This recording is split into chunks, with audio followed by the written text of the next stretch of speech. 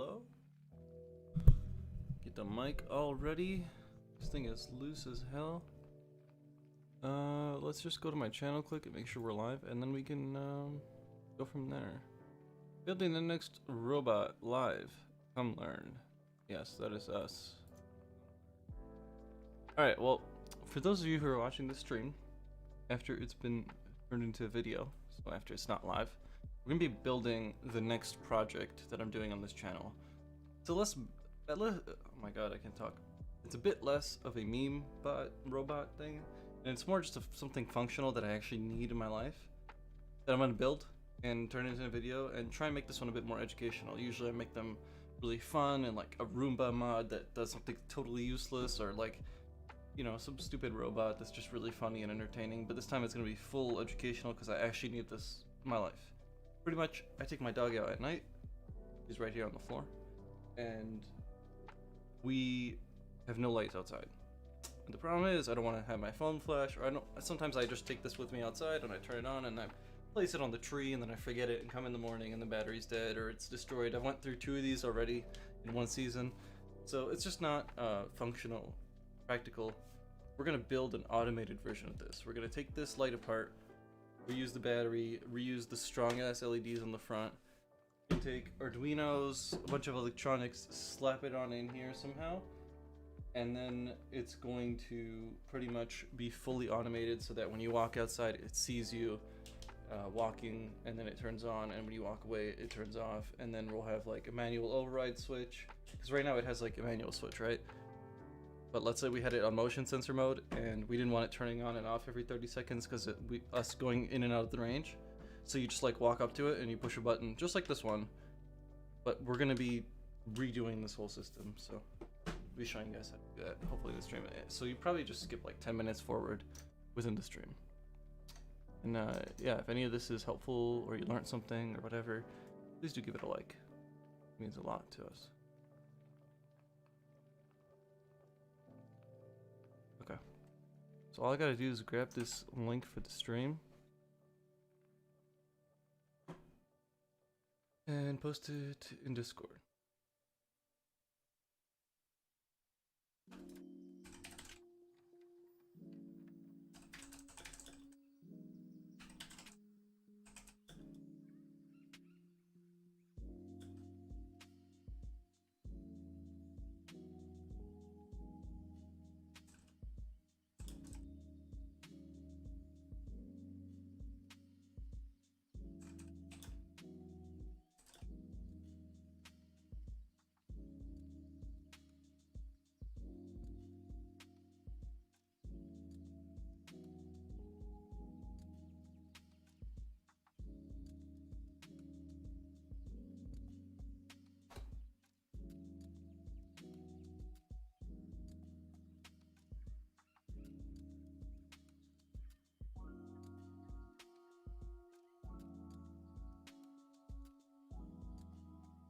Okay.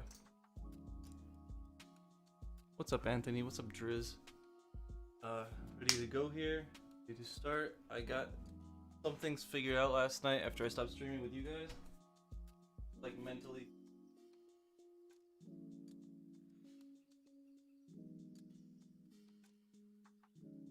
Electronics, I think we put into this box right here.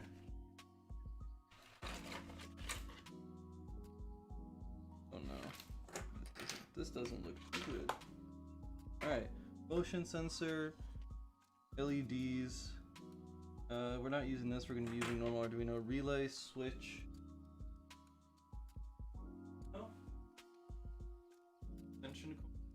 Oh. Just getting everything out.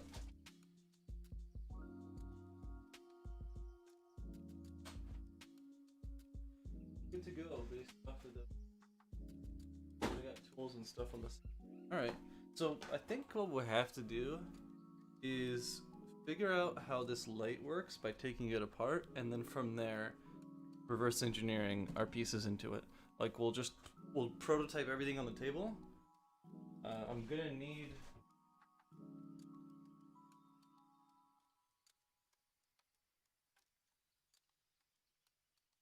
this. Oh my. if you guys remember, we made this a couple streams ago.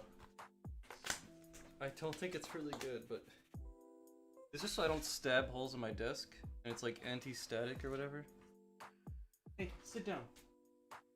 Dog's here for a bit because people are coming in and out the house. Some treats. We'll say hi to the stream. Alright. Yeah, so we have to take this shit apart, which is gonna suck. It's gonna be a mess. I don't know what tools we need, so we'll just figure that out as we go. It's probably gonna be one of those streams where it's just like tedious work. We need a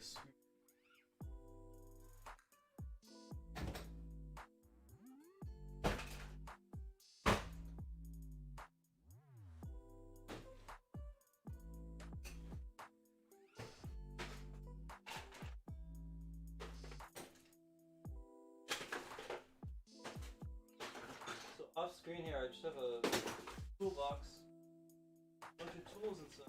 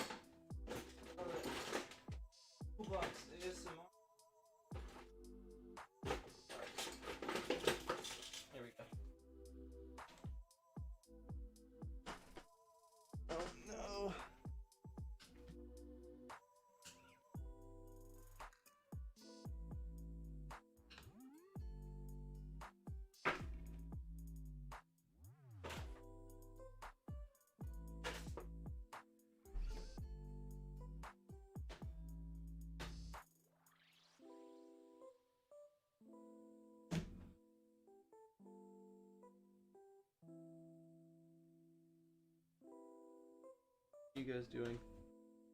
Anthony, did you order the Arduino shit so you can build your caravans tools? Or what are you planning on building? That's more important. It said lights, but like how would you do that? Like are you just trying to like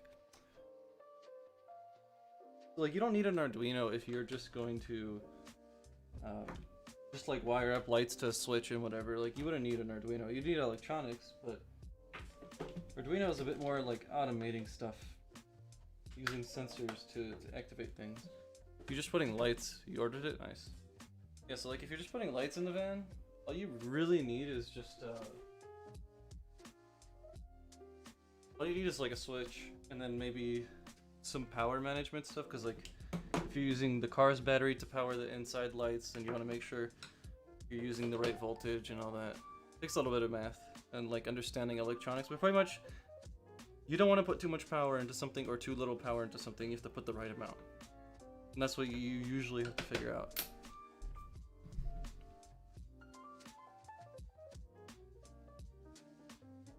What I like to do, because I'm not good with that stuff, like necessarily, like sometimes it's just out of my skill set, is I'll, let's say, get a battery that matches what the lights need, and I'll get a battery charger that can go off of a 12-volt car battery. And then it'll do the electricity transfer for me. Now you just outsmart it. I took 2 screws out here. I took 2 screws out in the back here. I don't know where the others are. It's about to be a guessing game, I think. Oh.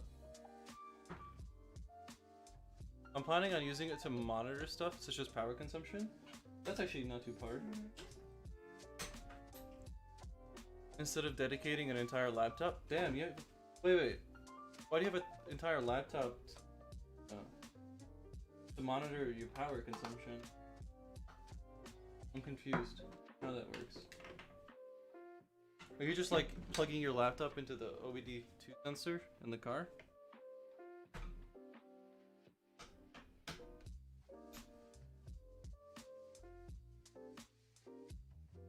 For those who don't know, OBD2 is like pretty much connecting a laptop or whatever to your car's like computer, to the brain.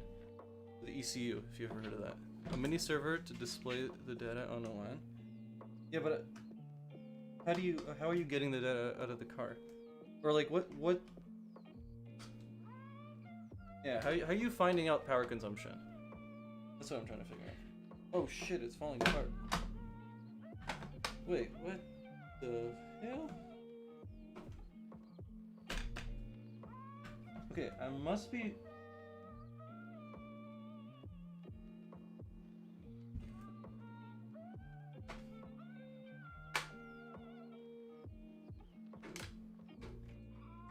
I'm about to snap this. I don't have patience for this shit. This is how Mike does electronics, by just breaking shit. Okay. So...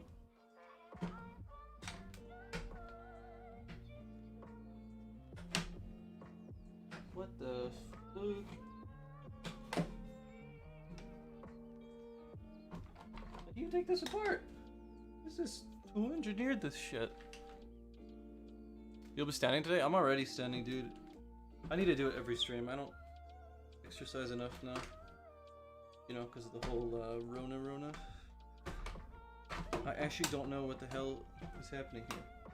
Oh my god, it's...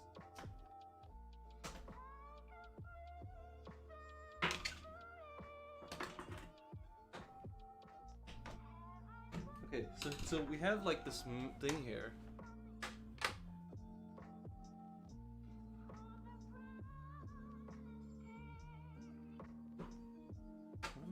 Oh shit, there we go. Boom! Now use these mini voltmeters for each device I'm using, and then Ohm's law does the rest. Send all data to the computer and have a script make it look nice. Damn, that sounds pretty cool. Yeah, so you wouldn't do an Arduino for that, you would do a Raspberry Pi for that. Especially if you want to do any type of Wi-Fi or anything. Arduino is literally automating like a fish like food feeder, or like a dog feeder, or like water planters, like simple shit. Or like a light like this. But yeah, it doesn't do necessarily, unless you get like the Arduinos with Wi-Fi and stuff, then you can do that. But if you want like an actual computer, you'd go for a Raspberry Pi. Or anything of the sort. Okay, so now I'm confused on the next step here. I can't believe this is so hard to take apart. You have to like twist it.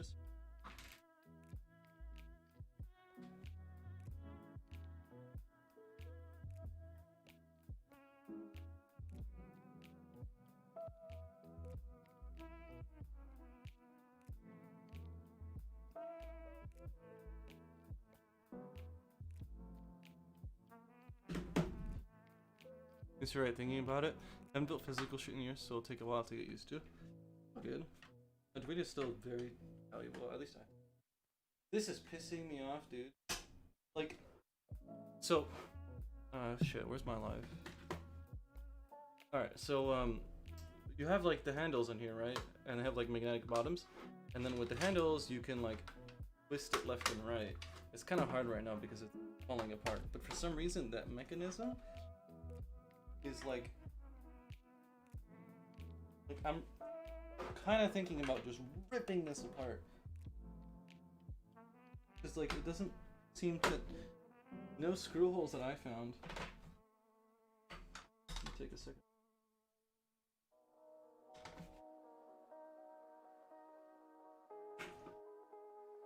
Is the voice low or only me? I can change it. How does this sound? Is this better? Right here? I have to be close to the mic, and I keep like going down here and then going up here and... Oh, what is this? So dumb. Oh, I see the shit in here, the electronics.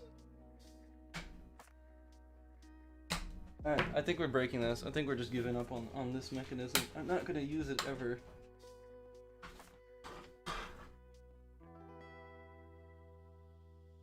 Don't understand what's holding this together. Or like, how would you take this apart? There's actually no screw holes on this anymore. Like, we took 3 out on each side,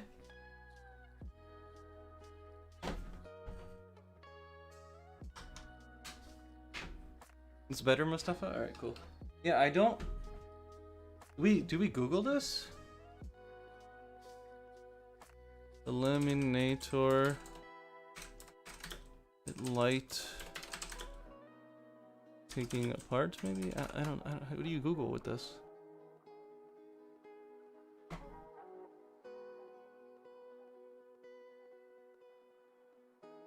I don't even know what it's called. Eliminator... Motomaster stick light. I don't know, it's okay for me? Okay. Yeah, I have no clue what these are called. It's just like a stick light.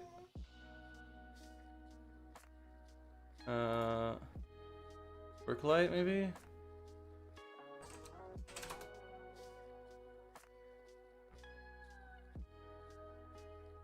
Oh. 120 LED extreme work light. 120 LED extreme work light. Sure.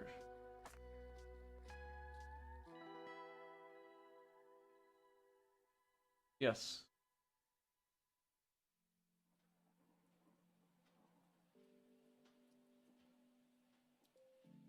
What's it called when you take something apart?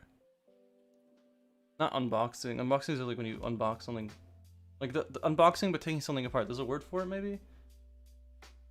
Breakdown? Is that what people say? You know, people like open up like iPhones and shit.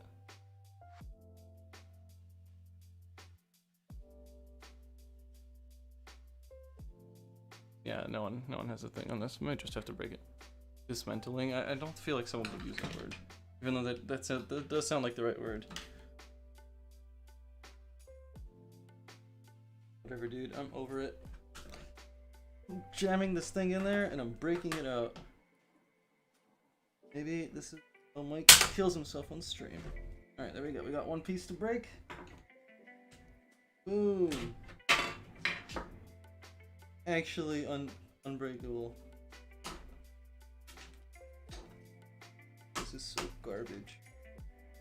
How does someone take this apart or put this, like, what the fuck? Am I supposed to, like...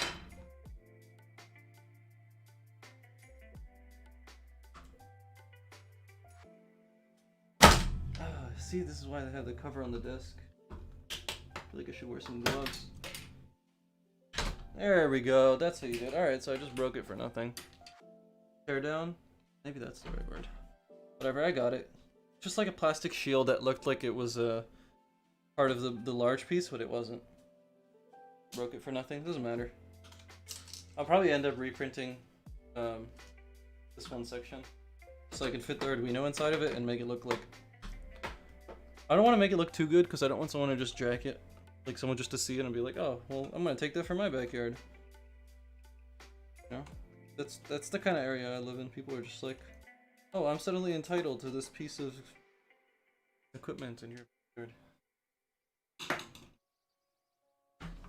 Like as a kid, I used to go outside a lot, and I had like a scooter and a bicycle, and I would like rotate between them sometimes, and then sometimes I would come back, and one of the scooter or the bicycle would just be gone, and like one of the kids down the street would just be like riding it, and they'd just steal it because it was like, it was just free to take, right? Even though they have their own, they just come and take it. I don't know why I'm talking about this, but yeah. You know, kind of had non-nice people. Oh, for sure, dude. I'm in Montreal. Most people are assholes here, including me. Like, I'm that guy that if I'm walking on the street or if I'm in my car and you're like texting or driving in your car, I will like actually make you feel shame. Or I will like make you want to fight me over it. Like I've like walked and I've like crossed at a street section, right? So like you're driving towards me, I'm crossing this way, and then I'll look and I'll see you on your phone, and I'll just like put my bag down or something, like school bag sometimes, or just put, like my stuff down. Walk up to your window and knock and be like, hey, how's it going down there? Who's texting you? So important. Once I had like I did that to an old guy with a friend of mine. We're talking like an old guy. We're talking like 60s, right? Like genuine like senior. And the dude like wanted to like fight over it, right? Like He just got mad. Dude, whining's not gonna get you anything, dog. She whines when she wants shit, but I'm not falling into that trap. Excuse me? Lie down.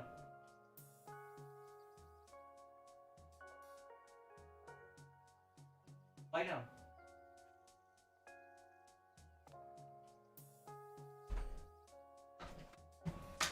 Good girl. Ready for this to break?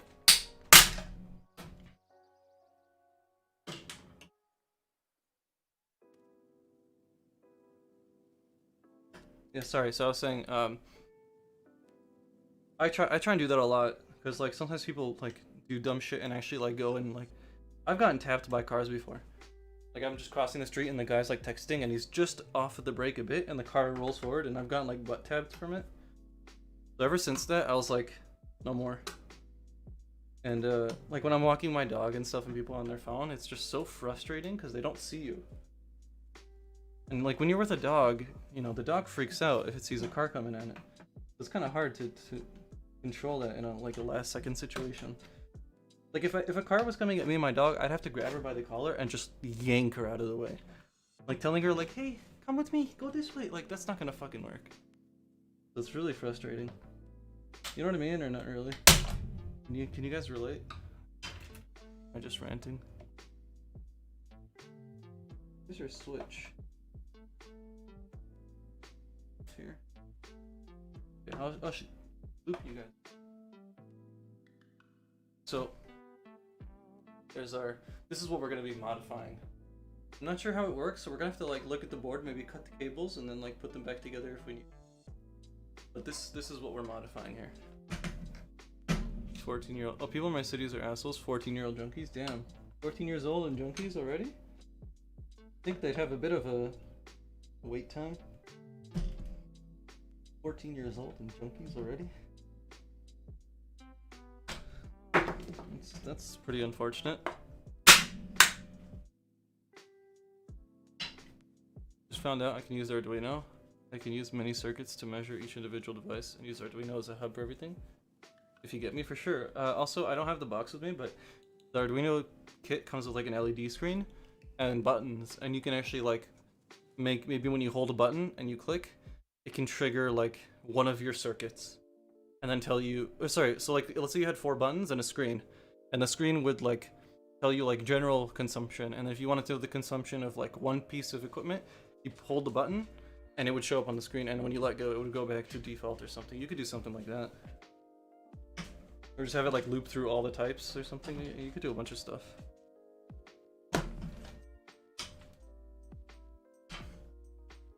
Dog, what are you freaking out about?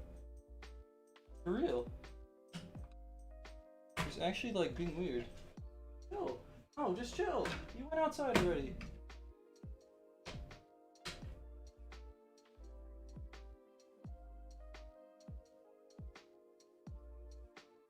Oh, I see. This has like latches that you... Ugh.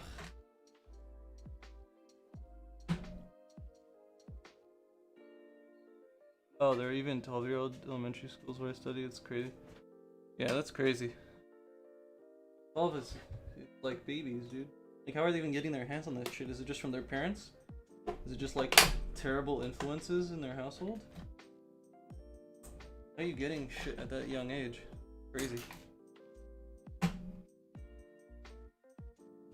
Alright.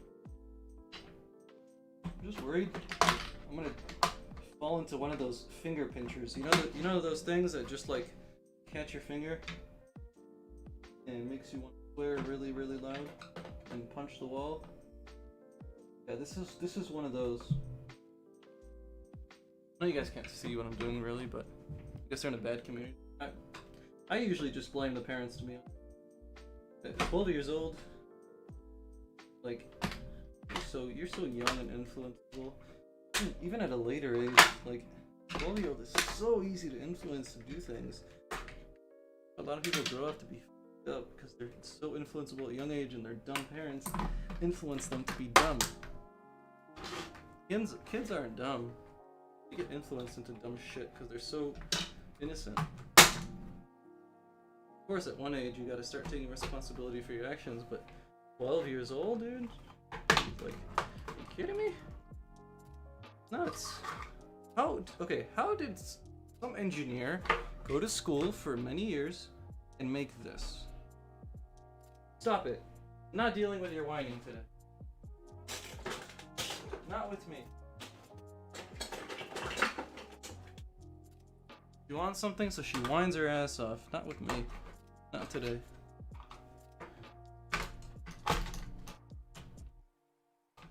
We might have to just fucking throw this in the garbage after. Stop! I'm not dealing with it.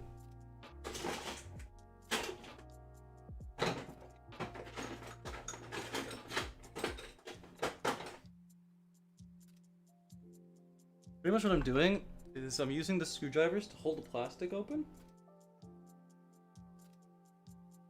Come on, there we go.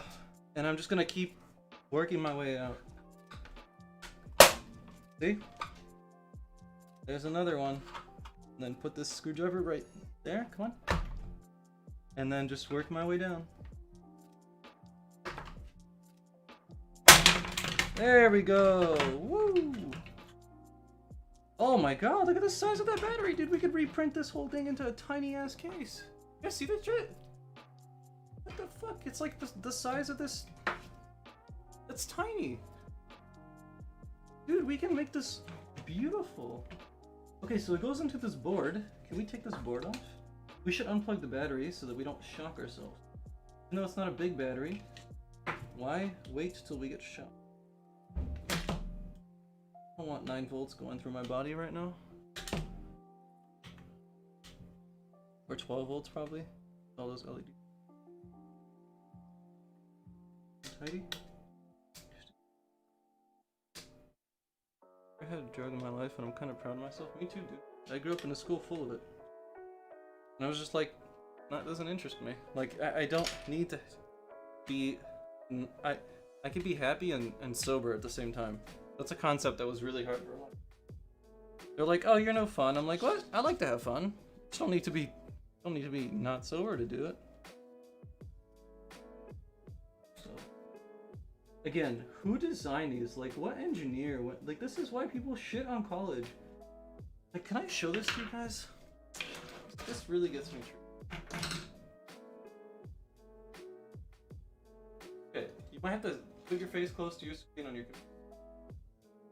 Focus it up. Look at these, or sorry, these connectors.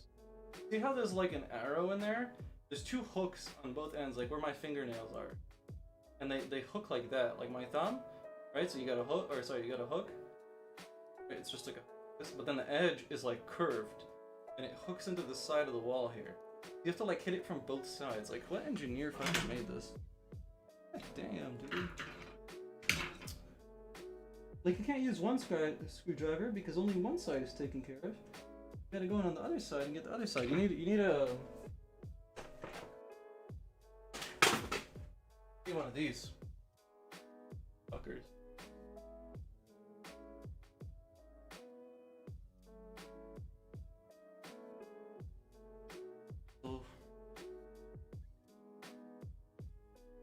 Oh, this one's broken?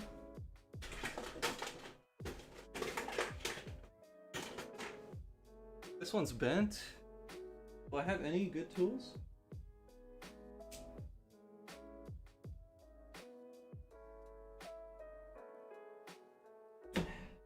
I'm just ripping it at this part. Okay. I'll take it. Who made this, dude? So triggering. One for a living did that. Like 200k a year probably did that. Like, look how they have the battery strapped. Out of all the solutions, you have like 2 like plastic straps holding in the battery. Like,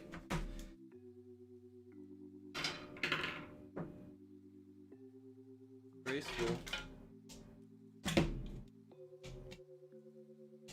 And you know how like there's different types of screw heads, like plus or minus or square or star or whatever. Some asshole decided that that's not enough diversity. They had to make had to make. Dude, my dog is literally resting her body on the camera. Hey, up. Get out of there.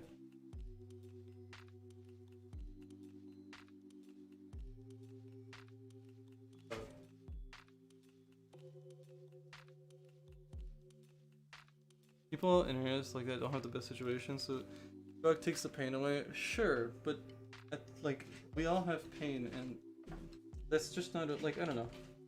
Like I grew up in a high school that I had very rich classmates. Like we're talking like people that have private jets and have all these things like, and they abused substances just like people who are homeless. It like people don't. Dude, you better not do that.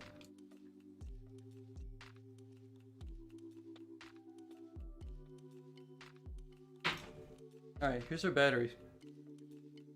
Here's the piece of garbage. So we're probably gonna just 3D print like a capsule for this to go in, because if it's sitting out in the heat or in the cold, this can explode. We don't want to deal with that, so we'll just make a thick ass case for it. Or we just get like a piece of metal and put it. Hey! Off the camera! Up! Almost off the camera.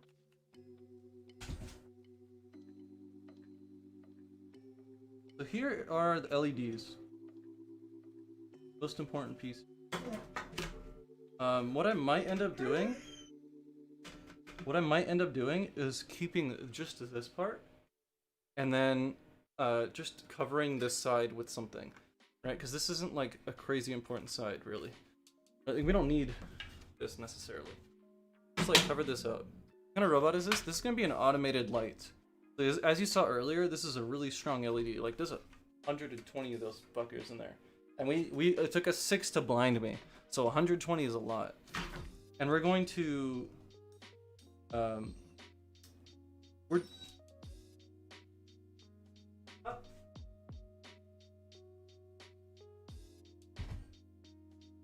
we're going to be automating it so that I can activate it by just walking in front of it or something like that, like motion sensor stuff.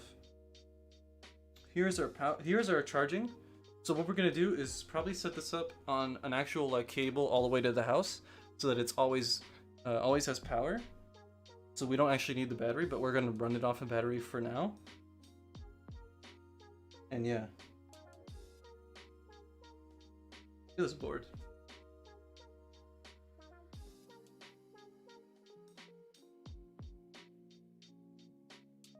So satisfying to look at. That rusty soldering.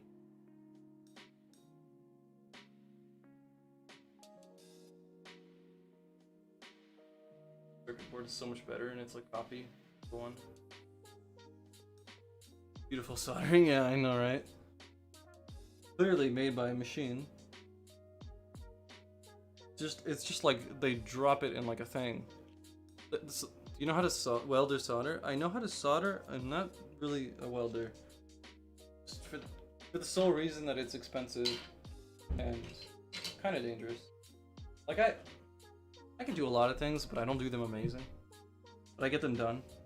And welding is not one of those things you really want to fuck around with, you know? I would love to get a welder and actually learn how to weld and do all that, but I can't weld in my room. I can solder in my room though, which is what I do. Not the healthiest thing to do then. Oh my god.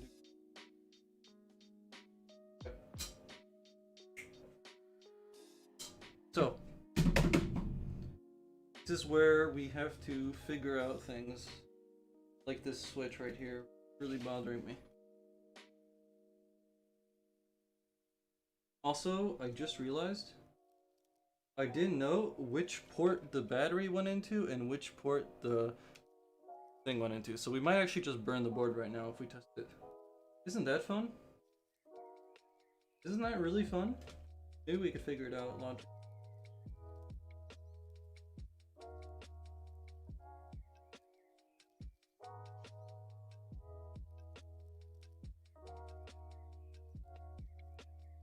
Fuck, dude, I didn't pay attention. Wait a minute. Actually, no. What's up, Kai? we're building an automated light here. So I'm just trying to figure out the electronics here because I've never dealt with this type of board. Obviously custom texture. It's labeled with numbers like R10, R1 to R11 it seems like. And it's got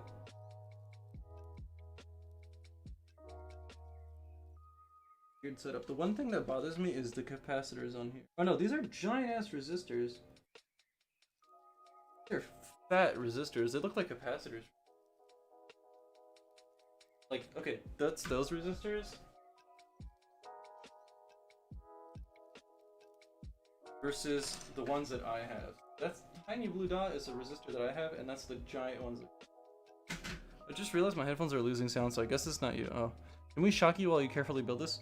No, because I'm reusing some parts. Just because I didn't have the parts I needed. But I'm trying to figure this out, like, logically. So the way it currently works is LED. This is so weird. Because it's got three lines of LEDs, right? 1, 2, and 3. 3 rows, sorry. And the inner row is one button click, and all 3 is a second button click, which is all dealt with the switch here. The switch gets full power, and then one click means one thing, second click means a second thing. Or maybe this happens here on the logic. Like the logic happens on this board here. Just don't know. I'm not really a computer engineer here. All I know is, other than the resistors, we should be able to just give it full power.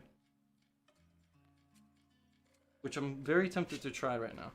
And possibly just burn it. And then if we do, then we scrap the project or something. I don't know. Let's try it.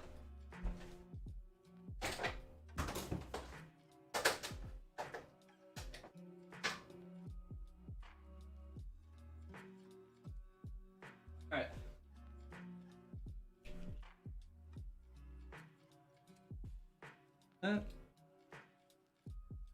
That. Red to red, black to black, right, guys? I'm gonna see if I can get something to hold us so I don't shock myself. Oh! It works!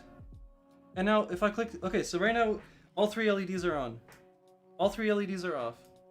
All 3 LEDs are on. All 3 LEDs are off. Boom.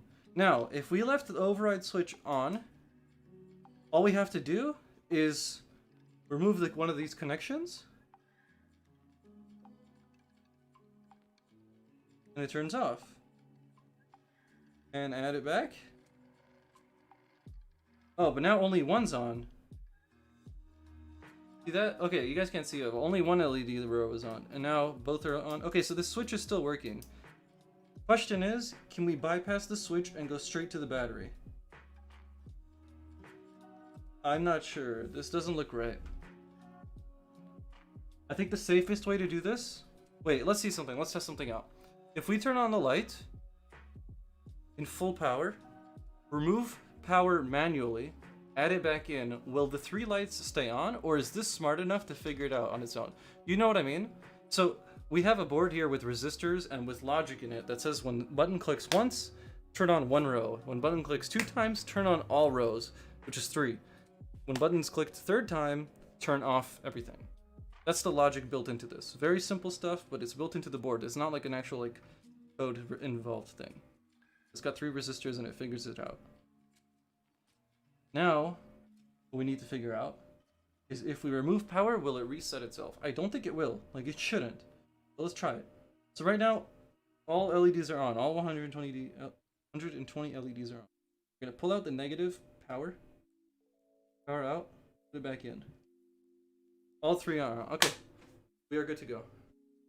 So, between the LED and the battery is where the Arduino, the relay, the motion sensor, all the hardware we're gonna make, that's where it's gonna go. And then, yeah. So I need tape. Don't think I have tape.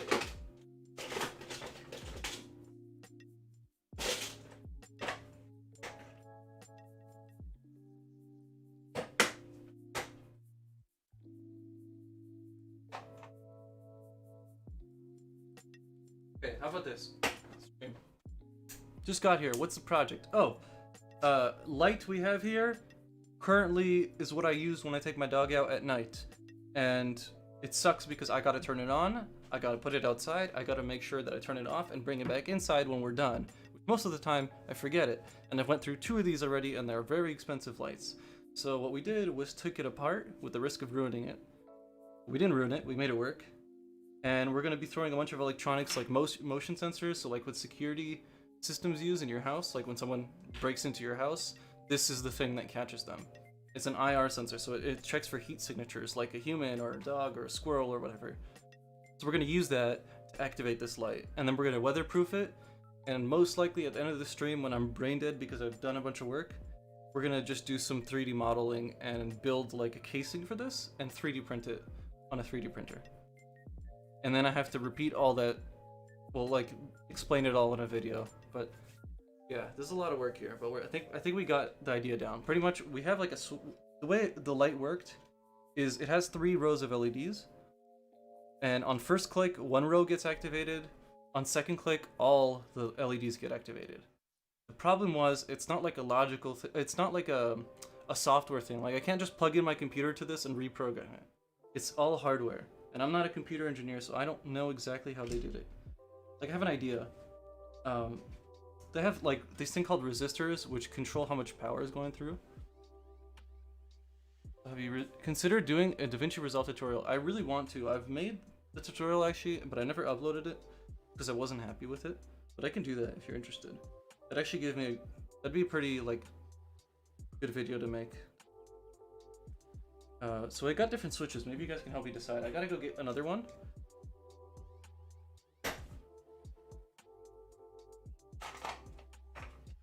Remember how I told you guys how I started working on electronics? I just took apart things and I just would keep the hardware and then reuse it. That's what I'm doing right now. So I got another one in my garage, but here's a bunch of switches from like old vacuum cleaners, old like projects I built. Got different variety here. We're diversifying our switches here. Let you guys decide right now what's the cool. This one is my favorite, but I kind of don't want to leave this outside. But got this switch right here. I have a cool accessory for that. Got this little baby switch, would be easy to hide. I have this in my car. And then we have this like broken electronic switch. I don't know. Smash that like button. Don't smash it. It's gentle, okay? So do you guys, is everyone understanding what's happening? Because I wanted to make this like an educational stream. Right now I was like talking out loud, ranting to myself, trying to figure everything out, but now that I have it down, I can explain to you guys what's going on if you're confused.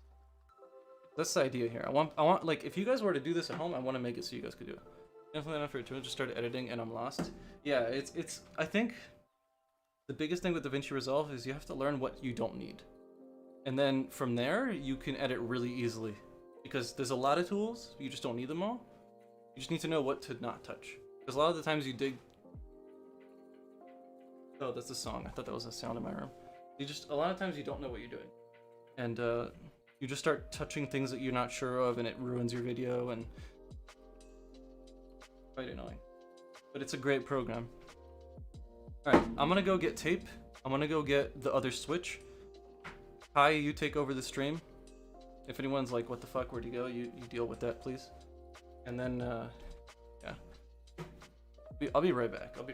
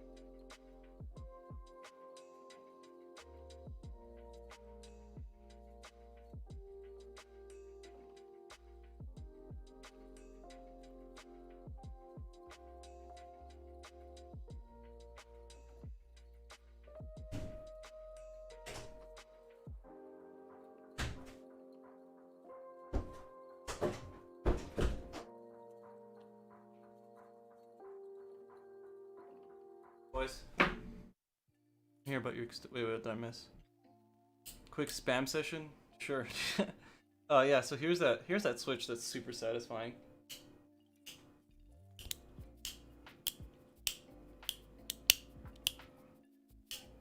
I don't know. I think I'm gonna use this one.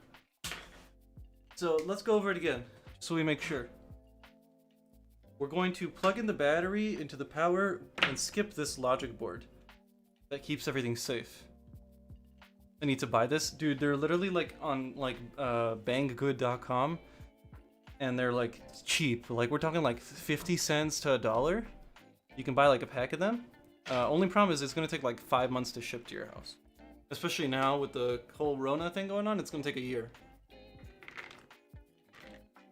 I've had moments where I've ordered electronics online, forgot about them, got them back like 2 months later, and then been like, wait, is this the wrong address they sent it to? Is this the wrong person? Whatever. And then I like actually think about it different. My business is destroyed because of the delays. Oof. What part of your what's the business? For me, it just sucks because I have to like order things way in advance, but it's not as bad as other people are getting it. Like especially now too with the riots and all this stuff that's going. Drop shipping. I mean, yeah, because everyone wants to drop ship now.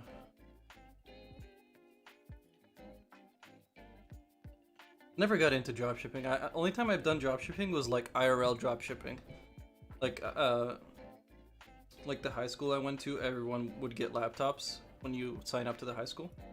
And I would buy like the laptop accessories and sell them to all the students. Big brain. We got tape here. And we're gonna just tape this electronic part and make sure we never touch it again. This is how this is like me protecting myself with like autosave on a file in case something crashes.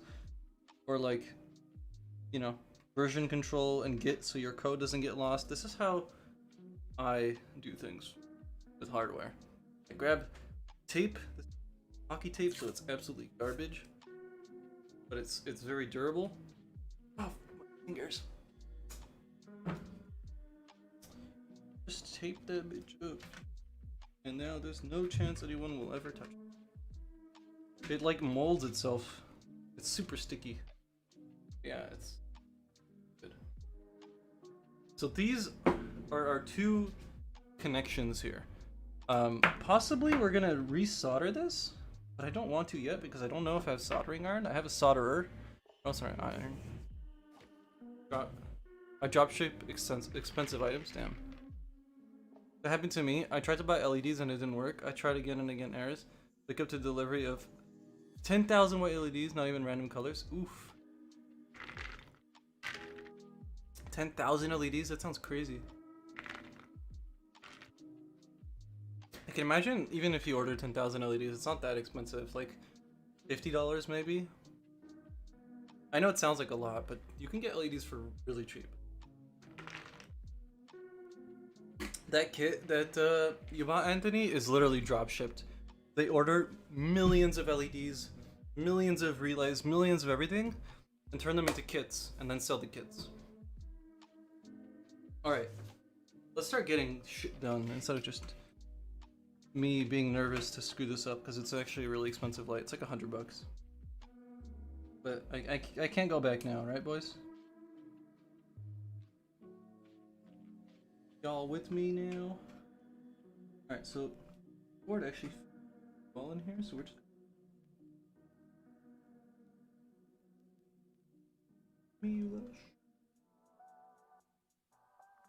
Alright. Go in there! I think it's good. So, let's go through all the pieces quickly. We have relay, motion sensor. You guys see this? Is it better if I just get my face out of here and just show you guys this? Would that be a better angle? You guys gonna be happier with that? Lighting better.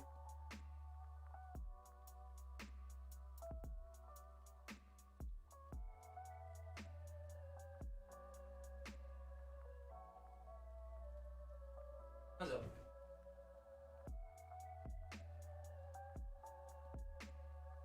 What camera are you using to stream? This is the Blackmagic Pocket Cinema 4K. They now have a 6K model that looks really good. No, I kept them. I bought a bulk of 1,000 at a time because it was cheap, and I thought I never need to buy again. I was right. Just wish I got different colors. Damn. Is that an accumulator? What does that mean? It's only one medium-sized box filled with thousands in them. That doesn't sound too bad, dude. But the only thing is, like, if you're gonna wire all those fuckers together, that's gonna suck. That's actually gonna suck. Like, what I would do is buy LED wire stripping. Sorry, not wire stripping. LED strips that aren't already, like, connected to a box if you want to save some money. They can sell it at meters if you want. You can buy a couple meters of it.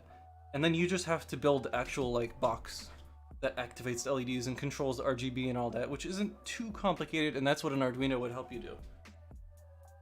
The only problem with that is actual power consumption and, like, figuring out everything. How is that blue thing called? Oh, this is a relay, yeah.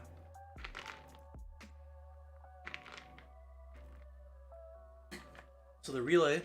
Alright, so you know what? I'll just show it to you guys. So we got cables here. Let's do that. So relay is going to interrupt. We said the negative connection, right? I think that's what we decided on. So here, let me get the connectors.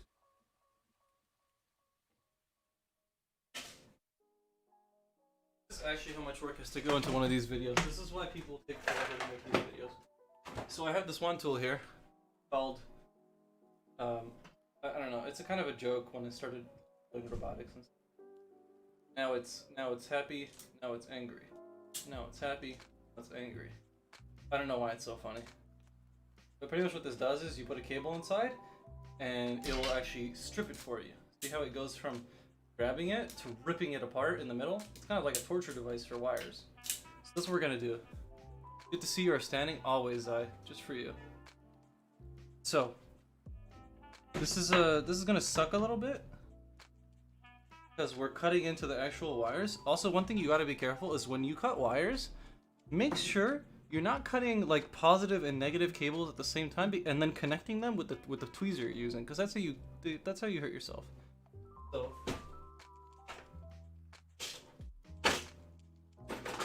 we got one of these big boys, just a chomper.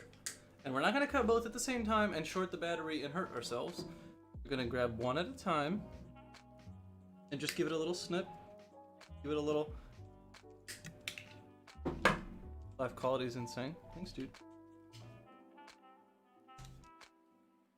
So, here. I'll show you guys what this looks like. See if I can get like an actual. See this? Hide it.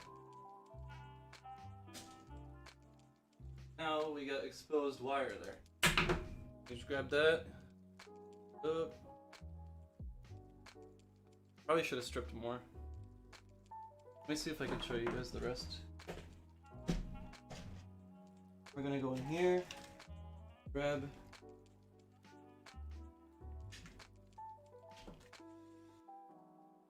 sec.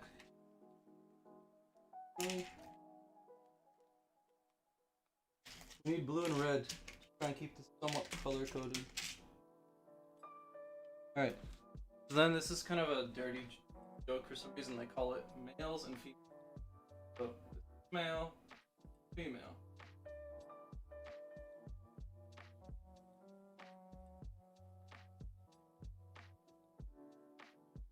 Next, skills and that's what we're gonna do. Can you show me the connectors you use? You said you don't need the solder. Yeah, that's these. I'll show you what crimping looks like. If I can disconnect the. Oh, damn it. The problem with these connectors is they're really cheap garbage that I ordered off of like eBay, and they don't come apart for some reason. Isn't the worst thing in the world?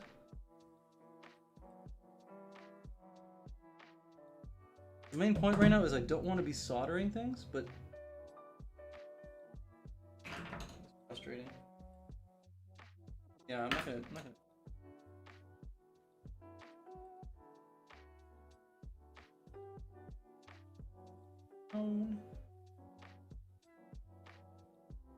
Dude, actually, Actually toying with me. Stepping on. Dude, this is triggering.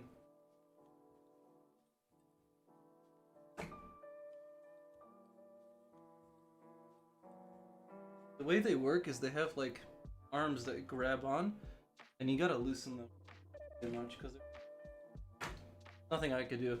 Stop wasting my time with that.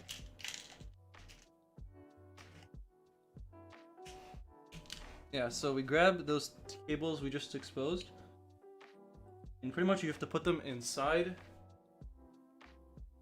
cable, exposed cable, the and then make sure it's touching metal connector. You see how the cable's sticking through? You see that, like that? Want that to be contacting that, and we're gonna squeeze this blue part really hard, which goes in here.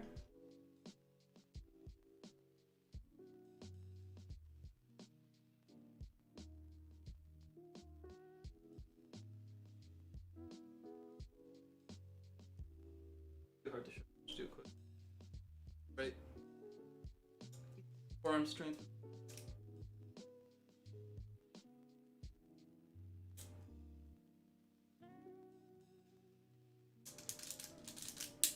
Sometimes you don't want to overdo it because they'll break. This is where I usually come in with hot glue and secure it all, but I guess we don't. Now I got out of it, and we got a connector. I repeat it. Alright, let me read some comments because focus, yeah. Wait, what did I miss? Can you show it what happens? What when positive and negative hit? It'll probably happen. Usually it's a little spark, but in this case, this battery can explode if it's lithium, whatever garbage.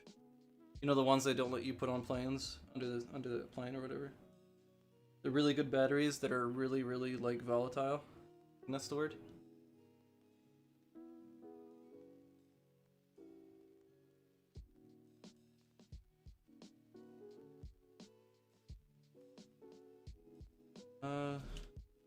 Process.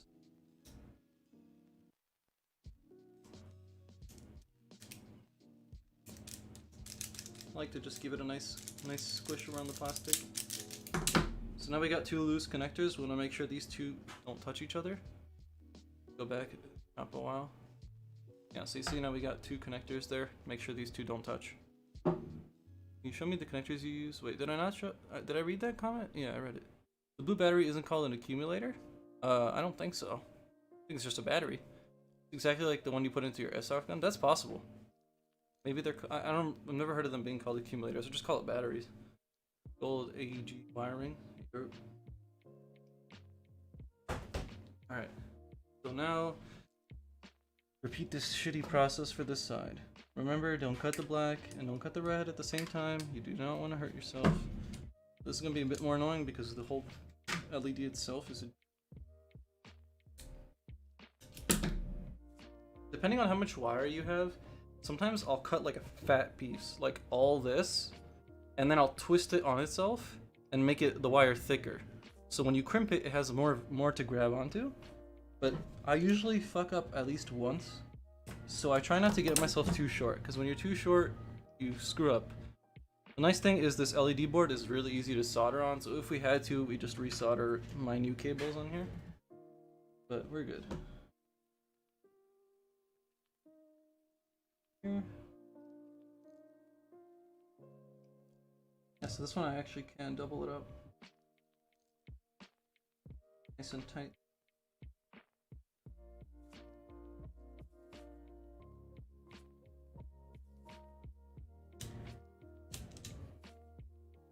Alright, so do that quickly.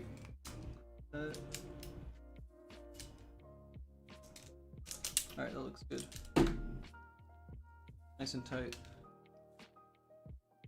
And then repeat the process once more for this one. Let's grab a little bit more since we didn't screw it up. Perfect. How did you end up working with Josh on Grindreel? I actually remember when it happened. We were doing things together, just like working on stuff together. We both have the same hobbies and stuff. And then he asked me if I can help him out on Grindreel. We were both doing content, but he wanted to do more on Grindreel. But now it's like a little different because he's focusing really hard on his channel, and I'm mostly doing stuff on Grindreel now. So I don't know long term what's gonna happen with that. I enjoy making content on Grindreel. I just broke this. Still usable. Yeah, but I don't know what the long term plan is here. That's why I'm trying to do a little bit more content on my own channel now, just in case we decide that Grindreel isn't worth it or whatever, that I'm not like, oh, I just made content for a year on Grindreel and we're not actually gonna do anything with it. You know, I would really, that's a big fear of mine. Because you know, his channel's going really well right now, and I don't blame him for putting a lot of time onto his channel, right? It's understandable. But I need to kind of do my own thing now. Make some more content on here. And this stream seems to be doing well. We got like 5 to 10 people in here. People seem to be enjoying this stuff. I enjoy this because I do this anyways, so I might as well just do it with you guys. Alright, so now if we were to carefully black to black, red to red, ready? Boom! Got power. Oh shit. I'm trying not to put these in too deep, but they're... Okay, wait, let's unplug it so we don't shock ourselves. Get a knife.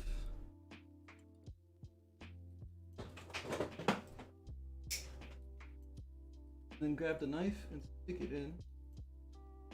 Kind of bend these things.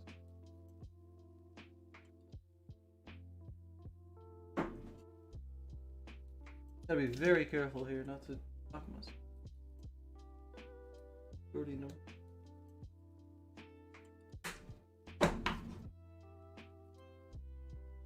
Now it goes in a lot easier. Quite a lot. Kind of. That's what you said? True. That's what I said, dude. I have to be careful not to put my hand on the back of the board here because there's both positive and negative going through. I wouldn't die. It just wouldn't be fun. Especially if I put both hands and it goes through my heart, but... See that? Bright ass light. Now you can imagine the display in the backyard. That's good. We're probably at the end gonna tape this over and then take aluminum foil. And then put aluminum foil. Just to kind of make light reflect off of it. And I don't want it absorbing the heat. The problem is aluminum foil is actually kind of weak under decent heat, right? Like that's why it kind of gets that burnt look when you put it in the oven. So I'm gonna have to find some cheap material. Shama might know this. I don't think he's watching the stream, but Shama Khan in Discord probably know a really good solution for this. If I were to do it, I would cause electrical mass. See, that was my original fear because I was gonna use wall power to activate a light and then cut within the wall power, but that's big voltage, that's big power, that's enough to kill you. I don't want to play with that. So I'm going to play with a battery and then I'm going to charge the battery. So worst case, the battery blows up or burns out. It's called calculated risk, boys. Take notes. That's like what I said earlier. Instead of like trying to make 2 items that need different power voltages work together, make them work with their normal stuff and then charge them from one central thing. So if you know, like this thing needs 12, this needs 5 volts, this needs 7, but they both have chargers that use 12 volts to charge them. Use the chargers, cut up the chargers, work on the chargers, plug both of those chargers into a 12 volt battery. Now you have a 12 volt battery with 2 little converting things into their default voltages or power outage, whatever. And you don't have to deal with the conversion and stuff. You don't have to go full engineer. It's just logical. Like that's how I would do it. That's what I'm doing here. I know this battery, I know the power in this battery matches the power on the board. So I'm safe in that case, right? So why not charge the battery with a wall plug, which I have already done with this. Actually, shit. We're not using this anymore. Actually, we didn't think about that. I mean, So the way it worked was power went into the battery through this, and then power out of this. I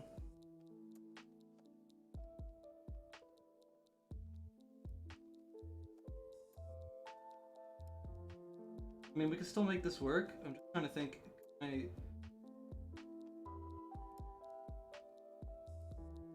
Can I still use this? I'm trying to make. At some point, you can just get a solar panel to recharge that, so you never have to mess with it. That's very true. I was thinking about that, but again, the fact that I can't order anything now, or I can, but it'll take forever to get here, sucks. I'm trying to think. I don't know how this board works, and I don't really want to mess with it because this takes in 120 volt wall power, so I don't want to mess with that. The problem with this is the battery is going to run out at one point. I was using my old account, but this is an odd one. What problem is that? Oh, 7.4 volts, 26,000.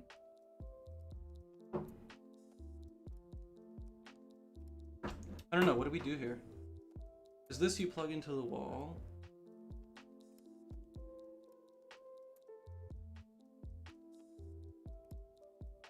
The reason I fucked up is because I took this apart with you guys.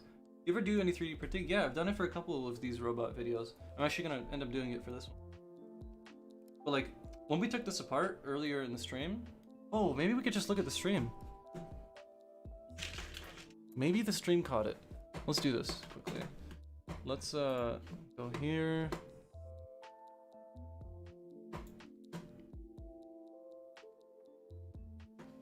So earlier in the stream when we actually took this apart and we broke it and stuff. Yes. Before, when I showed you guys the connectors. Alright, we gotta pay attention here, guys. What was the battery plugged into and what was the board plugged into? If we can figure that out, we can make this still work. And we can make it rechargeable. Gotta pay attention. On. Oh. Looks like the battery went into the left.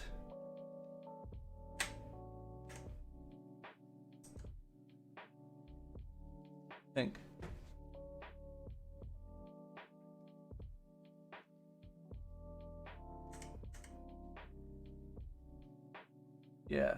Yeah, the battery went into the left. So when we hold it up like this, battery went into the left side.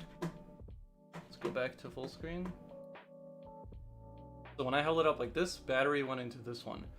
So very usable still, and actually I'll show you guys what we'll do.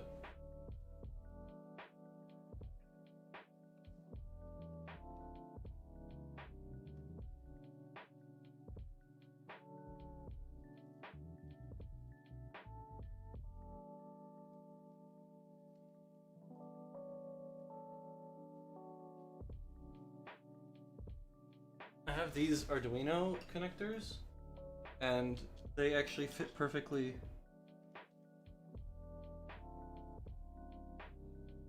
We're just gonna do that, and then we'll later on hot glue this into here.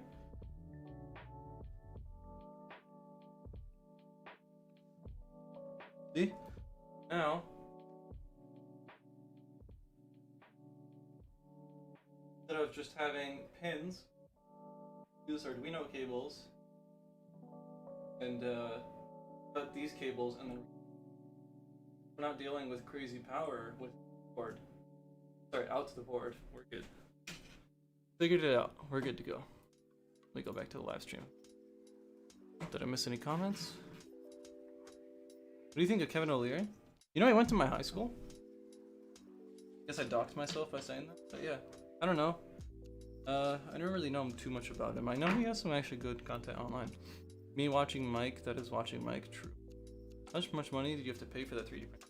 I used points for the printer, which ended up equaling out like 500 bucks, I think. And then I bought, for $130, I got like literally infinite amount of filament. Like they have rolls of filament, and I got one with the printer and then 6 on their own. I think it was like $100, I think, for the kit.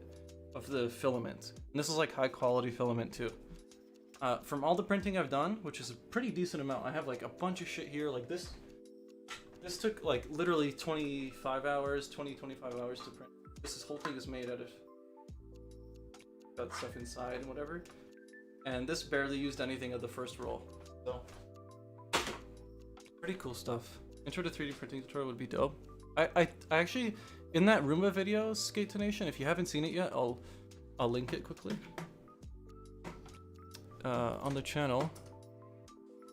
Got a mic here. This video right here. I'll link it in chat. I actually did like a little scene within the video where I explained 3D printing and how it works. Maybe that could tell me if like that's kind of what you want to hear. What software do you use for 3D printer? They have I 3D design the things in a couple different programs, depends what I want to use that day. And then I put it into something called the Cura slicer. C-U-R-A. Cura.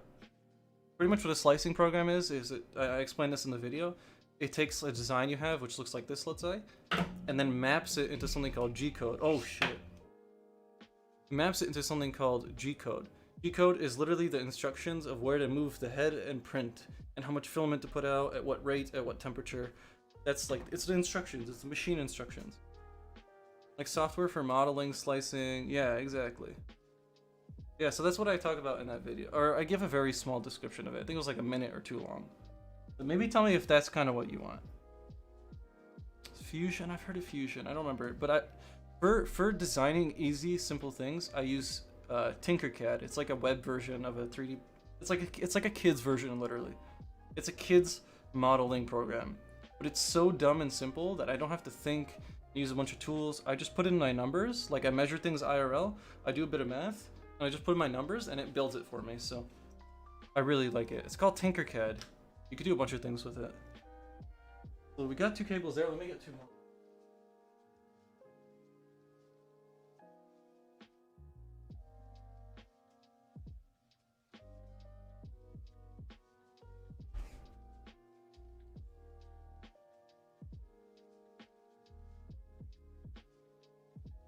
Like you doing math. Dude, it was so much math to print this. Because I had like the actual one that fits in the Roomba and I had to remake another one. The problem is the Roomba one is like, it's not the prototype model that would look like this. It's the model with a bunch of designs and curves and cuts and different colors and shapes, and it's supposed to look good, right? Because it's going on the Roomba, it's the production model. So I had to like measure the points and then figure out like the arc angle, which you can kind of see like right here. Like you see the difference between this plastic and this right here, even though it's not in focus. See that line cutting through? Like that's the math I had to do. I had to figure out the arc. It's like high school math, but still. There's just so much work to get it to print properly. I wanted to make it, like, I wanted to do it right the first time, which I did. The problem is I didn't print everything, so I couldn't break off the other shit. Watch your video shortly. If that's what you cover on Game, yeah, just take a look at it. Tell me what you think. And then if that's the kind of style that works really well, I'll do more of it. I just don't know. I just try things, figure out if people like them or not. So let's chop this quickly. All right, so we have to take a step back. We got a little ahead of ourselves into charging the battery. We didn't think about that. We went straight to making it work, which we did. But now it's about charging the battery. So we have this thing right here, which will take in wall power, and I have the charger somewhere. And then with that wall power, it's going to charge this battery, which the LEDs run off of. So again, wall power into this into battery, charges battery, battery supports electricity to LED. If you take this out, LED and battery can communicate. This can power the LEDs, but not for a long time. This has to be there to power it all the time, which is the goal. I never want to touch this once I hang it up on a tree or hang it up on a fence or whatever. I have a couple different spots I'll have to try out. The whole idea is that I get all this done, I get it all wired up, I get it all covered up, weather protected, and then I have a cable routed from inside of my house to the outside, and then we get it all done. Let's figure this out. So again, battery was plugged in here. So this goes to the battery, this goes to the wall. No. See, this is where we skipped. I need to pull up the stream again. It's annoying. That's actually frustrating. Let me pull up the stream quickly. So it was about here, I think.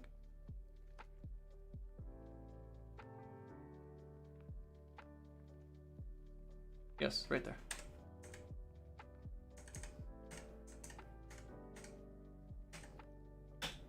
So the battery had the two connectors and the LED had the two connectors, and they were both plugged in to this. So this was the middleman. This was the middleman, and then in between it had the charging thing. So I'm guessing that it's putting in power into the battery, but making sure the battery isn't overloaded with the LED at the same time. I'm guessing what all this stuff is. This busy stuff. We're gonna have to rewire this with new connectors. But we can make it work so that if we want to get rid of the charger later on, we could do it. Okay, that works. Sorry guys, I'm a little figuring this out on the spot. At least you have the recording. I typically end up taking pictures of those kind of points. True. I don't take pictures until it's too late, and then I realize I should have. That's how I do things. So let's figure out the connectors quickly. We want 2 female and then 2 male.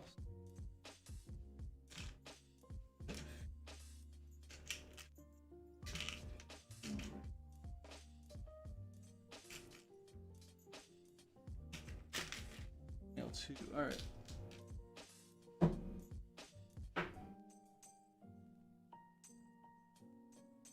Didn't focus. Ooh, this one's copper cable. Keep copper cable, I'm down. So yeah, this cable is super cheap and super thin. So we're gonna cut a giant piece of it and then twist it back. Yeah, so it's actually garbage. Garbage cable.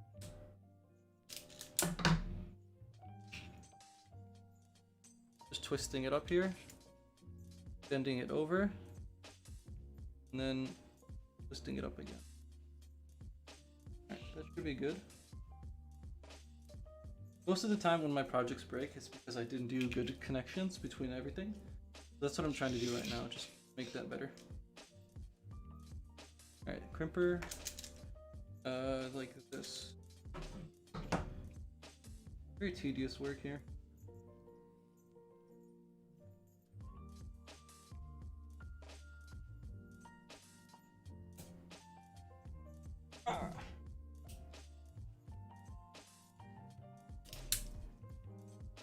That's good. One trick you can do is set up the connector in position, then put in the cable like I'm doing right now. Problem is, you gotta really make sure you do it. Not this screws up. And then you just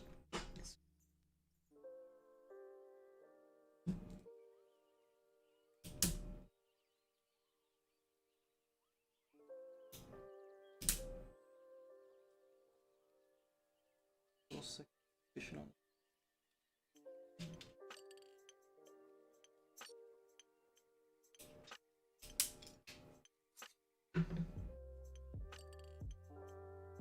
Same.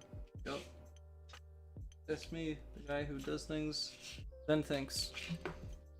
You know, the measure first, or measure twice, cut once, or whatever that saying is. I'm really enjoying this, even though I thought I would break stuff if I do it myself. Honestly, it's not that hard. It's just scary. It's just understanding what you're getting yourself into and calculated risk, right? Like, that should not be there. That would shock me. I just move it over and I'm a bit safer. Kind of therapeutic sometimes. Nice to just your hands. Not just your. It's like some people like to write instead of just typing, or I don't know. I don't know how that works.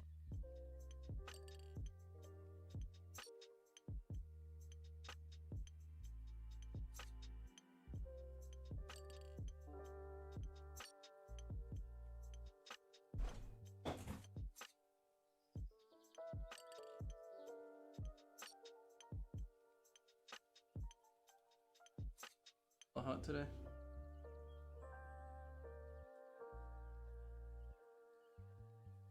Alright. Finish this stupid thing. Okay.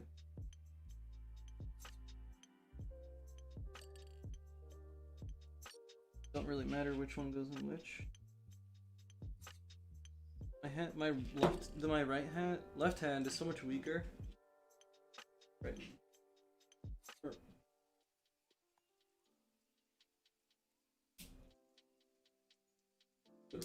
Just right, because if not, you break the plastic and then it's not there anymore.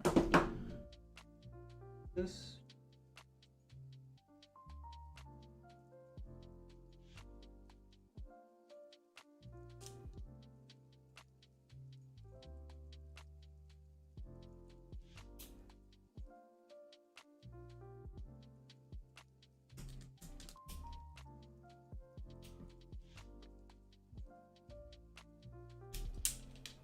Alright.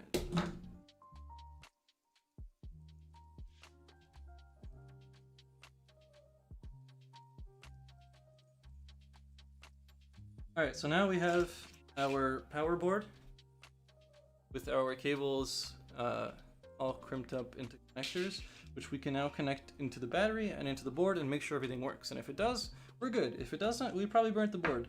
So what I'm going to do is actually take this board and flip it upside down, and we're going to keep an eye out for everything. If you see smoke, if you see electricity, if you see whatever, you back off. If you have to, you keep these next to you and you just cut the power cable and you back off. It's not worth hurting yourself or making a fire or whatever. Put your hands in there, things can happen. So either wear rubber gloves, which I'm not going to do. I'm just going to keep this next to me, and if I need to, I just snap the power cable and we're good. Obviously, I'm exaggerating this because we're not working with any high power right now, but you don't want to hurt yourself. Just calculated risk, right? So we know the red and blue will go into this. The only thing I didn't think about is which side is red and which side is blue. I'm gonna have to look at the video again.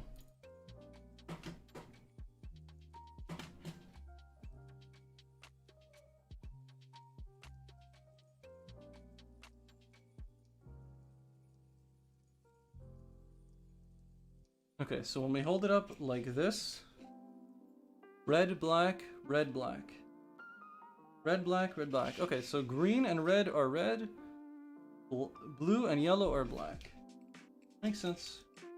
Got it. So again, turn this over. Red is red, blue is blue. Plug these together. Remember, calculated risk, you don't want to listen. I don't see sparks, I don't see anything too bad. That's good. What was yellow was what? Oh, that's dangerous. They're all next to each other. Gotta be careful. Red was red, green was red, right?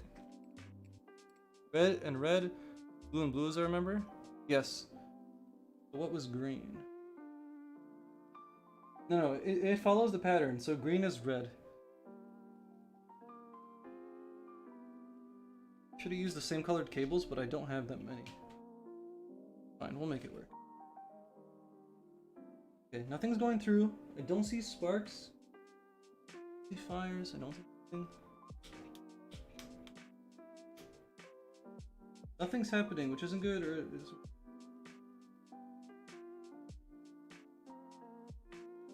Move this. Now let's analyze and see if we made a mistake. If we take this and we flip it over, red, black, red, black. Green went into red, so we did that right. It's very possible that the connectors are in the wrong organization. I don't think it is, but let's see. Everything looks fine.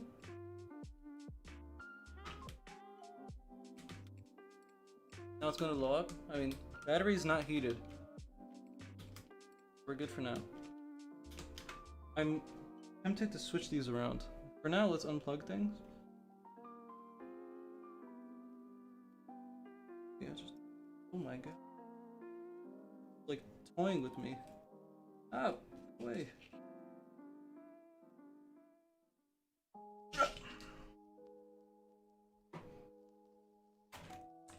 What is this music? God damn.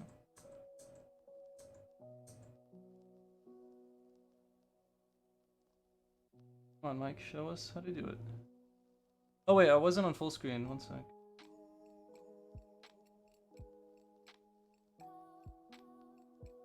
Oh, I think I did do it wrong.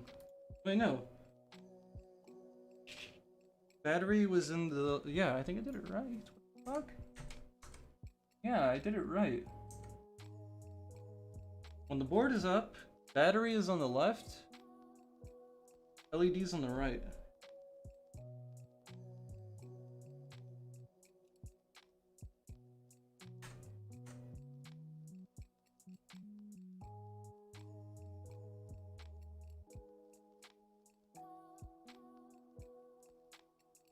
Next time you should label each cable. True. I mean, it's still, we'll still make this work. It's just trying to make right, I guess. Yeah, you can see me trying to break it out. So I got that one out.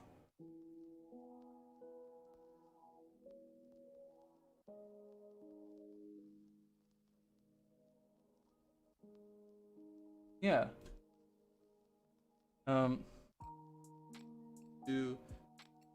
Okay, why is it not working? That's what we gotta figure out. Black. Go back a couple frames.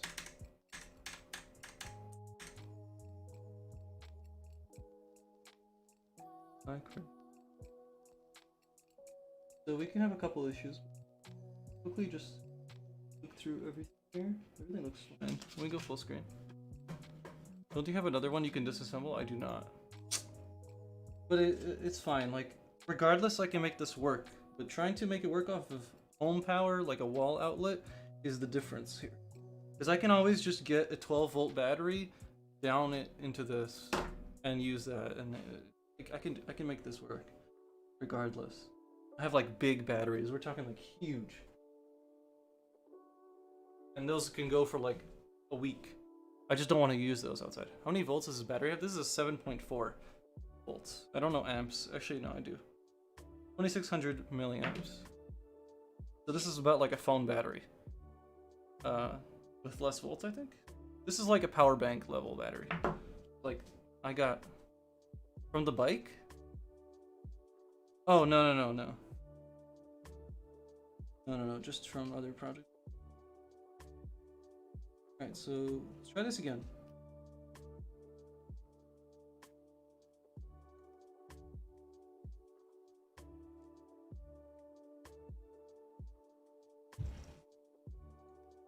Now we're wiring it up the way it was wired.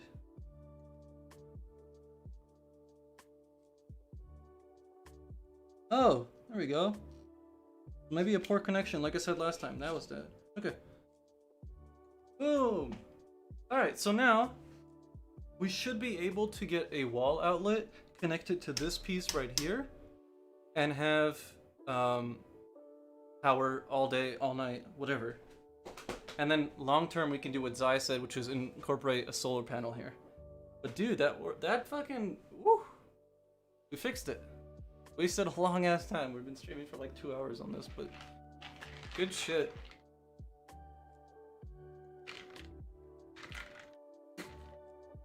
Yeah, like Mustafa said in chat, if you're enjoying the stream, maybe do give it a like.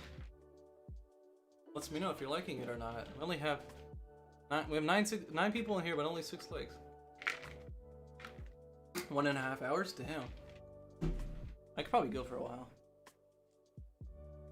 Was gonna unsub from boredom. Listen, Zai, I'm going to ban you for boredom. Okay. Pretty much me saying no you. Oh, see how this like plastic piece broke off here? Gotta look really close, but city connector. I'm just happy it works. Like, I know I can reverse engineer. Most valuable skill in the world. One skill I don't have.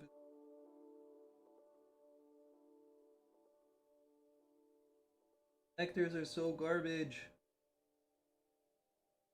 I have to just hot glue gun everything at the end.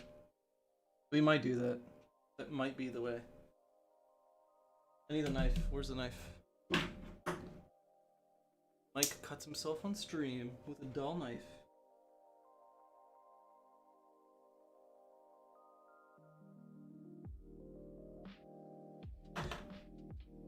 Come on.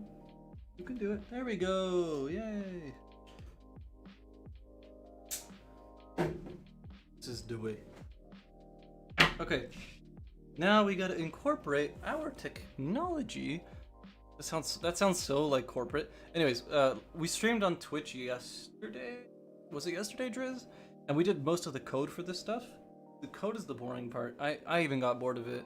And I don't want to waste that time. Like, you guys being here gives me a chance to show you content. And if I'm just sitting here trying to figure out code, it's not very interesting. This is more interactive. You guys are watching me cut my fingers up and shit. This is more fun. Surprised you aren't using your ballad song for that. You know, want to know something funny? I cut myself so many times with the ballad song that it broke. My hands are stronger than that ballad song, but I got this. I think you'll be proud. It's not an actual knife, it's just a practice ballad song. I can actually travel with this and stuff too. Practice one. Plastic. It was yesterday this stream? Alright. So, where do we throw in the relay? Anyone know? I'll go over the system one more time. We have battery, we have the middleman, which is the wall charger, and we have LED. Power goes from... So what happens is, power goes from battery to LED. That is the only way things happen. But, with the way this board is built, what it seems like, looking through like the actual circuit on... is it takes in wall power, right? It tells us if wall power is going through on that LED, and it passes it right here in these two soldered connectors. The two shiny parts there, out of like these aren't shiny on the sides here, shiny in the middle here. That's where the power is going through the board. And then if you follow the paths, you can see that right here, it's pretty much what's happening is the power is going from the LED into battery, and it just goes in between and sends power back into the battery. Don't know if that makes sense.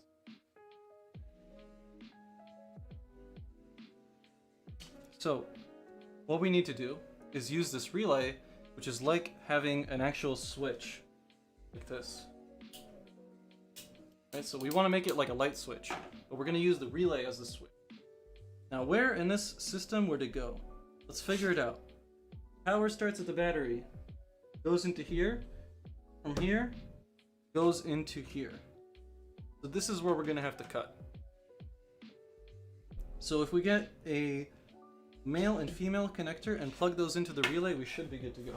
So we go in here, we need a male and female, there's a female, there's a male. Now let's get the knife out. That doesn't make sense, so I'll explain it one more time to get it working. And now finally we can use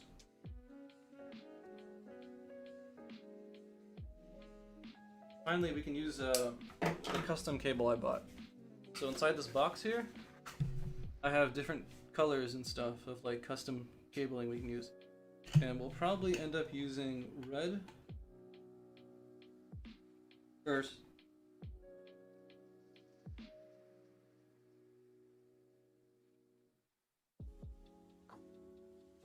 We put the relay on the black or the white, red? Anyone know? Do you interrupt the positive or the negative? Okay, wait. Do I put relay on negative or positive? Typically, the negative terminal is ground, so if you put the switch fuse there on the return path, when the switch is open, we'll be sitting at high potential. So the switch go on positive or negative? Part of the electrical code for house wiring says the switch should always go between the hot conductor and the load. This is for safety. Since the neutral white wire is referenced to ground, it should not have any potential relative to someone touching it. How do you wire negative relay? Okay, so...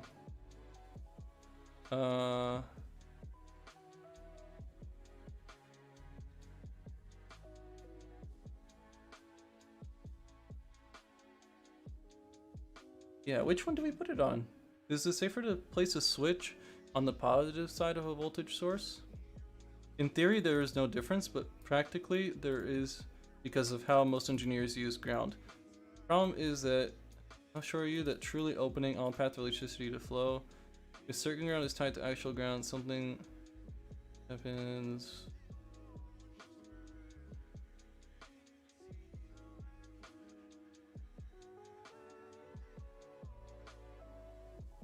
Okay, yeah, positive side. Sense. Okay, so what I was saying there is, there's a circuit, right? So like, think of it as like a circle track, and electricity goes in circles.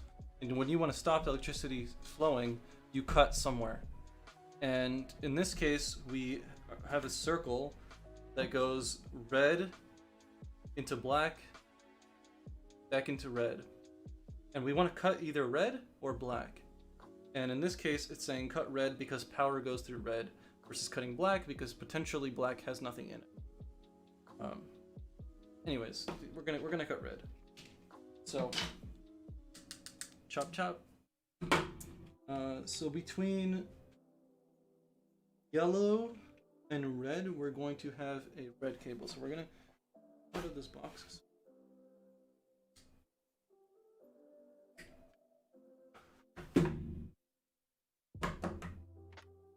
We're gonna strip it. Not like that, but ooh, look at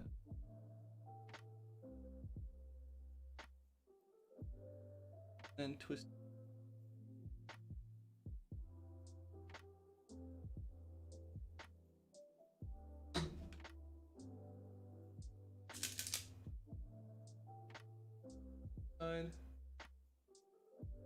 This cable is really fucking good. It's silicon cable, so it's super close. Mike is a better teacher than my teacher from electronics. Thing is, I don't know that in any industry I've ever joined, like when it's programming or whatever, I'm not good with terms, even in games.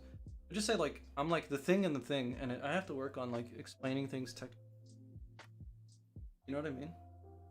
I'll just use the word thing because in my head it makes sense, but making you understand is what I've been working on. Like when I stream, that's what I work on. Trying to make people understand words that are in my head. Like thing only goes so far. Pointed. This is why I fail in oral coding exams. Why is that even a thing? Why does it matter? It's so weird. Like one of my friends had to do a Java test by writing the code on paper. And then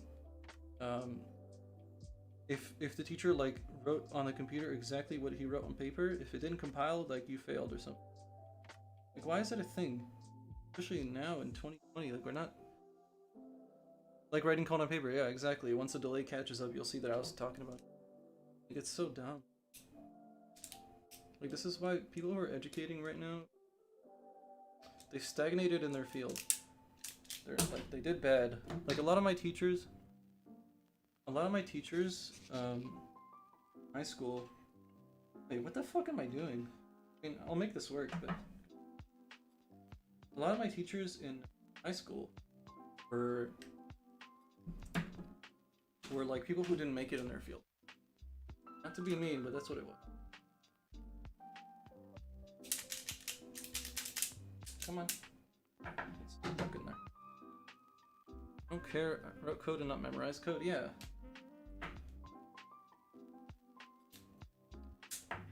Like I've used pointers before, but yesterday was like the first time I got like a true understanding of what pointers are in C++. But I've done them a couple times before.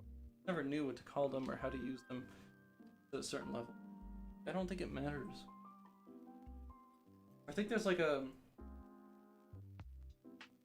I think there's like a level of understanding you have to be at, let's say like 60%. Another 40% you can figure out on the computer by just Googling.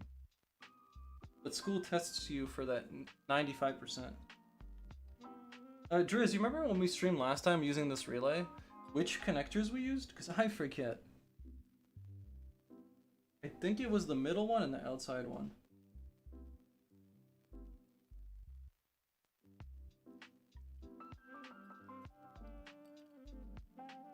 Oh, I don't know? Okay. I think I remember it. We'll try it. So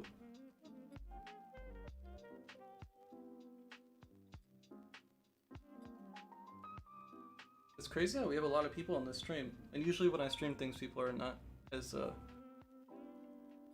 like into it. How often do you stream? I try to stream between every video, but now I'm gonna stream more. I think I might just do like 1 video, 2 streams, and just build the project on stream. People can and questions, just see kind of how I do things, and then maybe do good parts. We need a knife again. I gotta be really careful here with the battery. I almost put the knife on the battery connector. That's the part where I say don't do.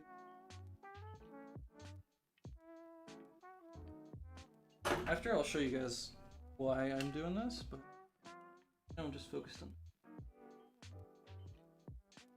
So.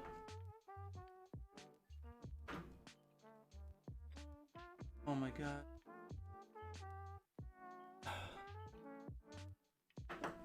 Pisses me off.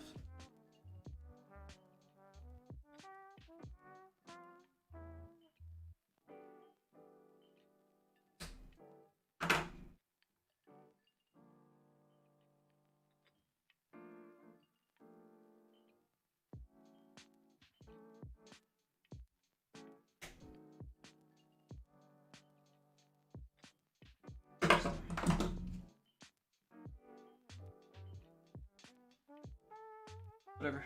Fuck it. Leave it permanently plugged in. Don't care. So the organization was red, black, black.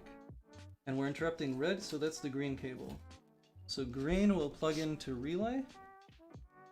Like this. After, by the way, if this all works and we want to get rid of these connectors, we can just like hot glue them, or we could just solder. 8 people, 8 likes, that's how it should be. True. Hard work over here.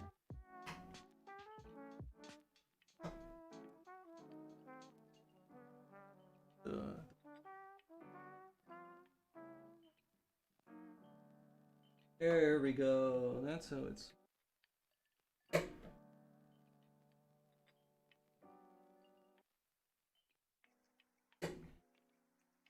Stupid engineers, man. Only better ways.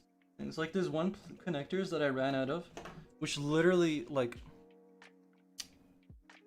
work like the human body without getting too much into detail. Like the male and female plugs look like male and female plugs. You know what I mean? And it just works so much better than this garbage. Like I'm about to rip it for the 1000th time.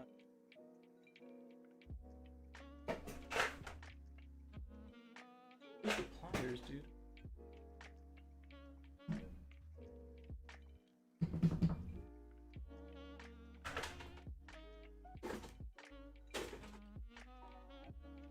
Balanced, as all things should be.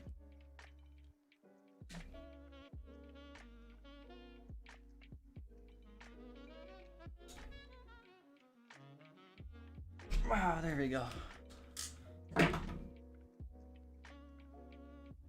Big strong move.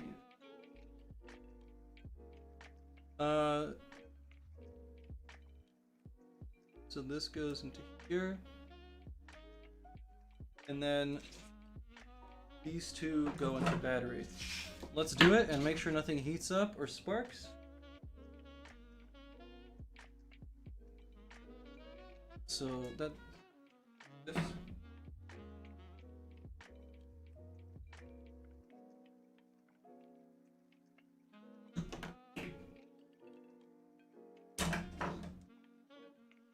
Boom.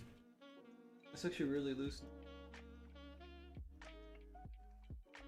So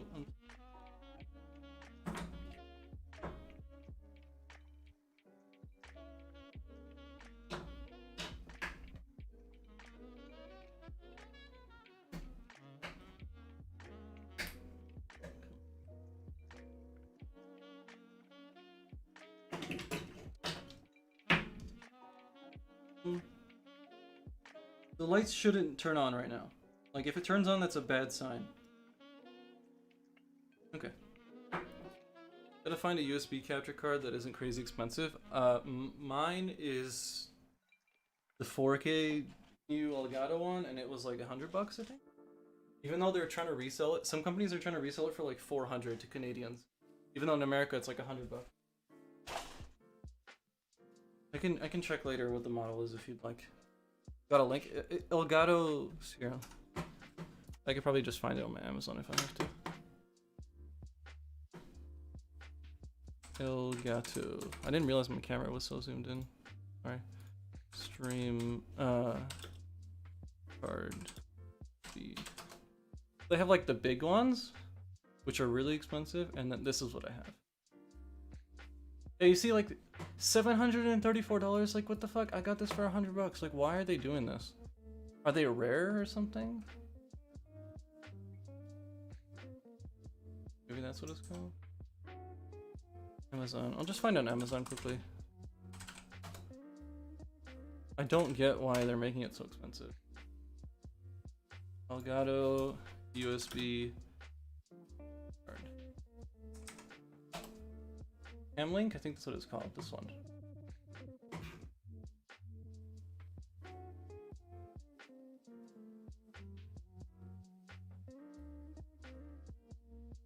Damn, it went up. Fuck. I don't understand, but yeah, this is it. Honestly, look at what your camera puts out as footage and find a capture card that matches that, and you're probably good with that. What's up, Kevin? What are you building? So I'm making a light here. Let me go full screen for a sec. I was watching myself on stream. So I'm building a light here that is fully automated based off of motion. So I have sensors, just like the ones you use in a security system, and the whole thing I'm gonna build is like a security system, and it's gonna activate the lights based off of that. I'm sure you see people roll into their driveway and the lights turns on. Very similar to that, except I'm using a very strong light. This is like a workshop light that you'd put on like on the roof or sorry, on the ceiling. I'm gonna use that outdoors. I took it apart on stream earlier. We've been streaming for like an hour and a half, almost 2 hours now. We broke it apart, we ripped it apart. All of the pieces are everywhere here, like everywhere. Anyways, but we're going to be automating it with code and Arduino stuff. So much shit. I need to get over. Stuff you're doing is really inspiring. Thanks. That's why I want to stream it, so people can kind of follow along and learn. Like when I started this shit, I was doing it like you guys. Just watching people build stuff, and I was like, okay, that does this. This does this. Make it work. And now we're playing with power that's not crazy enough to hurt me. It would hurt, but not kill me. One thing we did was we wired this in right here, which I'll show you in a sec. So we wired this in. And this will take in a cable I have for a wall plug. That's the kind of power you want to stay away from when you're learning, because it'll kill you. And we're going to use it to charge this battery, and the LED runs off the battery. So the LED will always run from the battery, but the battery will be charged at the same time or whatever from this right here. And that's what we figured out. And then we also put in this thing called a relay. A relay is going to be our electronic switch. So with code, we're going to be telling this whole setup, just like we would be doing with the wall switch, like when you want to turn your room lights on and off. We're going to be doing literally this, on and off, but with this piece right here, and it has cables that go to an Arduino, which we control with code. Does that make sense? For those people who just joined, because I saw like the number just spiked, like 10 people. So this whole thing will be activated through the computer. And I can actually show you because that's the next step here. One thing I do wish is I had another table right now to put more garbage on. So let me bring over the Arduino all the way onto the other side of the table here. That's what this is. It's a little like microcontroller, little computer, and it has a cable that goes to my computer. I have an extension cord right here running across my desk. Plug in, please.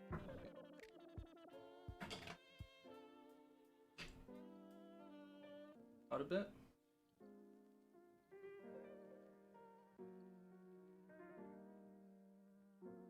garbage. Now, I'm going to take this Arduino, plug it into the relay, and then control everything. We need some cables. I think I still have the cables from last time, so maybe we reuse those. We need male to female cables.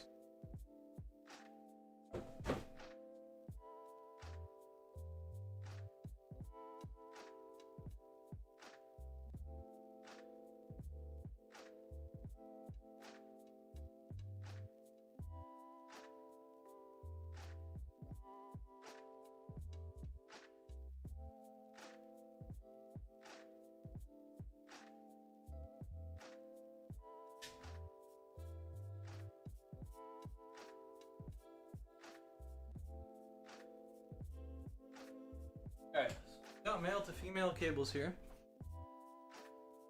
And the relay takes in three things. It takes in power, power in, power out, so a positive cable, a negative cable, and then it also takes in a signal cable. Signal cable is what we use to control the relay and tell it turn on or turn off. Just like me physically turning on and turning off. That's what we're doing. Like this, inside this box right here is something very similar to the switch right here. We're gonna do that. Let's figure out which cable is which. So we have a plus, so that's gonna be the red. Have a minus, so that's gonna be the black. And in this case, usually I like to go yellow or green for a signal cable. But I only have white, so we're gonna use white. Then we're going to plug in the relay, the red cable into the 5-volt port. That cable into the ground. White cable will use port number 10. Doesn't really matter. Okay? Oh, so right now we have live power, so we do have to be a little bit careful not to touch cables together, not to touch the ends connector, whatever. And on the screen here, I'm going to pull up. I need to fix my light.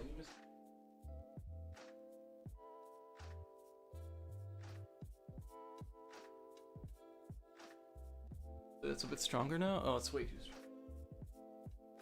There's like a limit of how...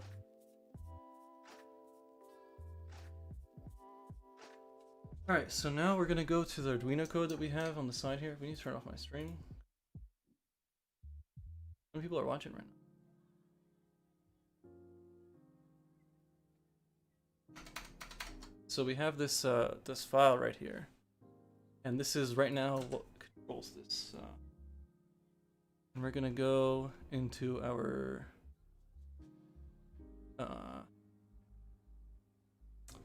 in here. I'm gonna comment this out for a sec. We're gonna grab the code.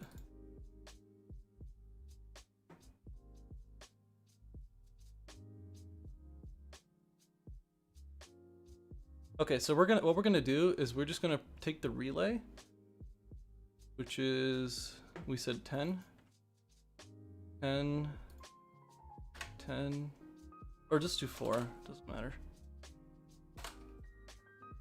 In here, we set up a bunch of pins. We can comment this out, comment this out, comment this out, comment this out. Okay, so we're gonna go start low, sorry, start high, and go low, and in between delay for 2 seconds, which is 2000 milliseconds equals to 2 seconds. So do that quickly. Compile it. Shit.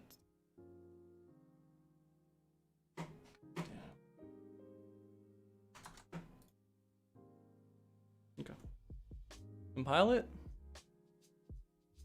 Oh my god. Compile it. Alright, now we're going to upload it. Why didn't it upload? Can't open the device, cannot file the file. What? Okay, so tools, port, COM7, That's why. Alright, done. Alright, now technically this LED should turn on and turn off. Turn on and turn off. It's not, so we know something's wrong. Oh, wait. 2 seconds?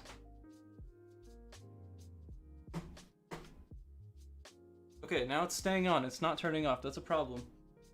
But it's on, and we have power going to it, so that's a great thumbs up.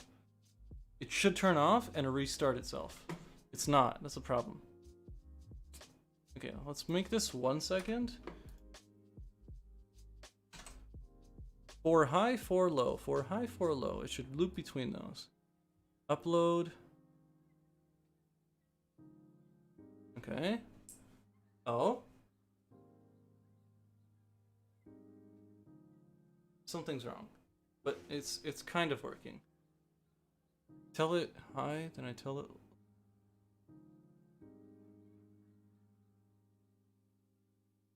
Saying oh.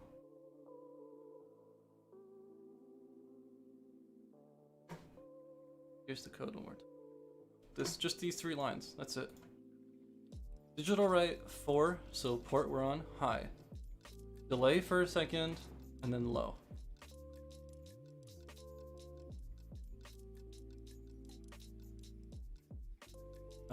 You know what? Let's grab this. Save this file, or you know what? Undo all the changes we did.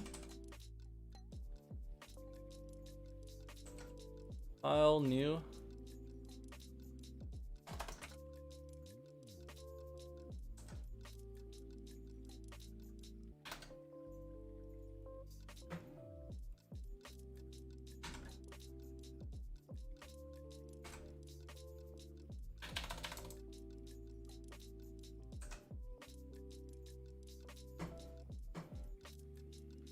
Oh, fuck off.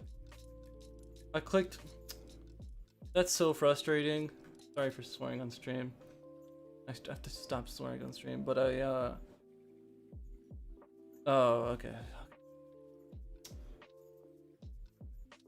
What's the setup command? Pin mode? I clicked Command W instead of Command S and just deleted the file. 4 as an output pin. No. Yeah, actually, sorry. And then this would be delay or digital write. 4 high, delay, digital.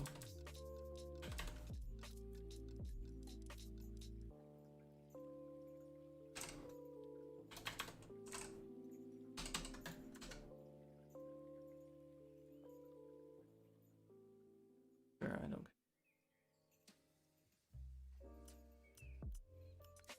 Does it loop? It should by default. Okay, off, on, off, please. Okay, so I could see the relay is on and everything's working. It's just not turning off. But like the hardware seems fine because the relay light is on. So like if I go full screen mode again, and maybe I turn on my second camera quickly. Oh my god, this thing is burning hot. Holy sh. You see that red light here? So I'm gonna restart the bot quickly in the code. See how it turns off and turns back on? Like that's good. Like that part's working. Holy shit, this thing is steaming. I'm gonna unplug it. Why would a camera be so hot? Was it just on the whole time? It's like, oh, where's this stream? So yeah, we need to figure out why this doesn't work. This music's pissing me off.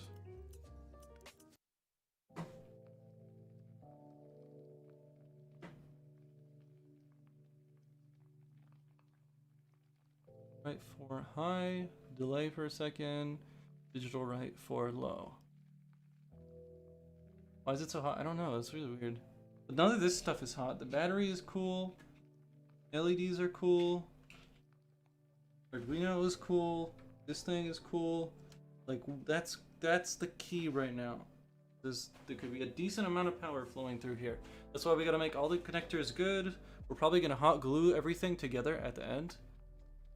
Just to confirm, you know, quality here. Okay.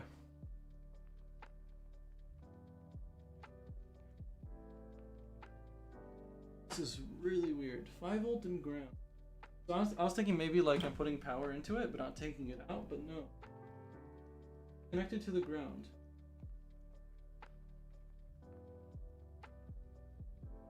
Everything's right. Why is it talking with? Put it on way too much. I also can't play copyrighted music, sadly. That'd be fun. I have some good songs I could put. Okay, light turns on. No, it won't turn off. So I have to like manually restart it. Is that a Raspberry Pi? This is an Arduino. So we have a LED that's really strong for like garages and shit. And we're gonna be reusing it and automating it to be an outdoor light. So when I take my dog out, a motion sensor catches me walking out my door and turns on the outdoor lights. And the second I walk back in, it should turn off. Right now we're just figuring out how to get the power going through. And then we got it done within like a minute when we took it apart. The only difference, the thing that made it really tricky, was adding a wall outlet to it. That's what this is right here. So we'll be able to charge this battery using a wall outlet, and the battery will power the LEDs. And then we could just keep it on a wall outlet, and I never have to charge it. So I could just leave it out all year round. Hopefully in winter I take it out because it's gonna.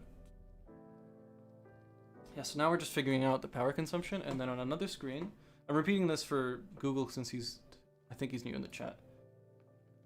Then on the screen here, we have, where is it? Yeah, so we have this like literally 3 lines that says on pin 4, which is where the relay is connected, it's an output pin, and then we tell it to give it power, wait a second, remove power. High and low means add power, remove power. And when it relay receives power, it turns on the LED, which it works. So like if I restart this, you'll see it turns off, and then it turns on within a second. Problem is, it's not looping for some reason. It should be. Or it's looping, but something's wrong in the way I wrote it. Do I have to like...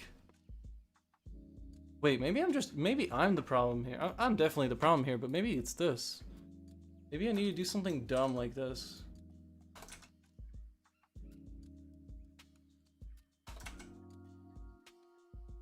Like, logically this doesn't make sense, but maybe this is how Arduino... I remember having to do something like this once. Let's see. Off, on, off. Yes! Figured it out. Alright, so now it works. We got our electrical switch. So for those of you who didn't understand what a relay was, I explained to you that like I have a switch here, and turning on lights and turning off lights would be me manually switching. Now we have a relay and code doing it for us. So we can put any kind of delay, or we can have something trigger it. So instead of me having to manually walk outside, go and flick a switch, turn on the outdoor lights, which I don't even have any, I'm now going to trigger the switch using IR sensors that a security system would use. Isn't that cool?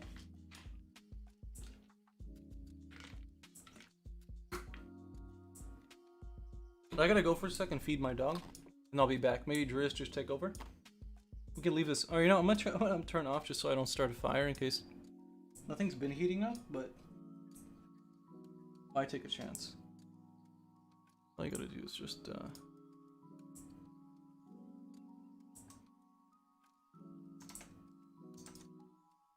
what's the command to comment code? How am I forgetting this? Oh, no, I got it.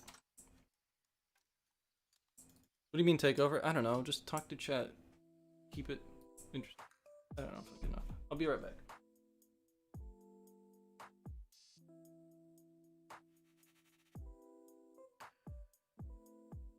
No. Okay, we're definitely fixing this faster.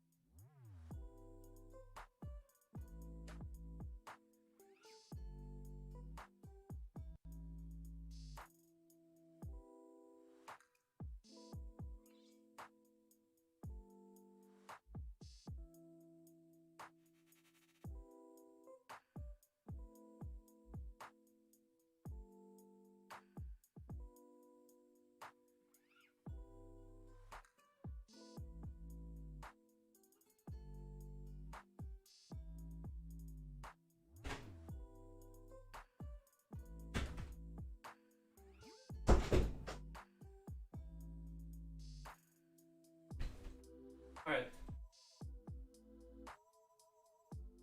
Gonna go stream FIFA. Nice. Okay, chat, how are y'all doing? Tell me something. Something interesting that happened. Why are you that bored? Because of the stay home thing?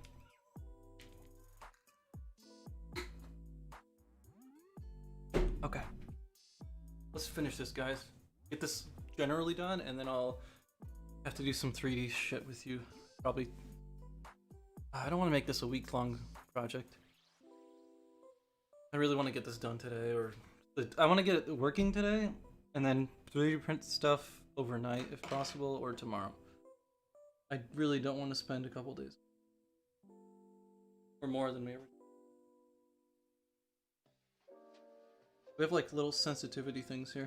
So right now, I have like glue stuck to my. Right now we should wire in our motion sensor. I think works very similarly to a relay. So we'll have to do some research. Quarantine here is over. So that's biggest. What is it? How is it over? I don't get. Like Utah is like functioning. Here it's still like you can't go anywhere. You can't do anything. And everyone's just like chilling out. You know, so weird. Arduino motion sensor.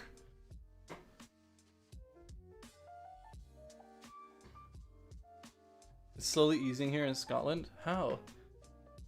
What's wrong with Canada right now? We just have such a bad handle on the situation. Okay, so according to this diagram here, if I hold it similarly to the picture, it goes red, signal, black. I think I have two of these, so if we burn one, it's not a big deal. Let's check another diagram. Red, signal, black. Red, signal, black. Okay, we'll trust it. Toronto is just basically back to normal, and I'm waiting for SHTF. What is that? We're one of the few countries in the EU that had luck with handling the situation. True, EU had quite the party out there. I don't know if that's bad wording, if that's too mean, but yeah, they had quite some trouble.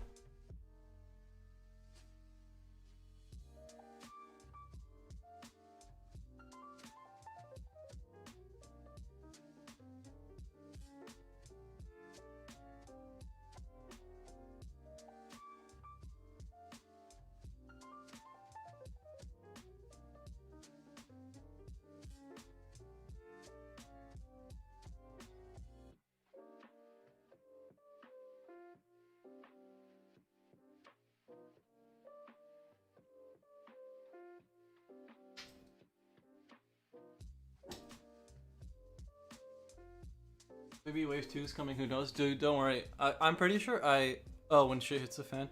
Yeah, so I don't know how long all of you have been following me, but about 2 months ago, Josh and I went to Texas to go visit Patrick, one of our friends who's made a bunch of content over the past couple years of his Lambda experience, and we becoming a software engineer and getting a software job and changing his life. And Josh documented the first part, and then I went with him to do the second part. And when we came back from Texas, and the whole, like, when I came back from Texas, they started shutting down airports. Like, I just made it. And then I got sick, and I've never been hit with such a hard flu, so I think I actually got corona. And I wanted to go get tested, and the testing facility here, or like the place in the hospital, was like, yeah, so you're gonna come in a room, and there's a waiting room, and you'll wait for your turn. And I was like, wait, let me get this right.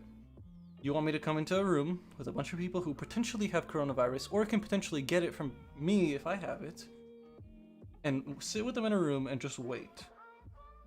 And I'm just like, I'm like, yeah, no thanks. And I close the phone, and she's like, oh, well, yeah, I mean, like, she was trying to scare me into it. She was like, oh, well, we can mandatory test you. I'm like, no, you can't. You're not doing shit. You don't even know where I live. You don't know anything about me. Like, yeah. But it's scary, dude. They just wanted you to, like, what if you're an old person who can die, and you don't have it, but you think you have it, you just have a cold, and you go to a room with a bunch of other people who won't die from it, and you get it. You know, you die. You know, like, it's so dumb. While, like, other countries have, like, testing kits and shit, we're just, like, testing you in a room. Like, only recently did they start doing outdoor testing where you drive by. Only recently. I remember Raspberry Pi sitting doing nothing because I don't really have any ideas to do for it. Well, if you ever have, like, projects or stuff, you can run it on that. One thing you could do is look online for, like, Raspberry Pi, like, sensor kits, and you could buy, like, an LED screen and a bunch of things, and have it display data on the screen or something. You could do a bunch of cool things. You could do all this with the Raspberry Pi, but it would be a lot more expensive because of the Raspberry. I'm just waiting to get it. It'll be shit because Becca used to smoke. Oof. I mean, you could have it and be asymptomatic. I think a lot more people than we know got it. Like, I live with a diabetic, which are like some of the worst people to get it, because diabetics heal a lot slower than normal healthy people. And while I think I had it, he never got sick. So it's possible he got it and he's asymptomatic, but who knows?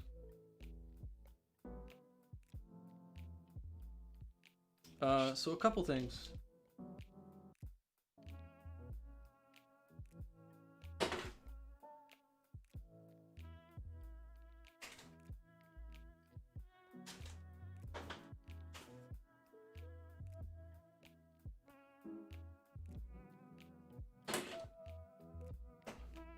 I'm trying.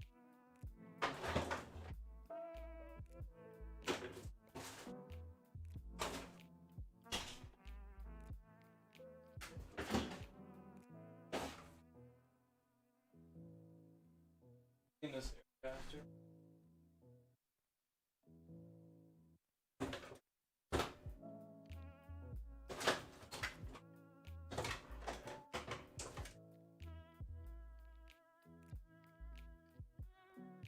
I have like a mini breadboard that I might have to use here, because we have two pieces tech that both need 5-volt power, but only one port for 5-volt power. So we're gonna have to split that 5-volt into two. And we have two ways of doing that. We take the cables and we cut them up, or we find the mini breadboard, which I'm just gonna.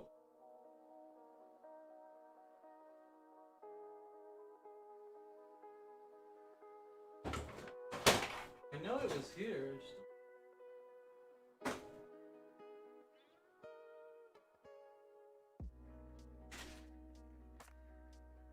Being used on this project, and I ripped it up.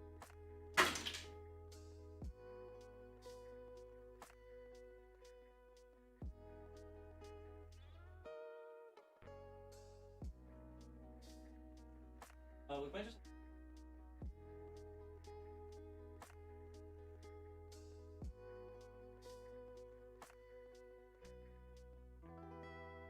Yeah, let's just use the full-sized one.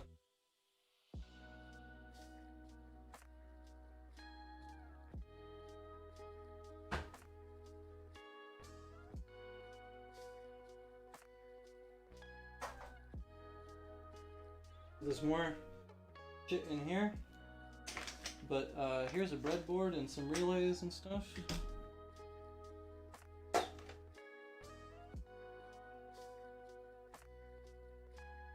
For those who don't know what a breadboard is, pretty much it's a board with a bunch of holes in it.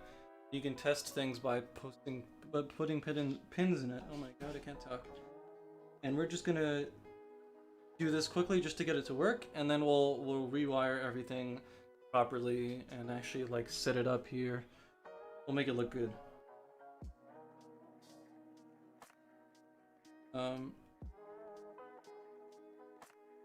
So just trying to think on what I need. I need red cable to go from the board to here. So pretty much what we're gonna do is we're gonna take this and put it right here, and this red one and put it right there.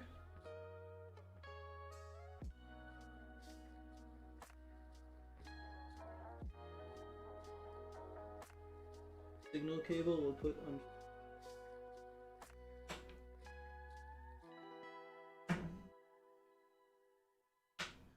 Now we just need one red cable. Sided red.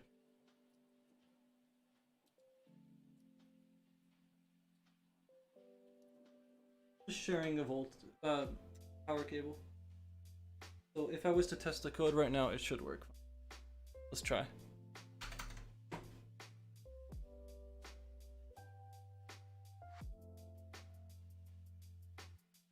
Oh, whoops. I'll open recent sketch.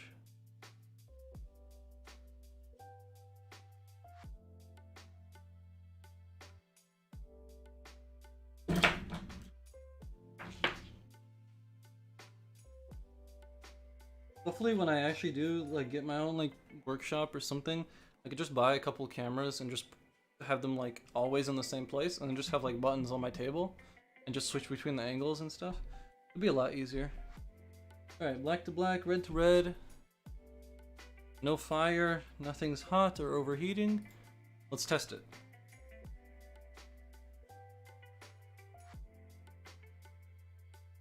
Okay, what went wrong? 5 to 5 and then putting the power. Still grounded. What's going wrong?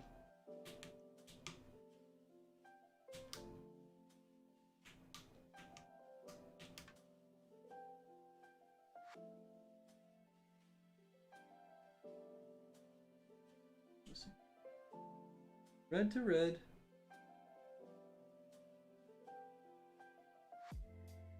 Something must be wrong with the relay this time.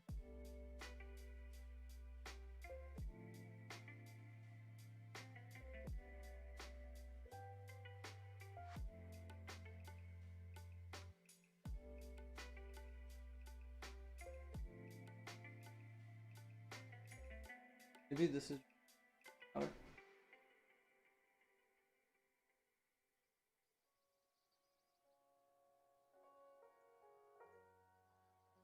Okay, so wait, what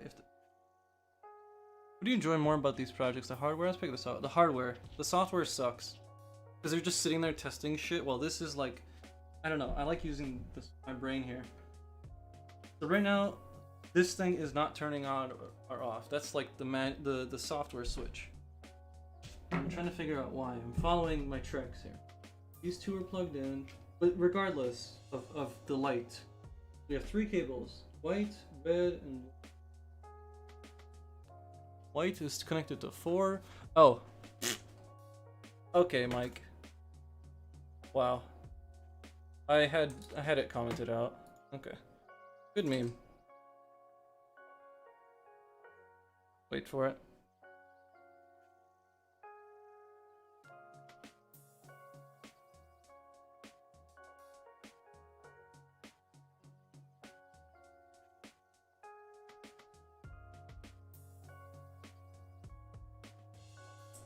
There we go. See what's turning on or off? On and off, on and off? That's this thing right here with the red light in it. Oh, I can feel it vibrate. I can feel the switch inside go dunk, dunk, dunk, dunk. You can feel it. Feels like a phone vibration, but like a very tiny one. So, now we are going to test this. Now, if I plug this in, will it stop the relay? No, so it's sharing the power to this now. This is our motion sensor, so this is what we'll be mounting somewhere. We'll extend the wires, and we'll be mounting this in one place, so like when I walk and it sees me, it's gonna activate and start turning on the light. The range of this one isn't crazy, so we'll have to figure out maybe a couple solutions to this. Maybe we'll just get a super long wire and run it across the backyard, but that would suck in weather, like bad weather. We'll have to figure out a solution. For now, this is what... let's get this working. So let's go in the code and just mute that for now. Actually, copy that.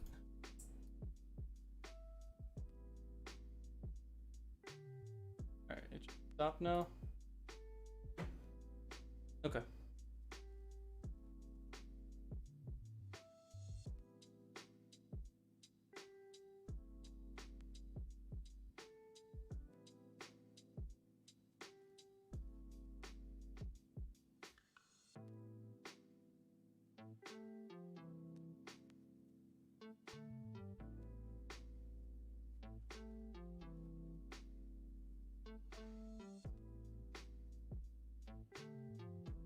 Okay, so let me show you guys the software side.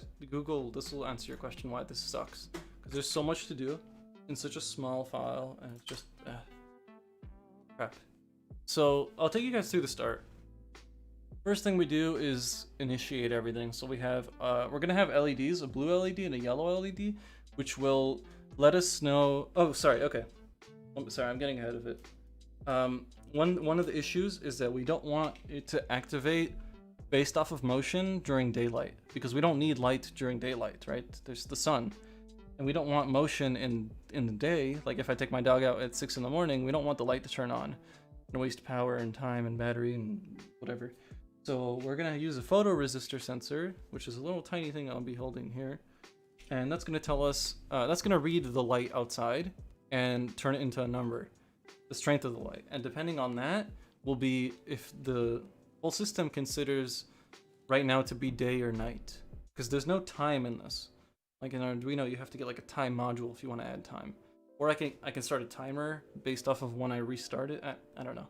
We're just gonna do this. This is the safer way. So we're gonna have a blue LED and a yellow LED, and during the day the yellow LED will be on, and during the night the blue one will be on. That's for us to know physically, visually, what it thinks.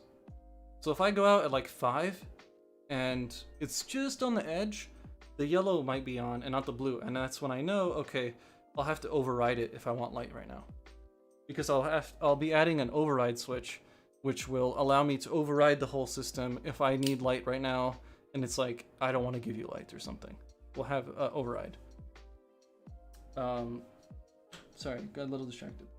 So what's happening is we got those two LEDs, but we can skip that for now. We got our light sensor, we can skip that for now. Right now we want to focus on a relay, and then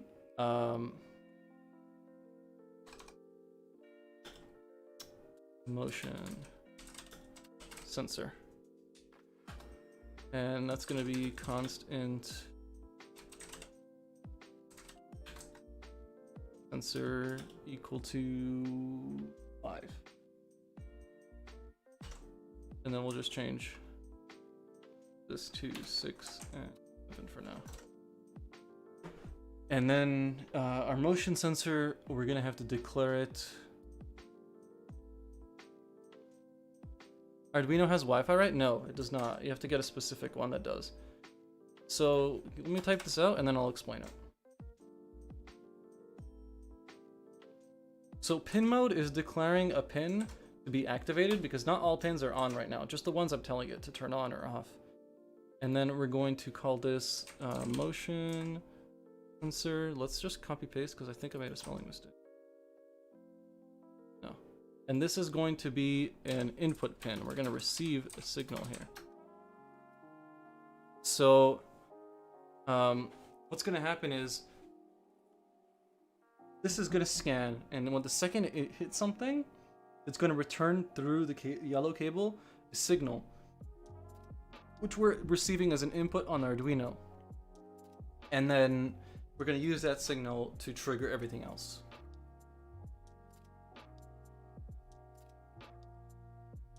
So that's what we have to do. We declared what pin it's connected to, then we activated that pin. And in the loop is where we'll be checking. We can right now just okay, so here's the workflow. Let me comment this right now. Actually, no. Okay, here's the workflow. First thing it's gonna do is check the override switch. If the override switch is in the on position, it doesn't matter whether you detect motion or not, you're turning on the light or turning off the light. So if the override switch is in on mode, the light will mandatory turn on. If it's an off mode, that means you can start looking for motion. So either you're in motion mode or the light's mandatory on. Does that make sense? There's no mandatory off. That would be just unplugging it from the power. Yeah. Or I can add a second switch always in the future that would be a mandatory off. But right now it's either I put it in motion mode, which is off, or put it in mandatory light mode. So the idea of that is if I know I'm going to stay out for longer than 2 minutes, let's say, which is going to be the light timer, I can force it to just stay on the whole time. And then the next step is, so here, if switch is off, run normal stuff. If switch is on, override and just turn on the light switch till the light switch turns off. Then we check for nighttime. So if the switch is, if it's in motion detecting mode, the first thing you're going to check is for nighttime, because if it's not nighttime, you don't want to even check for motion because we're not turning it on. There's just like, there's things that we want to check before we start turning on the whole motion detecting system and wasting a bunch of computing power. Then the last step is, excuse me, I'm lost for a sec.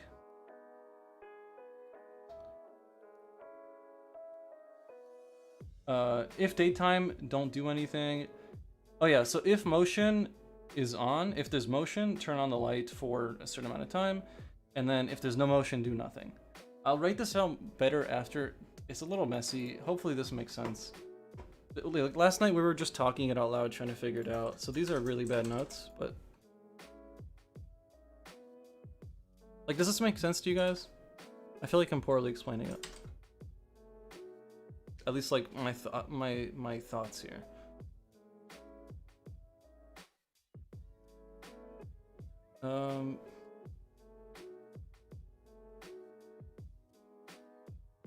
Daytime, don't do anything. Yes. Okay. Yes, it makes sense. All right. So the first step would be check for override switch, which I guess we can just make it turn on or off. Okay. So let's do if. One sec. Let's see if we can even do what I was thinking. Arduino send signal from one pin to another with a switch.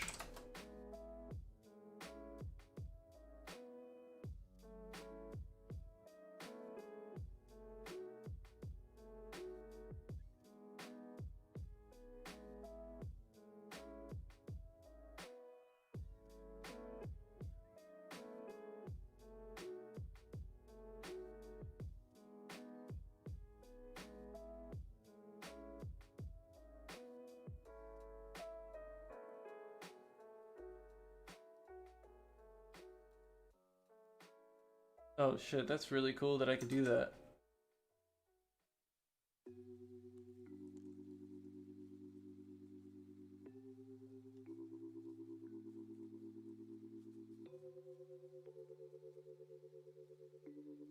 Let's try that.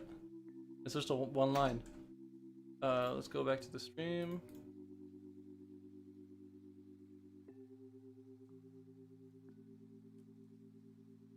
Yeah. So we don't actually need an if statement, we just this. And then we say, so what we'll do is we'll send a wire to this.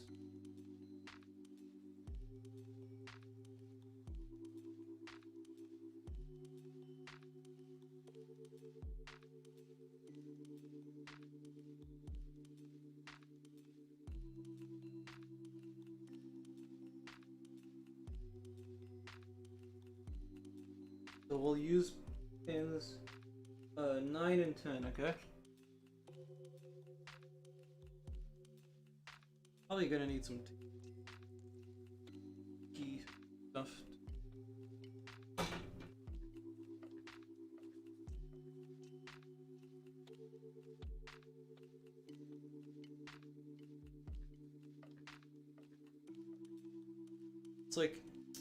It's like tape that molds onto this.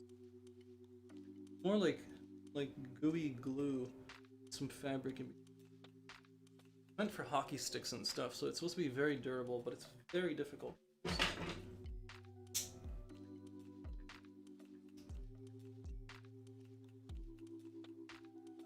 Feeling of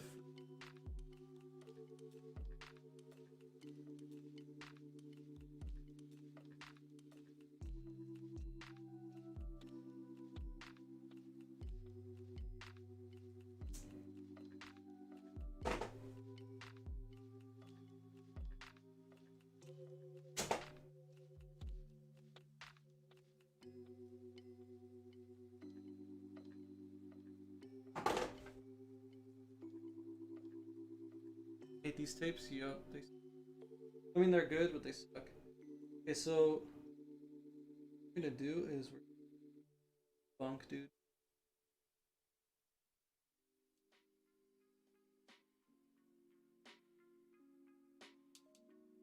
Alright, so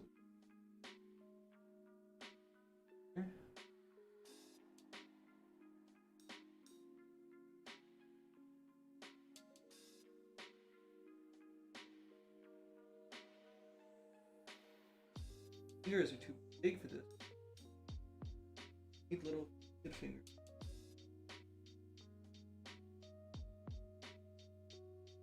Now we're gonna send a signal out of pin 10 into pin 9, or the other way around, doesn't really matter. And then so yeah, so here's how it's gonna go. Pin,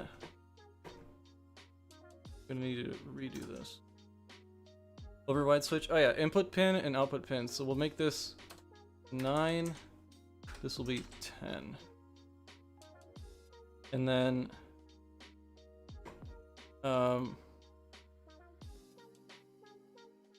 if wait, fuck.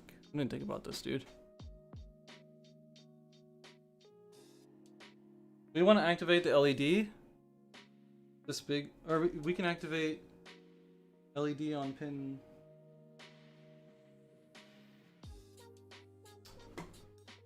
Oh god, this is frustrating.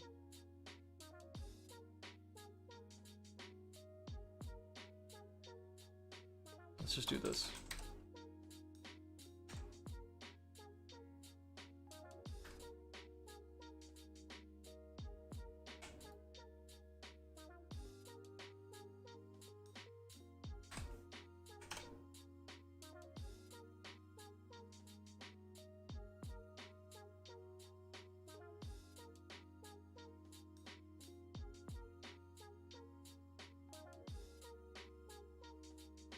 Wait, fuck, dude. This is actually so, like, bunk. We wrote a bunch of code that doesn't work on purpose, and then now I'm trying to make it work, and there's a bunch of shit that doesn't work. See, this is why I don't like doing the software side, dude. It's boring. It's garbage. Let's, okay. If this switch goes bing bing, we want to turn,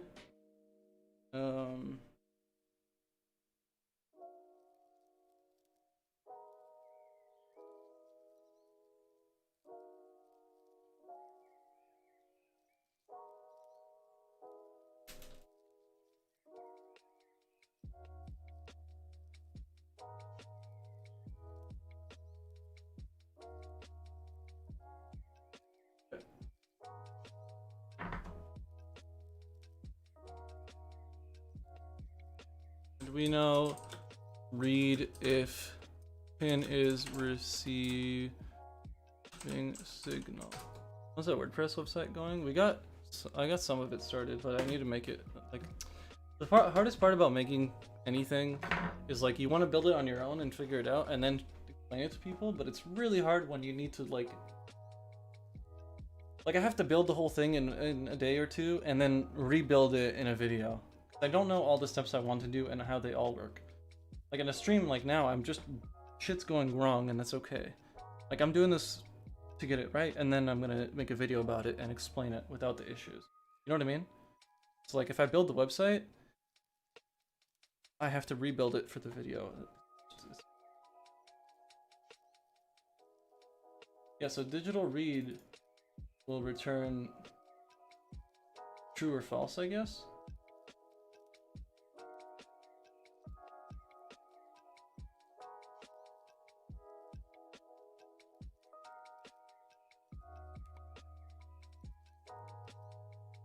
Okay, so what we want to say is,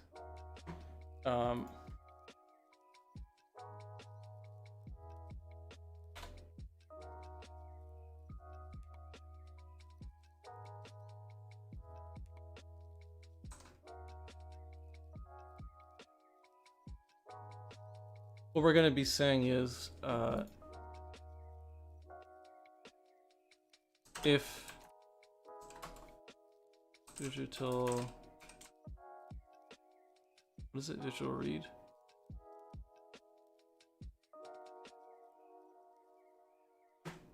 Lagging out right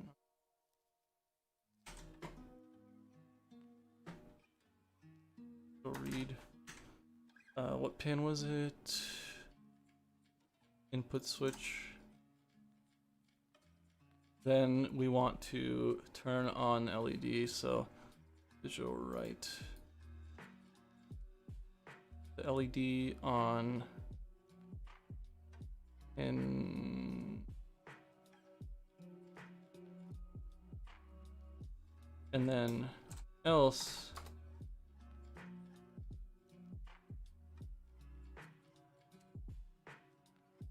turn it off.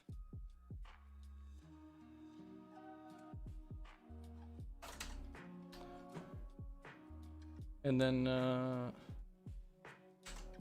we're gonna tell it to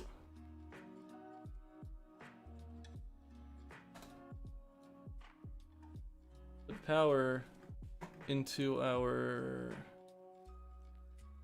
outputs.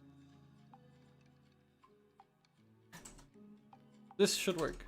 Let's see.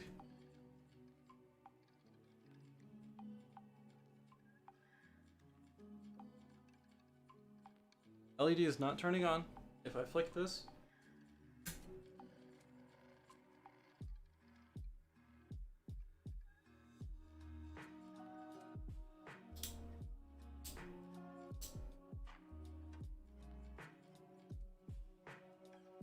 and I don't know if the pins are actually touching.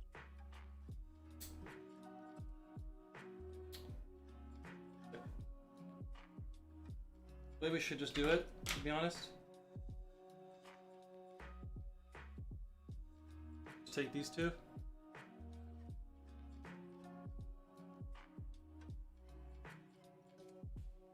Pin. Okay, one sec. We need to make sure we're doing this right.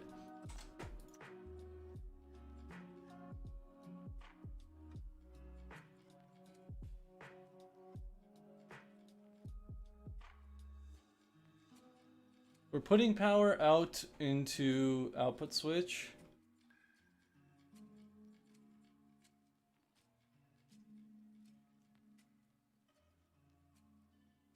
Oh, I didn't declare 13.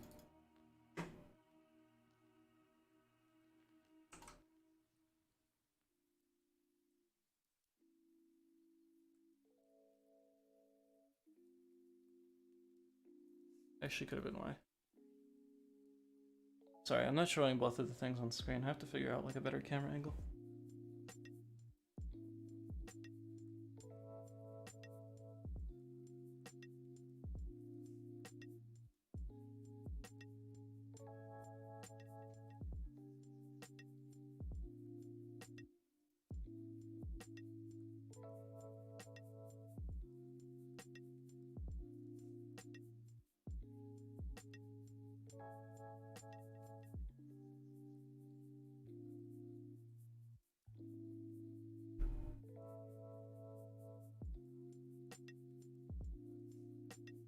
So that doesn't.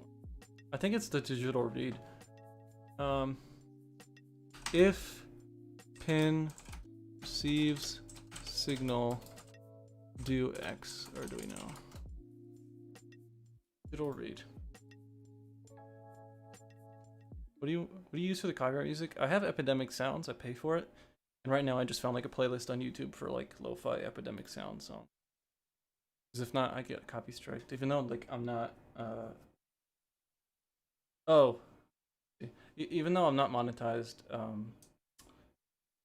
I want to make sure that if I do get monetized, and if someone came to watch this video, I'd get the ad money or whatever, and not give it to like the person who owns.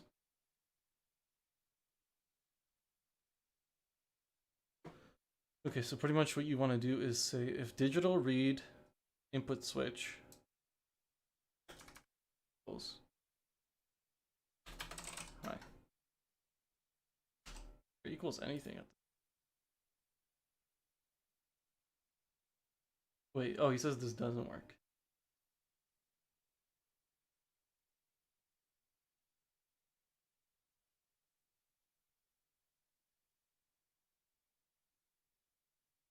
I mean, let's try that. See.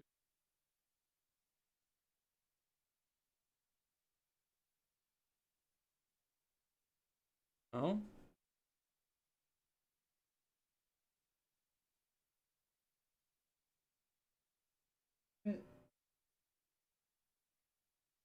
One of these pins should be put out power. Like if I plugged in, well, it should or it,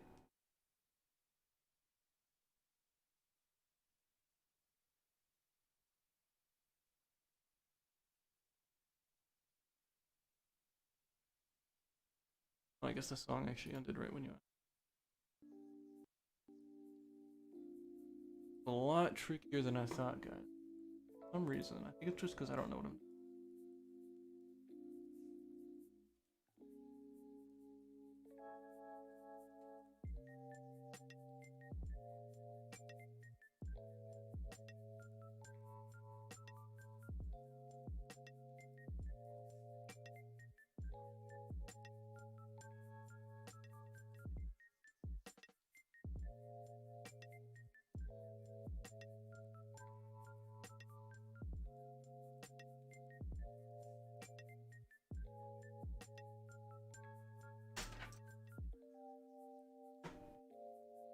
Read through this. If input switch power, then turn on the LED. Not. I'm gonna make this a stupid simple.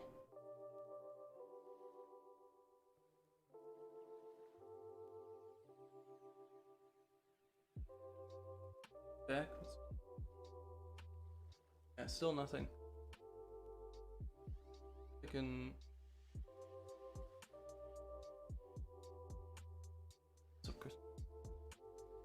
Got a lot of the working stuff. Like the LED will turn on and turn off according to my software. Right now, I'm trying to figure out the first step, which is an override switch, which for some reason is so complicated to make. I don't understand why.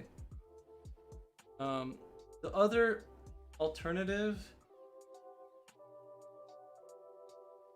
yeah, I don't know. Just need to make this work.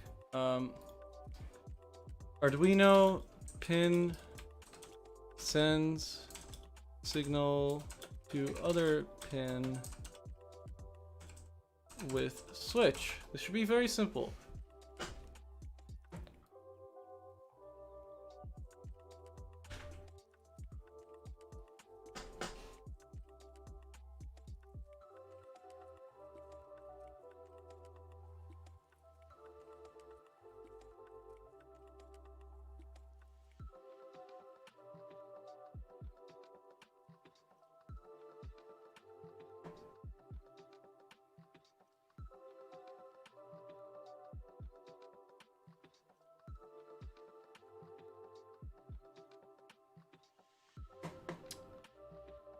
I have to figure this out. So like if I used Arduino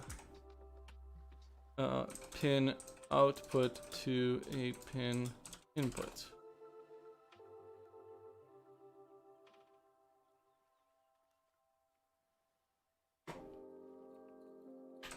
Arduino sending signal from one pin to another. What are your thoughts on the Cybertruck? Looks pretty cool. I mean, a lot of people are shitting on it that it looks like a 5-year-old drew it, but like, I don't know. It looks better than like a Civic. Seems cool too. It was pretty funny when they revealed it and they said the glass is gonna be like military, bulletproof, whatever. And then he threw a metal ball and it just broke right through the window. That was pretty funny.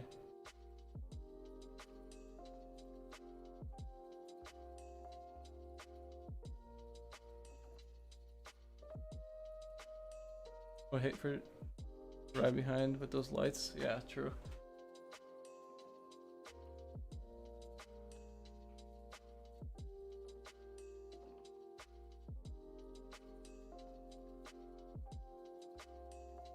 I just want to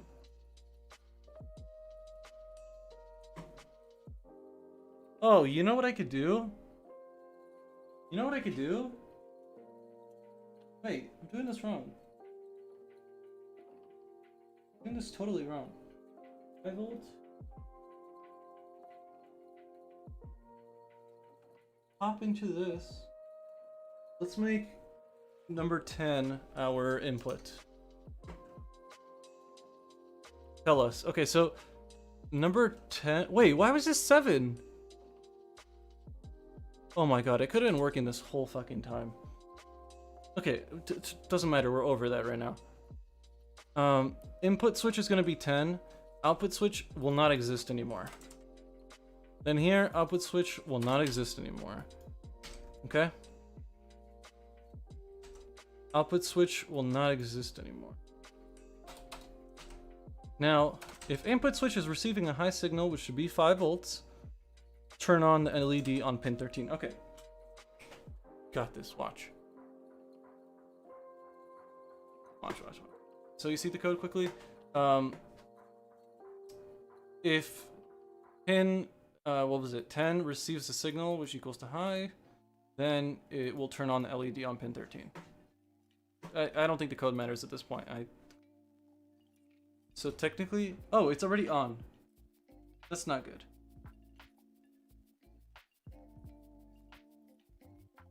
It's on right now. See that? That's not good. But at least something's kind of working.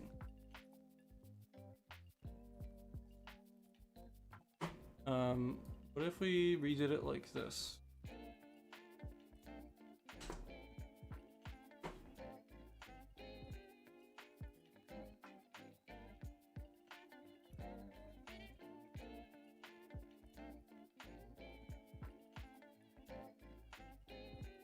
Fuck, that's wrong.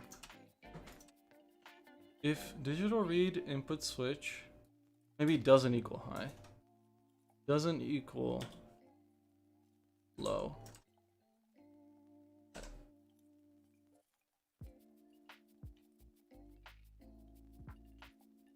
Okay, please don't turn on. Okay, it's turning itself on. What the fuck?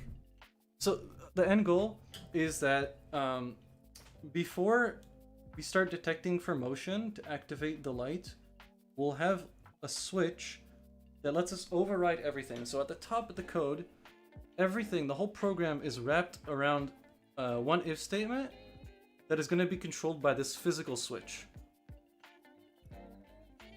So this physical switch will be able to override everything in case something goes wrong, or in case I want to be able to manually control it. So the idea is that when the switch is in the on position, the light is automatically on and the motion detecting system is turned off.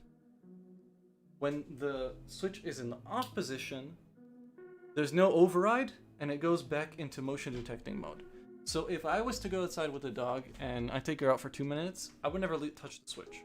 I would just go outside, the light would trigger because it sees me and would stay on for a minute, stay on for another minute because it would see motion again, and then it would be we'd be fine. If I go to flick the switch, it should turn off the motion detecting system and just turn on the light by default. So if I know I want to go outside for an extended period of time, I'm going to just flick the switch into on mode and it will turn on. Also, the override allows me to override the night or day mode. Because right now, I'm building it so that if it's not daytime, it won't look for motion.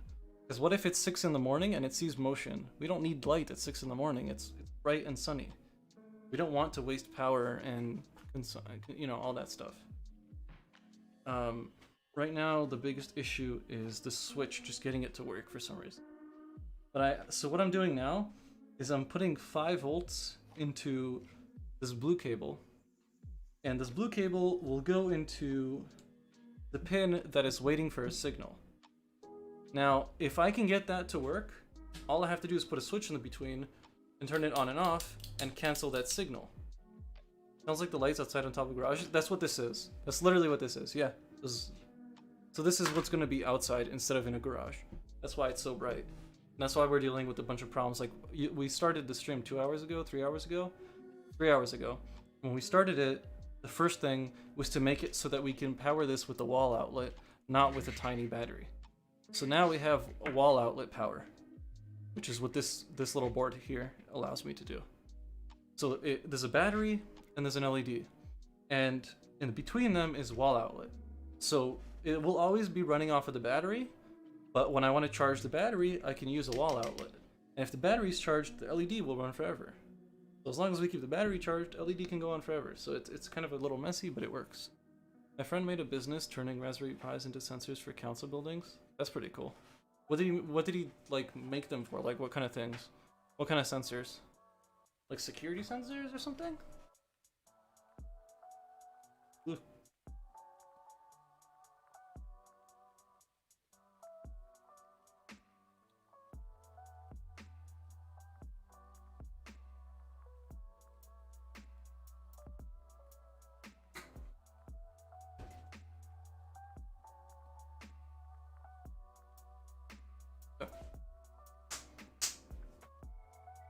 And we can do this. Just don't know what's wrong. So let me show you guys again. Right here. Pin 13. Okay, so pin 13 is an output pin. Oh, wait. Wait. Do I have to?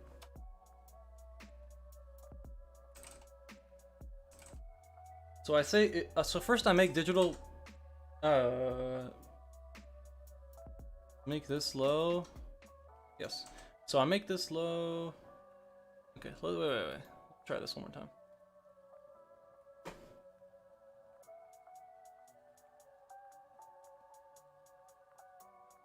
Upload, please. Let's measure air quality, carbon monoxide. That's pretty cool. Fuck, it's turning itself on again. What does the YouTube starter kit on Grindreel include? If I remember correctly, it includes... It should say on the product, actually. You go to it.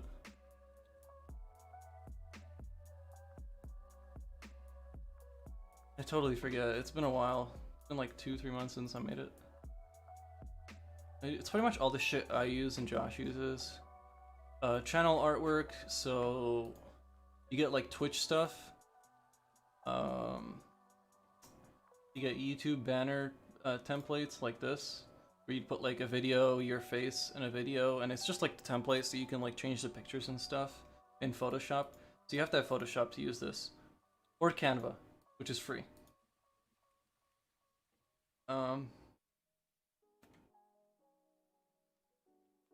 YouTube end card templates, that's what I was talking about.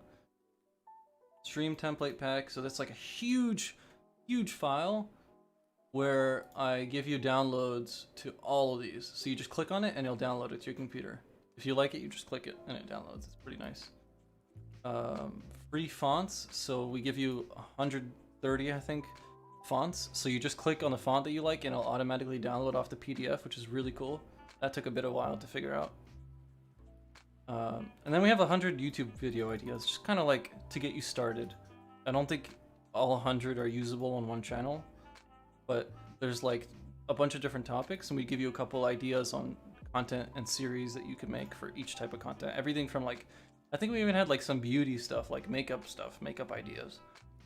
All the way to like, I don't remember, camera gear reviews and all that. The council bought it, but he did not tell me the price. He also managed to get a free year of rent and electricity to store a server. Oof. I would just be like, yeah, so we need this $100 a month server, you know, and I can take care of it, and then really just use like 90% of it for my own stuff and the other 10% for their stuff, but make them pay for it. Okay, let's get this done, dude. I don't want to deal with this anymore. It's frustrating. Once we get this switch done, we should be able to get like the actual stuff done. So let's stop wasting time on this. Tell me what you guys think. But this seems so simple. Like, why is this? Wait a minute.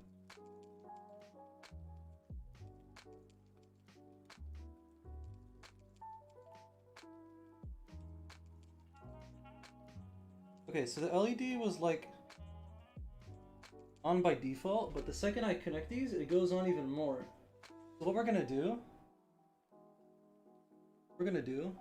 is instead of using pin 13, we're gonna use the relay pin, which is 4. So relay pin, relay signal.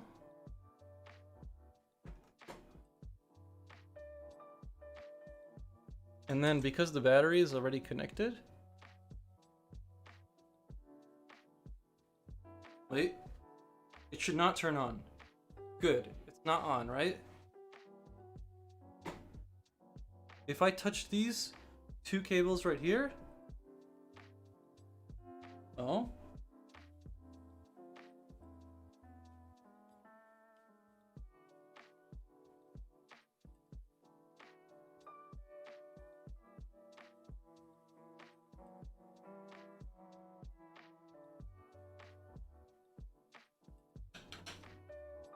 This is getting power and it's on.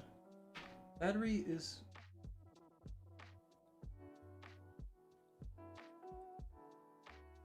One sec.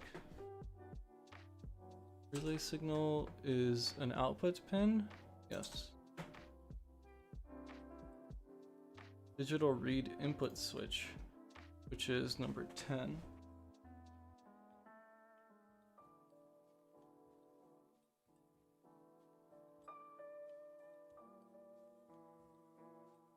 Now, if I, one sec, if I go on the loop here and I tell it,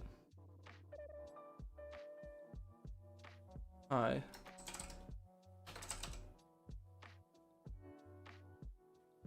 I restart this, it should turn on the LED indefinite.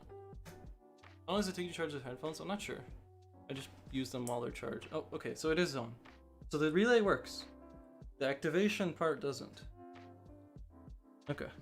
So let's just undo that change.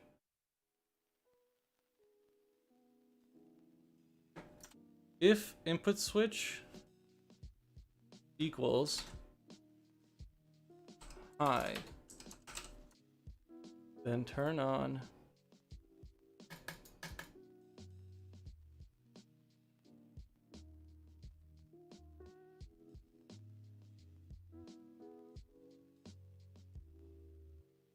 I see it going through, but I don't think it's high enough.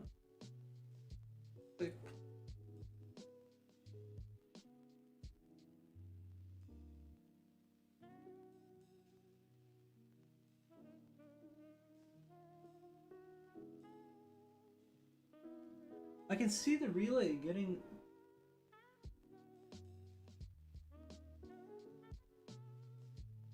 weird. Like the light, the red light here is getting slightly stronger when these two touch. It means power is going through. You guys see it flicker? Look really close. See it flicker when I touch them?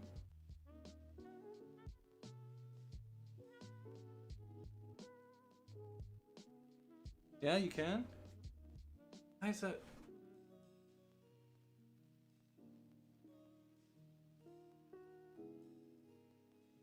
Okay, what if I say What if it's my if statement?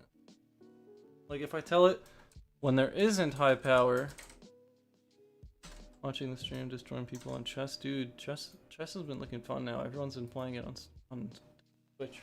For some reason, it's become like a meta thing. I'm blind as a bit. It's oh good. It was flicking on and off, but it wasn't turning the relay on. It was just the light, which is weird because the light. If this light is on, the relay is on, and if it flicks on and off, the relay is moving. Like it just doesn't connect. But now what I said is, if the input switch is low, so if these two are not, now if these two are not touching, the LED should be on. So that's our problem right now.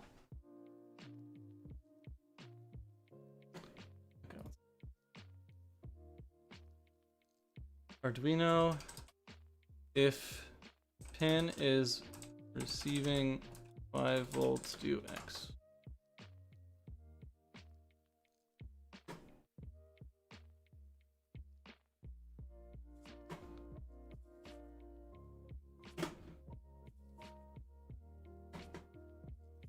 If pin high, do something not working, yes.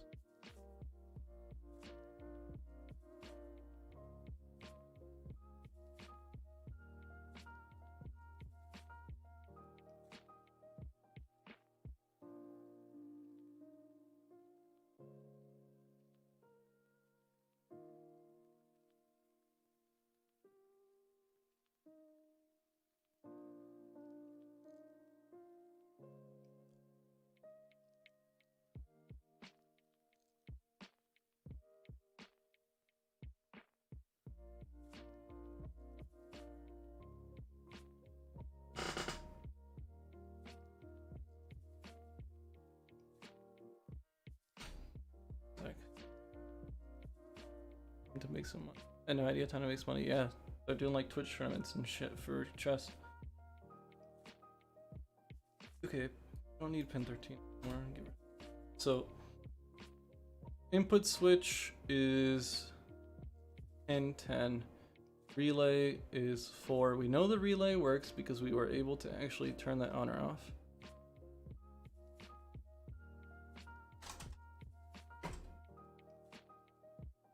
I think my code was just wrong. Let's try this. Oh! Wait, don't get hyped. Don't get hyped yet. If this works, we're good. It might not. But there's a second, so okay, there's one more thing I could do after this. So it's turning on, but it shouldn't be.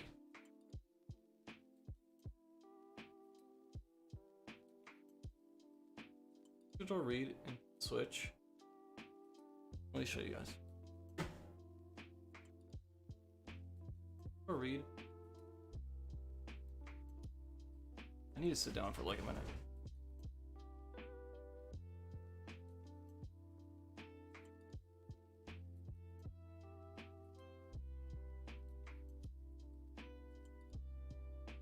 Digital read, which is high. Digital write.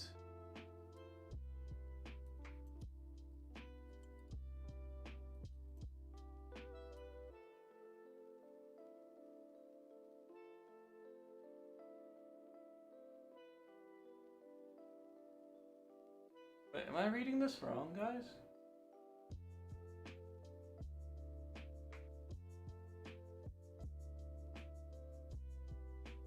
Digital read, which equals high. So if there's power,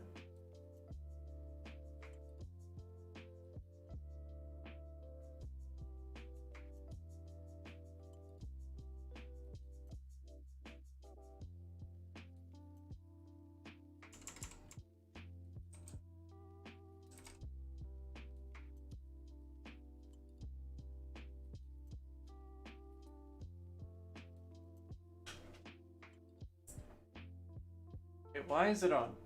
You guys see the problem? Everyone see the problem here?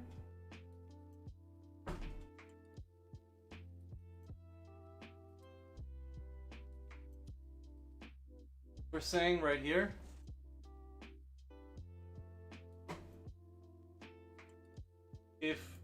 pin 10 is not low, so high power, then do this line of code.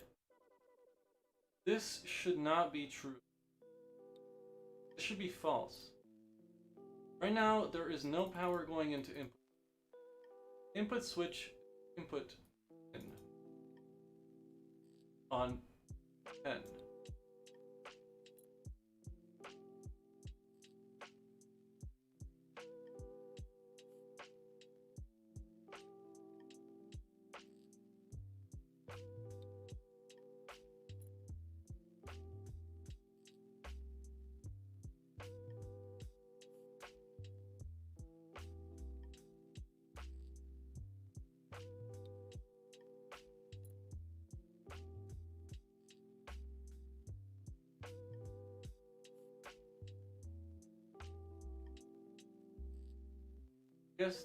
Guess see them on or no?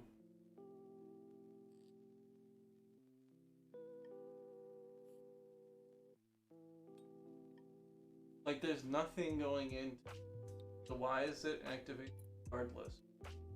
And I put it low, inactivate, high, inactivate.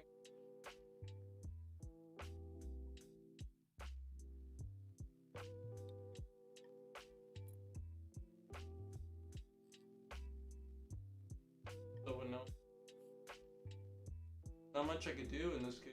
Can't really bypass anything with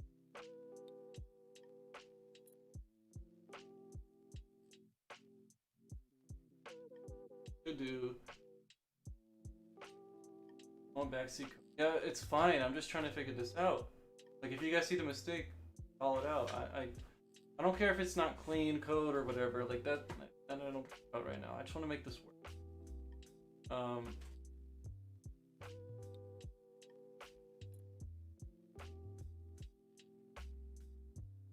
Okay, let's try this.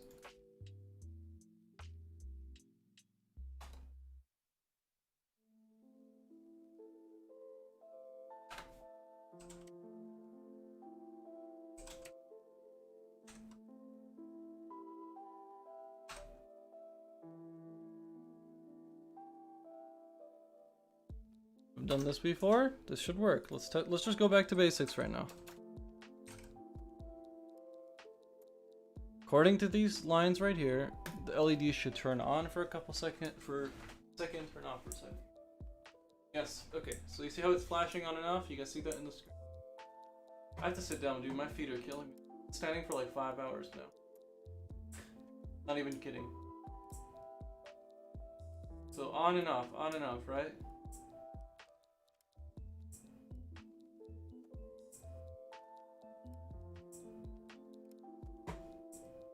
Now,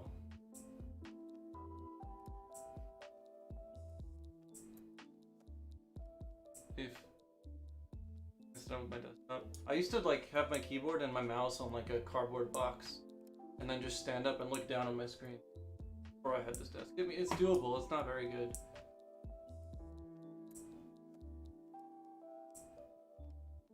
I don't know what's. Tell it if.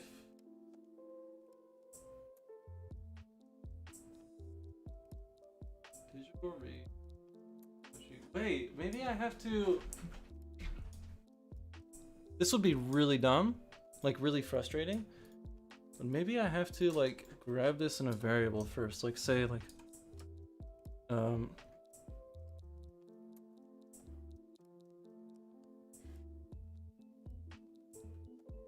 oh my god, wait a minute.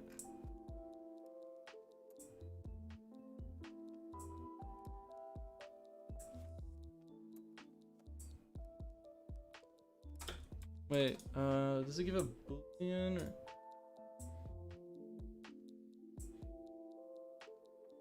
Int contact 0? And then down here, he says contact equals digital. If contact is equal to high.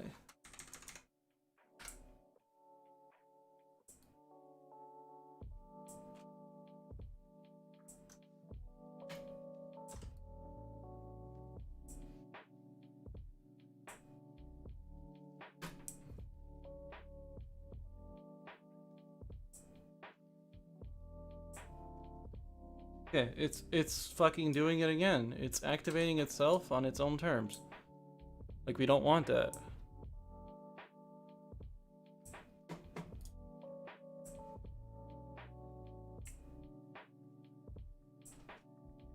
Why is it doing this? If contact is equal to high,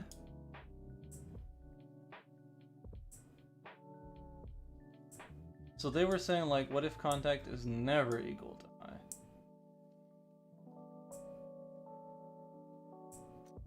So that's what I did. I said if contact is not equal to low, so as long as it's not off, it'd be fine, right? And it's not connected to anything. Am I using the wrong fucking pins or something? This is what I don't understand.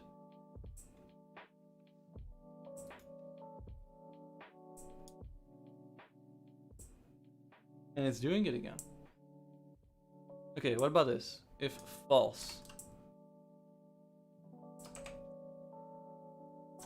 Like, this will literally, logically, whatever fucking word, should not turn on.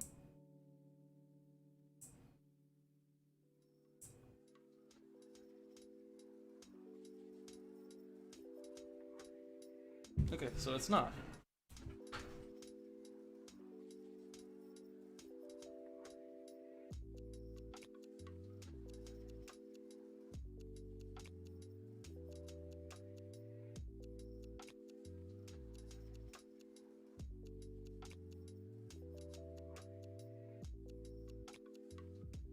Don't understand.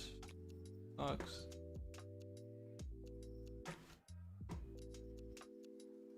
You know the plus and minus columns on the breadboard? Connected on an axis to the bread. Make 5 volt. Yeah. Oh, Shama, I didn't know you were watching, dude. Until now, until I saw your messages to me, which were like an hour ago. I'm guessing you can't talk in YouTube chat. Fortunate.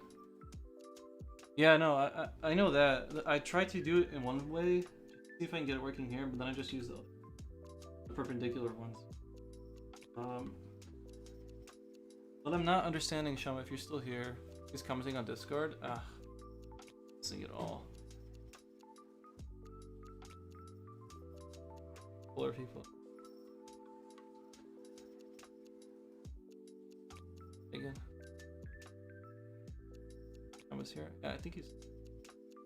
Yeah, Shama. So, I don't know if you have any visuals if you're just listening to audio, but what I'm trying to do right now is sounds like the most simple thing in the world, but it's not working. I wanted to have, let's say, a cable with power to it. Let's say 5 volts, and then a pin that is expecting to receive power, so an input pin, and saying if you're receiving power, then allow the if statement to continue. If not, then don't. That's it. And then between that power connection to that pin, I'm gonna have a physical switch. And this will be my override switch. So if there's power to that pin, I want it to do something. If there's no power, I want it to go back to normal.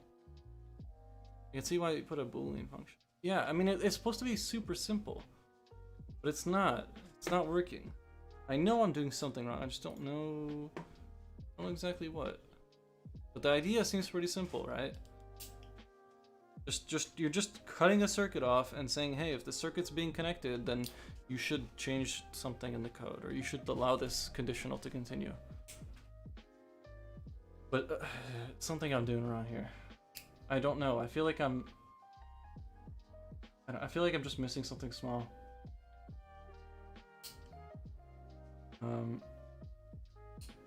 What I don't understand is if nothing is connected to the pin, like nothing is connected to the pin, there is no power going into it, and I check for power, it still says there's power. It still says there's high. I don't get that. Like that doesn't compute in my head. Why pin 10 is receiving some type of power if nothing's connected to pin 10. Should I be using analog pins versus digital pins? I don't know these things. Yeah, like, okay. Arduino input pin always on, always high.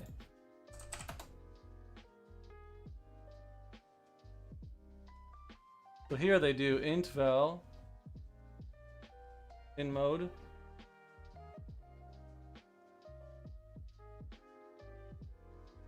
Value digital read button, yes.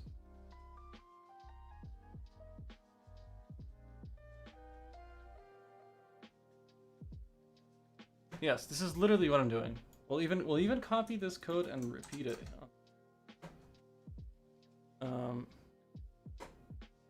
Here.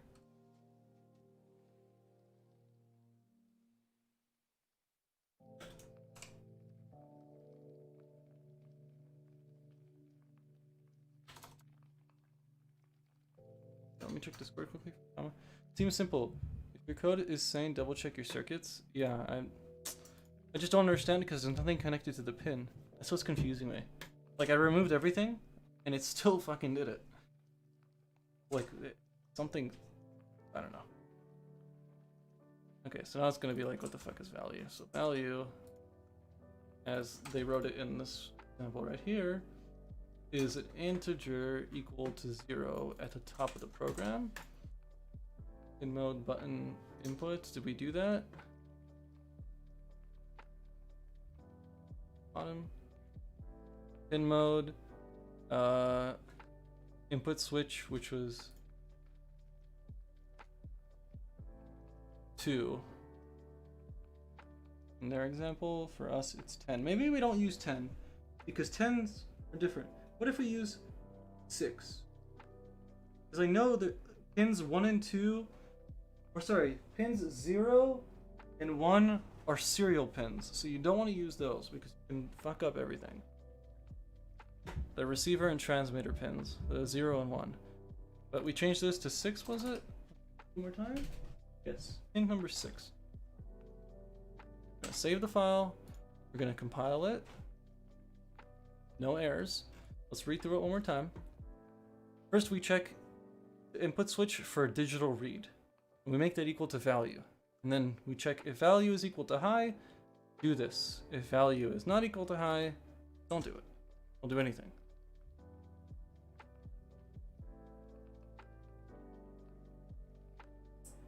And it's fucking high, but we're not through. How is this possible, dude? So confused. They finally logged in. Who's this amazing producer?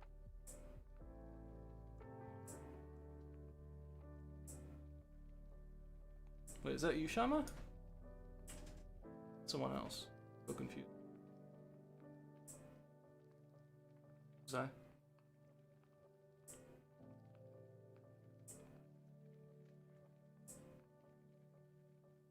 I got Discord open if Amacon. I got Discord open. I can just look there if it's better for you. Otherwise, done streaming. Oof, dude, we're stuck on this shit. Everything went so well, Shama. Like we got everything working.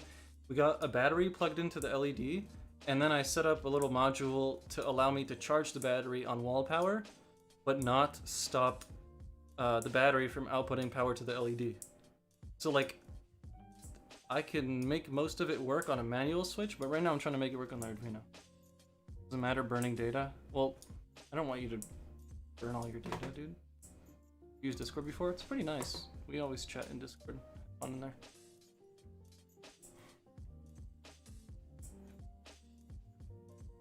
Yeah, Shama, I'm not sure, dude. Okay, alright. So, I have a pin on the board, number 6. The cable that comes out. And that cable touches another cable that's plugged into the 5V. Now when they're touching, it should be reading high. When they're not touching, it should be reading low. but it's not. It's just high always. But the thing is, if I go and switch this to low, is it gonna be your new blinder? No, it's gonna be a backyard light. Now let's switch it to low. So value equals low. Wait.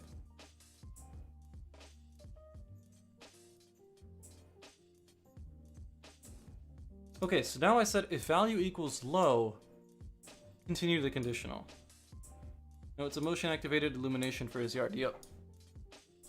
So you see what I'm saying, Shama? I put it is if value is equal to low, turn on the light. And then I did if value is equal to high, turn on the light, and they both fucking turn on the light. So how is one conditional getting multiple responses? How is value equaling high and low? Is it because it's jumping around?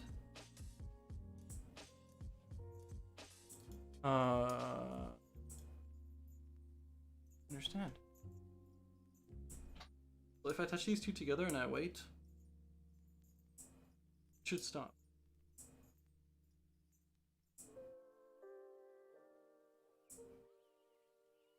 Maybe your circuits are wrong, but like the only thing that should matter is literally two cables. Like I could just do this and have it print out a line of code in the console. Like it's regardless of the LED. I'm just trying to make it know that when power goes to a pin, it should allow the conditional to continue. There's not much circuit there. And we know the LED works and the relay works and all that works. That's I guess that's where I'm stuck.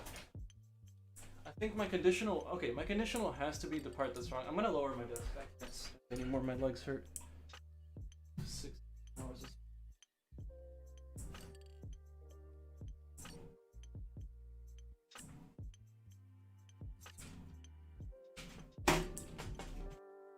Oh fuck.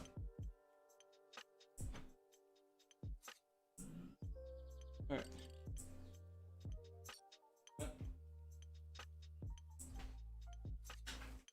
Something got hooked.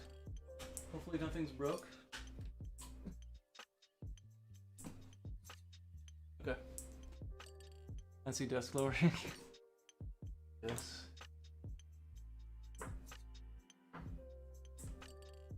Else statement? I shouldn't need one.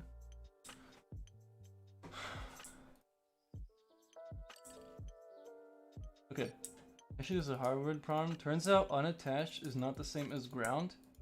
With nothing attached to the pin, it's a floating voltage that varies randomly. Ah! If you want to make sure it's low, attach a wire from the pin to ground. Pin to ground.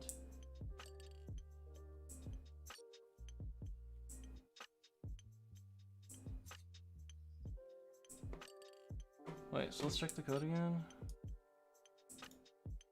I say if value is low, run this. Okay, so now if I say value is high, and put that up, it should stop. Mike, that noise we heard was your mic breaking? We can't hear you now? For real? Are you not grounding stuff? Everything's grounded, everything's like done.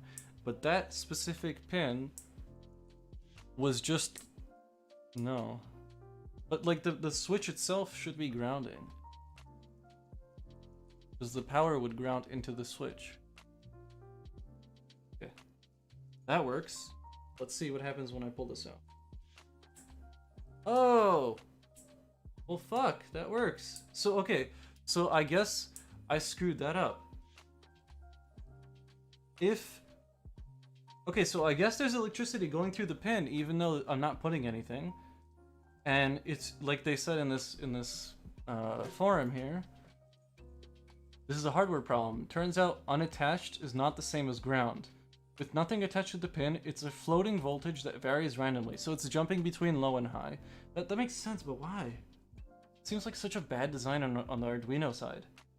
If you want to make sure it's low, attach a wire from the pin to the ground, which is what I just did. So now I'll just do that and I'll interrupt the ground. If you really want to see how it floats, try it on an analog pin, watch the value change as you move your hand closer and further away. hardware problems typical. Well, yeah, but doesn't that seem like dumb? Like, of course I should have checked that, but doesn't that seem dumb? If nothing's connected to the pin, it should not be receiving or outputting or anything power. It should just be dead. But not. But now that makes sense, because when we were surging that pin with like 5 volts, everything else was like flickering on and off. You guys remember that? Why does it float on and off? I think it's part of how it knows whether a thing is high or low. Yeah, so I had it query if it's high or low. The thing is, when there was nothing connected to the pin, it's, as it's saying here, was floating up and down, triggering high and triggering low within milliseconds, always keeping my system on. Now that I grounded, so now what I did was I took pin 6 and connected it to the ground port, and now it's constantly low, and I'm gonna splice in between that cable and put my switch. And my switch, when it's on, is gonna complete the circuit, and when it's off, it's not. And I think that would work. Let's think this through. Actually, let's think this through.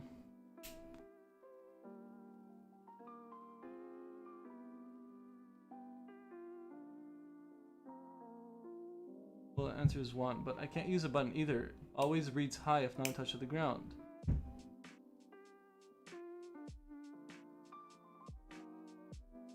Right, I think that ringing is the means by which the Arduino gets the answer to your query.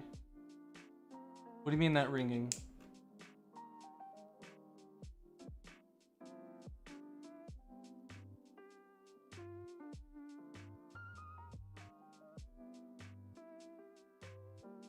When an Arduino pin is programmed to be an input pin, it is a high impedance load and it will draw almost no current. So with an external pull-down resistor, only current drawn from the ground through external pull resistor. Okay, that makes sense, but what do I do here? A convenient way to connect the switch is between an input pin and ground. Processor chip conveniently has a built-in pull-up resistors. Yeah, that's what I'm thinking. So if I do this, if I connect this to this, one pin on here. One sec, chat.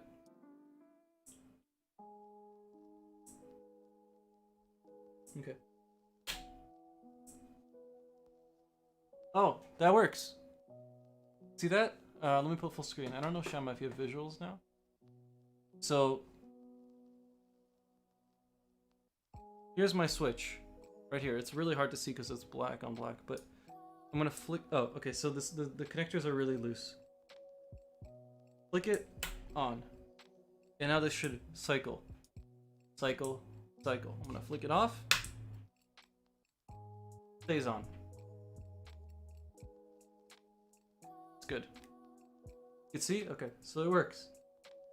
So we're good. We're good. That's frustrating, dude. That took like 45 minutes to an hour to figure out. Very frustrating. Grandma, I think you'd really like this though. Like the way it works is really freaking cool.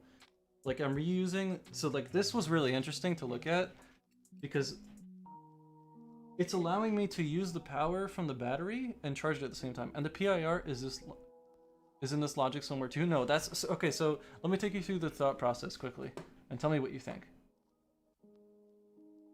So I'm gonna have a couple if statements and side if statements. It's not the cleanest solution, but I think right now it's the best solution.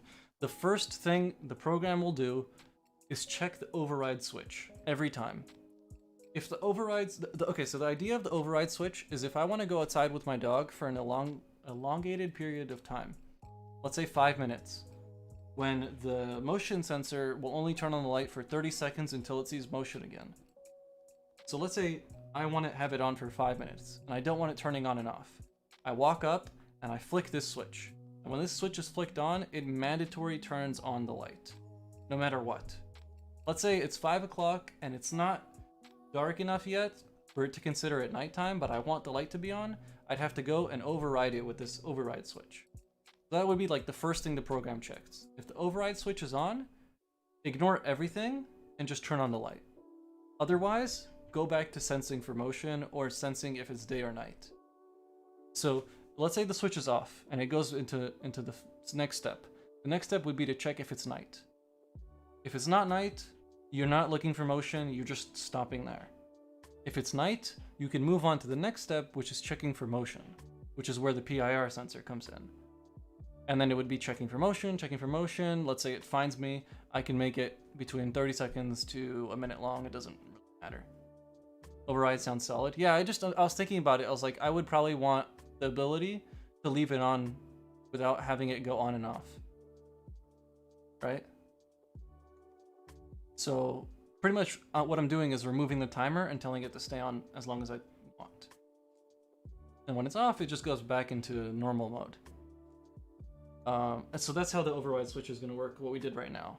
That's just going to wrap the whole program in a little big if statement, I guess.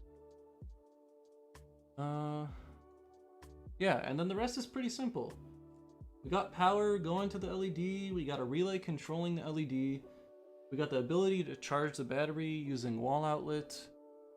The hardest part is probably going to be tucking all this in, and then on top of that, 3D printing a solution to make it weatherproof. I think instead of 3D printing a solution, which would be very expensive on materials and time, I think the best thing would be to find some kind of material that's very weatherproof that I can cover this with. I do have like very cheap like nylon. I don't know if it's nylon. It's like this plastic material that won't melt under under like the heat of the sun, but it would melt under like fire or something, but it's pretty good. And then I could put that, so like that would protect against water and stuff. And then on top of that, I was thinking about aluminum foil. I think aluminum foil would actually be really good because it would just reflect the light off of it, not allowing this to overheat and explode the battery or something. But I'm not sure if that's the solution. When your lamp is illuminated, what is the status of your photoresistor bit? Will you have to worry about this? So after the override switch is checked and it sees that it's not on, it's gonna look at the photoresistor and it's gonna check a certain light rating that I'll decide. And if it's daylight, it's gonna activate on the outside, like a visual thing. It's gonna activate this yellow LED, and I'll know when I walk up to it, if the yellow LED is on, it doesn't consider this light nighttime yet. If the blue LED is on, that means it's nighttime and it's looking for motion. And then I guess I can add a third LED that will be used for letting me know if the motion system's on or the override is on or something like that. I'm gonna have a couple status LEDs just so that I can figure out if anything's going wrong without having to like take it apart and bring it back inside every time, you know?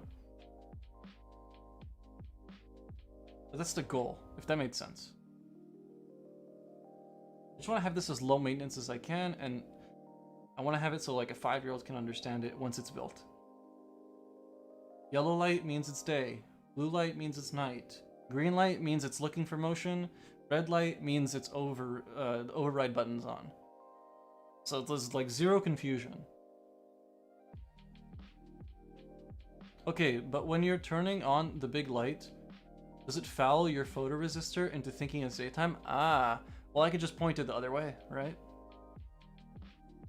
And since it's outside, trees and things don't reflect that much light. But that is a good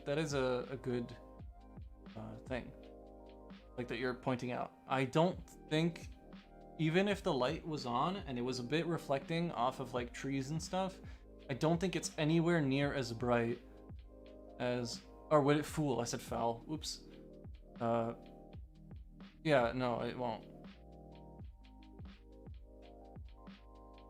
At least we're gonna have to test that, but it shouldn't, because the photoresistor is so small I can tuck it anywhere. Either I'd put it on top of the, so I have a couple ways I can mount this. I think I'm gonna mount it, I'm not sure actually. I want to mount it horizontally or vertically, but either way, I'm going to make it so I can change it. You know?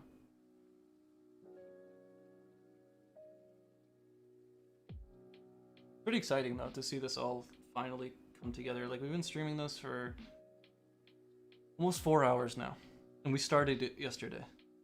Like this is like about 6 hours put together right now. Barely any of the more complex stuff. Yeah. You make nano leaves? Yeah, that'd be pretty easy. 3D print, very thin white layer, put some LEDs inside, make a couple of them, put them all into an Arduino. Easy peasy. Maybe that could be a video. Make your own nano leaves for $20. 6 hours, I think, yeah. Now you guys understand why it takes so long for this. Versus like just making a YouTube video and talking about something that would take less time.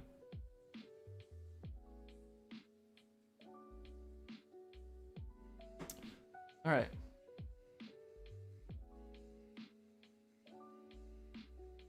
Gosh, I'm glad it's all coming together. Yeah, dude, this is so awesome. Stuff is really cool. Like, I wish I got into this earlier. Like, now if I switch this off, boom, starts flickering again. Switch this back on, stays on. Boom. Now leaves light up when you get a kill streak on a game. Yeah, you can go crazy with that part. So now we're gonna switch it to the value is low, I think. Wait, no. Value is high. Turn it on, and then if else.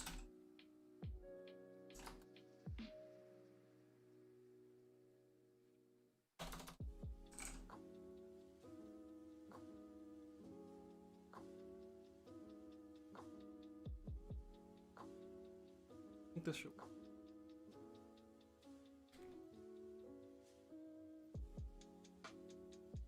Upload it one more time. I don't think I uploaded. Somebody got to get Mike some alligator clips so he doesn't have to use hockey tape. Dude, hockey tape works well. And I don't know what alligator clips would do. Like, I'm trying to protect, like, I used a shit ton of hockey tape on this, so I would never touch it because it's in a good position right now, so never touch it. Alright, so let's try.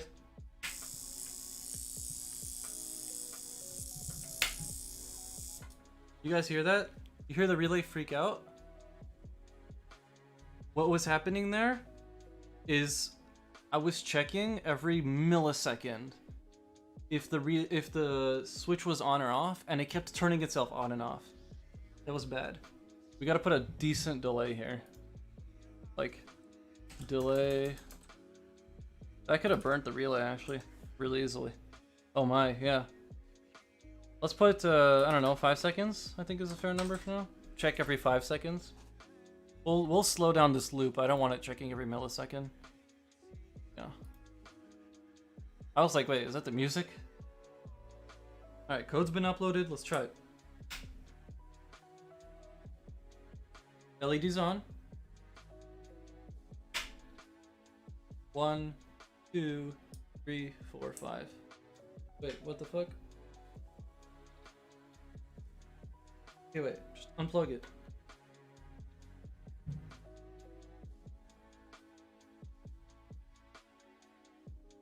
One thing to sell the switch. I don't know if they'd actually care.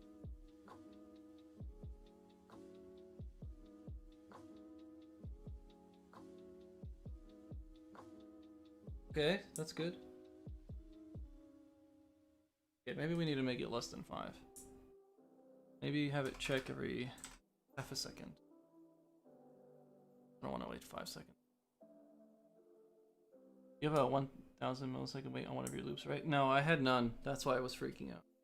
Now I have half a millisecond. So if I do.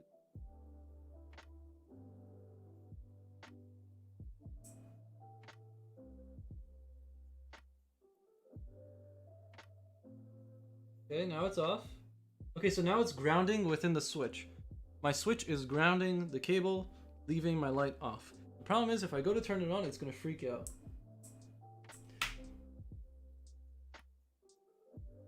Now it should stay on for more than 5 seconds. Just indefinitely. And if I switch it off, it'll freak out for a sec.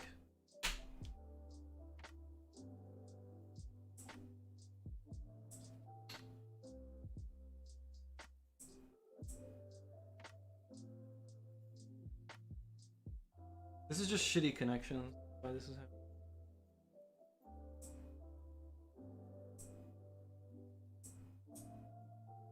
Okay, so this is inconsistency in voltage. There we go. So this is just bad connections. I can see it happening down here. What I'll need to do is get those connectors.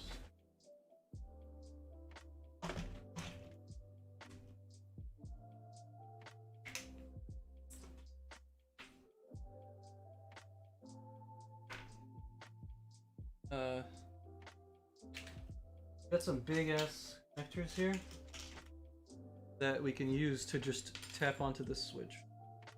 Only problem is these are so goddamn tight that I've had to use a knife all day to loosen them. Where's the knife? Knife. Hello?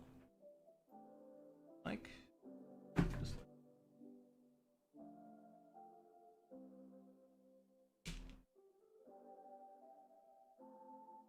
If connectors? Yeah, dude, I bought like a cheap shit kit on Amazon. You're still online? What's up? What's up, Anthony? Yeah, dude, we just ran into an issue for like 1.5 hours, I think. Maybe more. Or maybe less than that. We figured it out. Pretty much, don't believe logic. Just test everything. If connector, oh boy, yeah, so like, the connector metal is decent, Shama, but the plastic around the connectors are really bad. So when you crimp it, the plastic just breaks, and now you have no more protection on the cable. It's just exposed. You know what? Does that make sense? If you know what crimping is, then it would make sense. Crimping is just the process of like squeezing the metal over the wire. So like now, it's still fucking.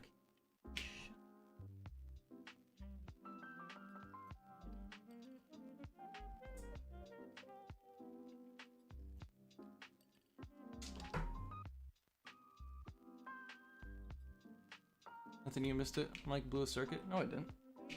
What? Oh. He's...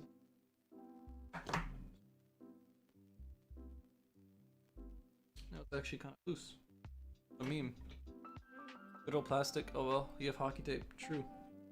Actually, I'll probably end up just glue gunning everything, just to keep it good under temperature. Yeah, that works. Good. The one thing I have found is if you assume 1 + 1 in logic, then it'll turn out to be false. Yeah, pretty much. We had nothing connected to a pin, yet it was saying that it had high power and low power at the same time.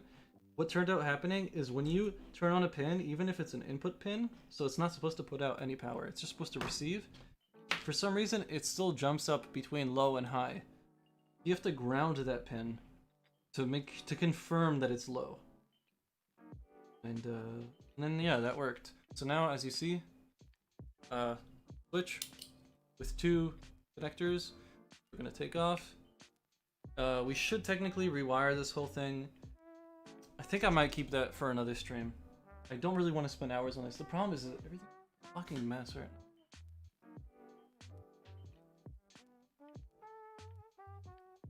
Whatever, let's just do it.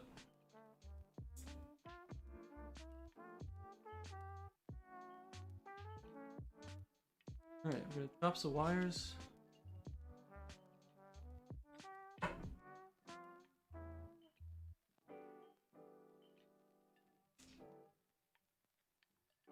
Like, actually no, I don't want to do that right now because I don't know the length I want to keep this at. Right? I have to measure what length I want the switch to be from the light when I make the final product. So we don't want to do this yet. But we know this works. So we can skip on to the next part. Wait, so right now technically the light should be on, right? Because there's no grounded cable. Or do I have to ground it for it to turn on? Wait.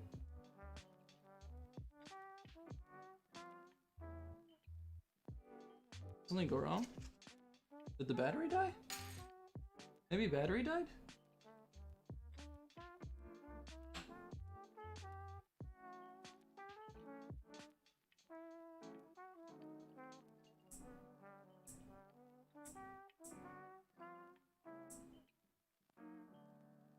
No, we're good. No ground, the pin you're sensing is just floating. Yep, exactly. That we didn't know at the time. So sadly, that was, yeah. I'll have to clip that and roast you for it. Yeah, it didn't happen. It didn't blow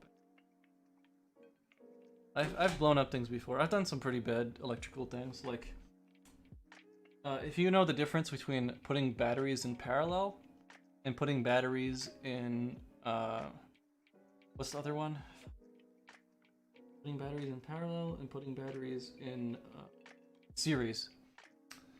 Pretty much one way you can stack voltages, and the other way you can stack amps, if that's the right wording. So I had an electric bicycle. Not electric bicycle, electric motorcycle. It's like a tiny, like, kid's toy. In linear, sorry. Linear and series, I think are the two words. And, pretty much what I did was, I kept the amount of voltages at the same limit, but I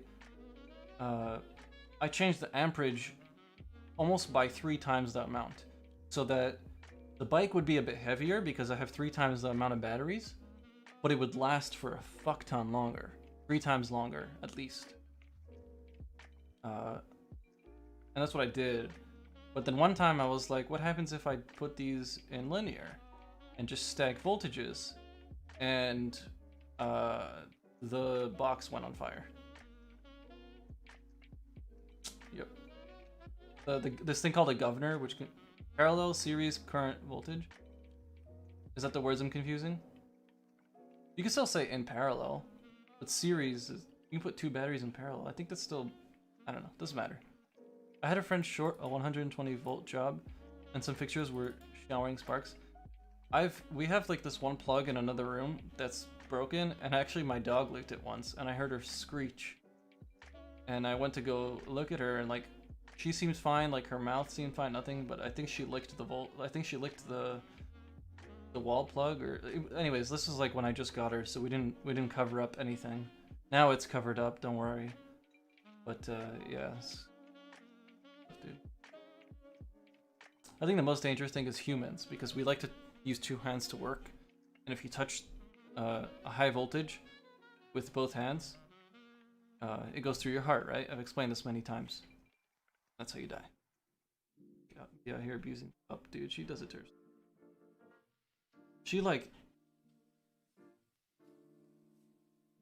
She does dumb shit, dude, and I just let her do it because she learns from her own. True, and also because humans are stupid, true. But she learns on her own, like, I don't try and, like, stop her from doing things, like, what's... example? Oh yeah, so, like, I used to let her off leash a lot, and she would, break the rules, right? I tell her, stay between the backyard, do whatever you want, but when I call you, you come to me. When I say the word come, you come and you sit in front of me, no matter what. I don't care if there's another dog, I don't care if there's a squirrel, nothing. And she was pretty good with it for a while, but then as she got older, she started to think, I'll do things on my own terms.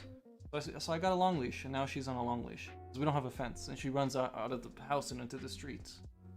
But at first she was really good. And with the long leash, obviously if you run after a squirrel and you run at a leash, you're gonna get fucking yanked back, because the leash is tied to a tree, and you're not pulling a tree. And at first I'd try and teach her that. I tried to show her that there's a limit of range, but she wouldn't learn. And one day she saw a squirrel, and she ran at full fucking speed. This is a 70-pound German Shepherd, and the leash ran at a slack, and she got flipped backwards, and she probably hurt herself. And ever since, she knows exactly where the leash ends. Like, you just gotta let them make mistakes. It's like kids, dude. If the kid's not gonna listen to you that the oven's hot, let him touch it. Let him fucking hurt himself, and he's never gonna do it again. Like, this might be a really weird story, but I went to my cousin's house once in another country, and they left me with their young, like 4-year-old brother. It was just me and the 4-year-old brother, and he went to the bathroom, and I didn't think about it. And then he kept calling me like there was an issue. So like I went to go check on him, make sure everything okay. I thought like something really bad happened, and he goes like, I don't know how to wipe my butt. And just like, you figured out. He fucking learned. They couldn't teach him.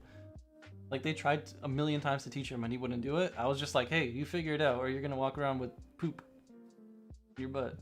Hey, you figured it out. Like, I don't know, dude. People just figure out things by making mistakes. It's a weird example, but it works. I have a cat and you can't train it. Okay, but it's a cat, dude. That's like trying to train your car to just learn to drive on its own. Not gonna happen. Wish people would let me learn stuff on my own when I was younger. Yeah, true.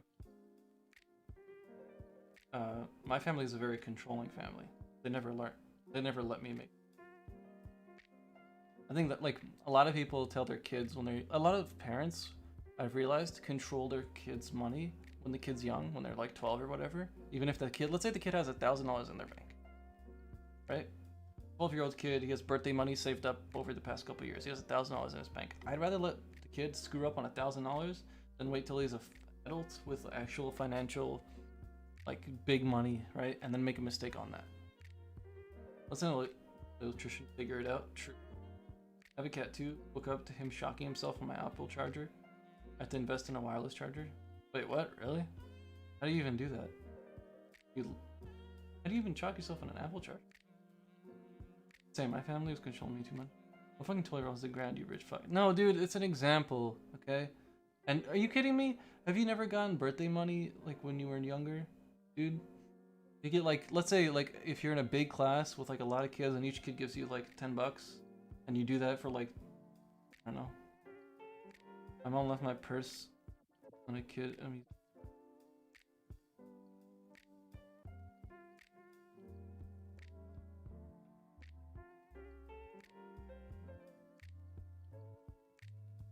it's not hard to save money when you're not spending money.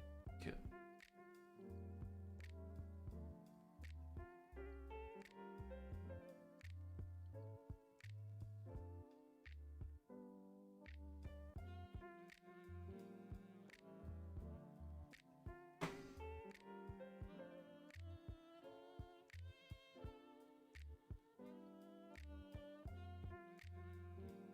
The grand as a kid. I mean, that's just a number, guys, and it's definitely doable if you think about it.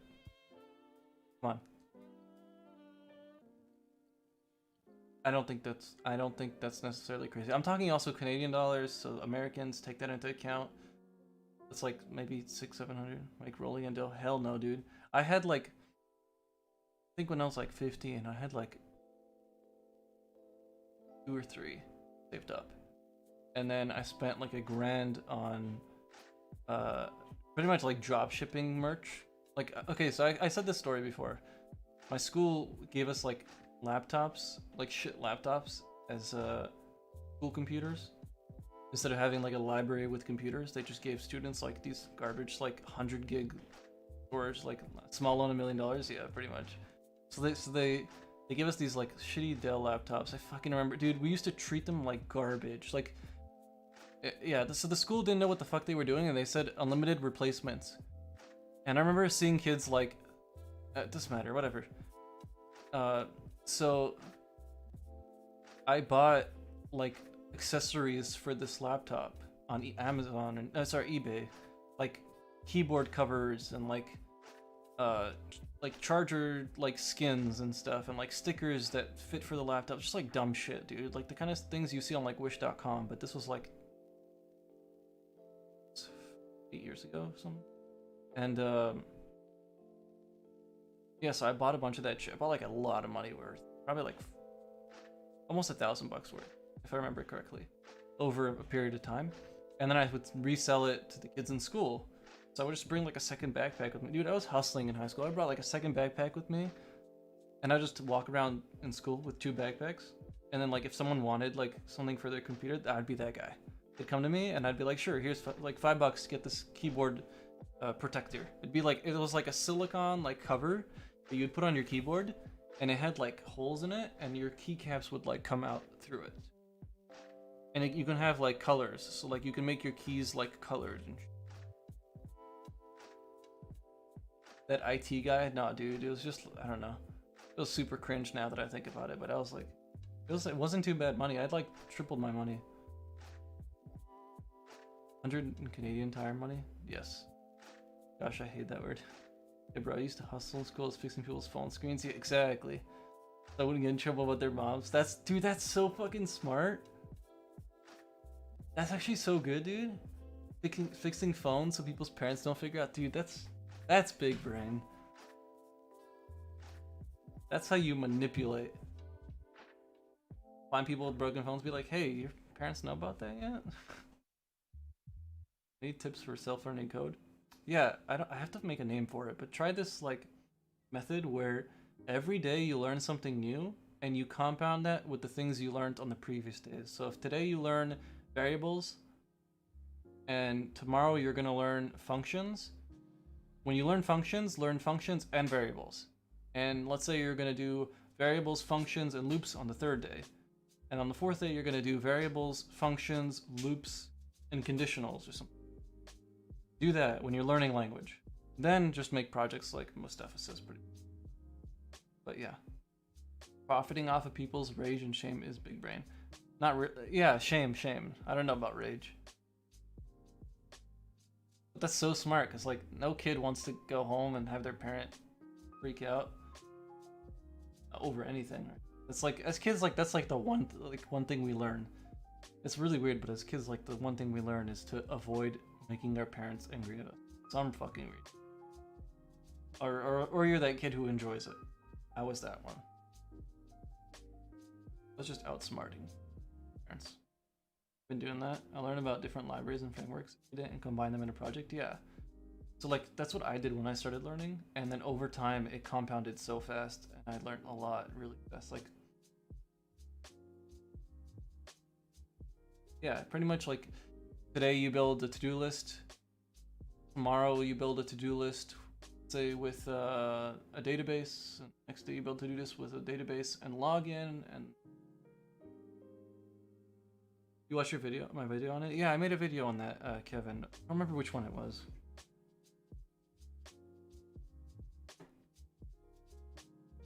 The Logic phone repair kiosk in town gets a majority of its business from people throwing their phones in rage. Really?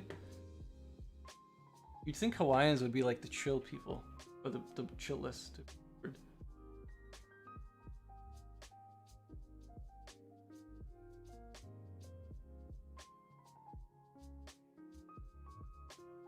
This one, I think. Whoa.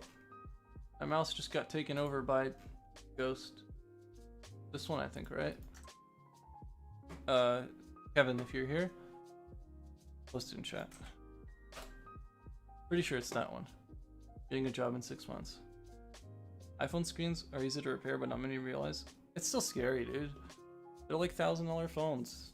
Scary thing to just touch it. Like this was kind of scary for me. This is like an $80 light. No? Thank you. Never rich side, so if I broke something, I had to learn how to fix it or go without. Yeah, it's interesting, like the difference between rich and one country to another. Like when Josh made that video, 100K isn't a lot of money. He was talking about in San Francisco stuff, and then people in chat were like, "Dude, I live in Croatia, and $100,000 is like billionaire status." Like people just refuse to understand the fact, like the idea of cost of living, right? Like $50,000 where I live is not the best, but you move out an hour from where I live, out of the city, and it's a lot of money. Depending on where you live, people like don't understand that. Like I wouldn't say $1,000 is a lot of money for like a 15-year-old to have here. Like you usually can get that if you're a popular kid and you have like birthday parties and people bring money at the birthday parties. You can do that pretty easily. I never did that. I told people like, don't bring me money and I won't bring you money. Like it's a dumb fucking thing. You, like I'm not giving you $50 for not dying this year on your 15th birthday. I don't give a fuck. I've always said that. Because people send money to their families overseas. That's still weird. I do know people like that though. Like, I remember, like one dude I knew who had a family in India. He was like a caretaker for a family member, and he worked here, making mid-level money here, like not even that much. But the money he sent back there, they were living like kings, his family, you know. But he was never with his family, so trade off. Like his wife and his son and everything, they were like in the best schools, and they had like a really nice house, and he bought his son like a scooter to take to school and go back, and like things that a lot of people can't afford back there. The story is very common. Yeah, I think that's how a lot of people do it in the US. They send one family member over and they work, I think it's like 5 years or whatever, and get their green card, and then get their citizenship or whatever, and then once they do that, they can apply for their family's green card. That's what some of my family's done. Because that's in the US, it's a lot easier for you to get a visa if you get sponsored by a family member. But the problem is it has to be an immediate family member. So like the dad will go here.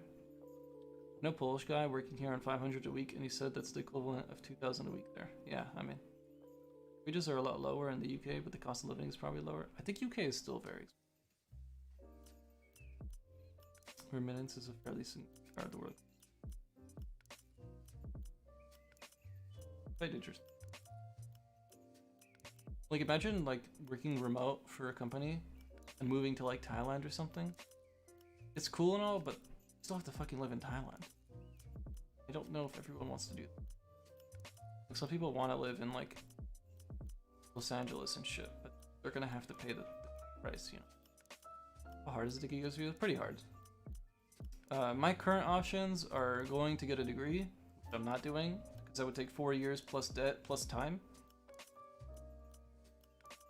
Or to make a lot of money in Canada, between 100,000 and 500,000, and then just opening a business in the US and being like, hey look government, I'm bringing money from Canada to the US, so you should sponsor me so I can continue to do that.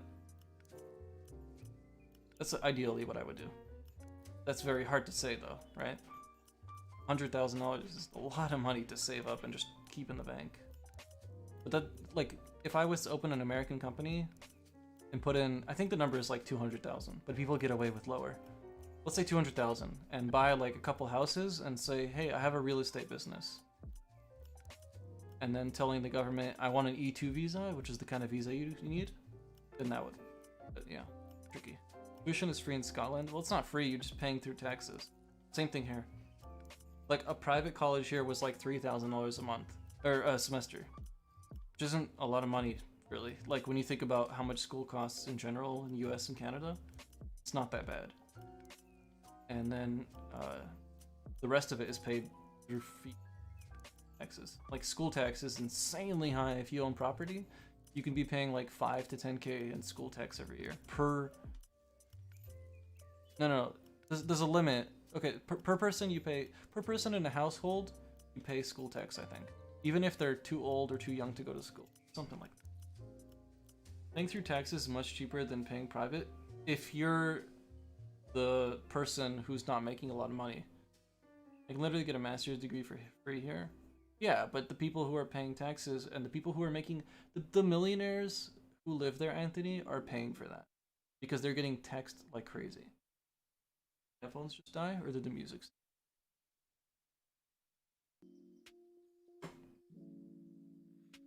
That's why it's bad to be rich in Canada, good to be rich in the US. Good to be poor in Canada. Because you'll get everything paid through taxes that you're not really paying. Like I made, in 2019, I made under the limit of where I have to pay income tax. So I actually got a refund. I actually made more money by not making enough money. It was really weird. And I was still able to business expense thing and then get that tax return.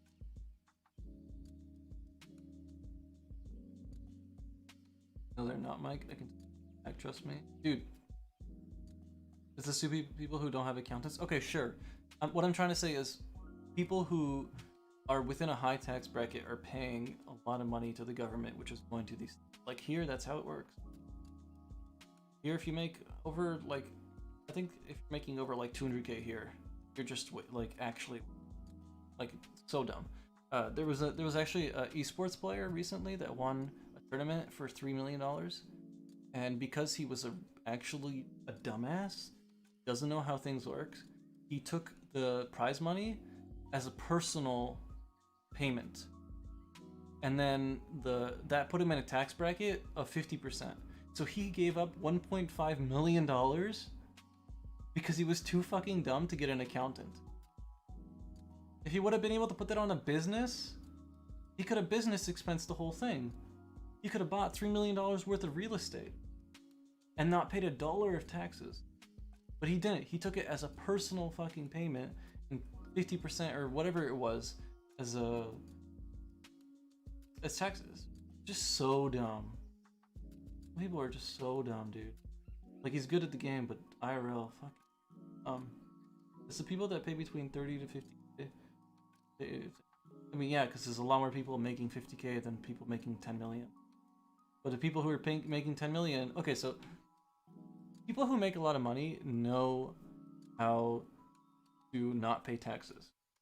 Like, ideally, what I'm gonna do is every dollar I make, I'm gonna spend and not save anything. But I'm not gonna spend it on dumb shit, things that will return money, and just keep, like Walmart just recently, I think past couple months or years, made its first like actual profit. Because what happens is Walmart opens one store, makes enough to open 2 stores. So they put all that money they made this year into that second store and business expenses. So they don't pay any taxes. But now they have 2 stores. And they keep doing that and compounding that. And, you know, now Walmart's in every fucking street in the US and Canada. And now that they can't literally open any more stores, now they're starting to make profit, but that profit is going to get taxed. I'm sure it's more complicated than that, but that's like the idea. Thoughts on Masters in AI? I mean, if you want. I'm just not interested in the time you gotta spend for it to make a certain amount of money. Masters in Tech would be nice, but they won't give you extra money for it unless you demonstrate your skills. Why does it matter? Like, I don't know. Anyone above 100K pays fuck all taxes here? Probably because they know how to do it right. In Ireland, it's very easy to... I mean, it's not hard. You just business expense. Why you know PhD? Who? Did I miss a comment? Oh, I did. Why you know PhD? Me? Why would I do that, dude? That sounds terrible. All those years going to school, having to live in this city, spending a bunch of money on living expenses. PhD is a meme unless you want a specific type of job at a company. That's it.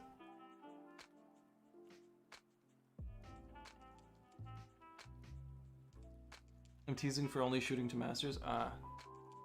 Yeah. I don't know, dude. I'm just not interested in school. So boring. My dad has a PhD, but he's a doctor. Yeah, okay, so that makes sense. Makes sense, dude. Right? Doctor in certain fields, like, that makes sense. Right? Because we want him to have a PhD. We don't want him to have a, you know, nothing. But I don't... Very easy to avoid paying taxes. Once you know the tax code. Well, okay. People who make enough money... Okay, people who make over 100K usually are smarter. Or at least have a better idea of how finances work. When you're making 30K and you're spending 30K a year just to live, right? You're living paycheck by check. You don't pay attention to these things. It's a total different mindset. That's like the whole idea of money not solving happiness. Like, the stress from money, it blocks everything else. Like, you can be happy and poor, but it's very difficult because you have the stress of money blocking in any fucking emotions. There was like a whole thing on it. I don't remember it exactly. I read it in one of those psychology books that I tell you guys about often. It's very interesting stuff. I was also like reading a book recently about manipulation in marketing and sales, and it's actually super fucking interesting. Like things that we know, but we don't actually think about it. Like they have like 3 water bottles, a small, a medium, and a super large one. Small is $3.50, the medium is $4, and the large is $4.50. And the large is like 4 times the size of the medium and 8 times the size of the small, or something stupid like that. So that makes it seem like the biggest one is the best deal, but really what they're doing is overpricing the small bottles to make the big one seem like a good. But they do this, and we fall for it, all of us. My uncle owns a family trust, and he can donate 40% of his income to the trust. This is a deductible charitable donation. Yeah, that's crazy. His son is the trustee of the trust. No bias with the trustee. Typical folks who go up to school extra long, get a PhD, end up being researchers and teachers. Not exactly, dude. That's what I was saying earlier, Shama. I said that, literally said that earlier. I said that the teachers in my high school who were actually like really good, like okay, smart in school, like masters and whatever, all stagnated in their field because they spent so much time getting theoretical knowledge and not practical experience. For a lot of research job in textbooks. Like, I don't know. I would hate to do that, dude. That's just me. Like, some people want to do that. I don't. It is very specific, yeah.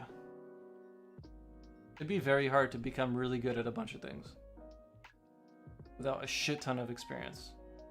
I have to go, getting late here. Thanks for the stream. Thanks for being here, Driz. I'll probably end soon. Like, I'd rather be okay at everything than really amazing at like.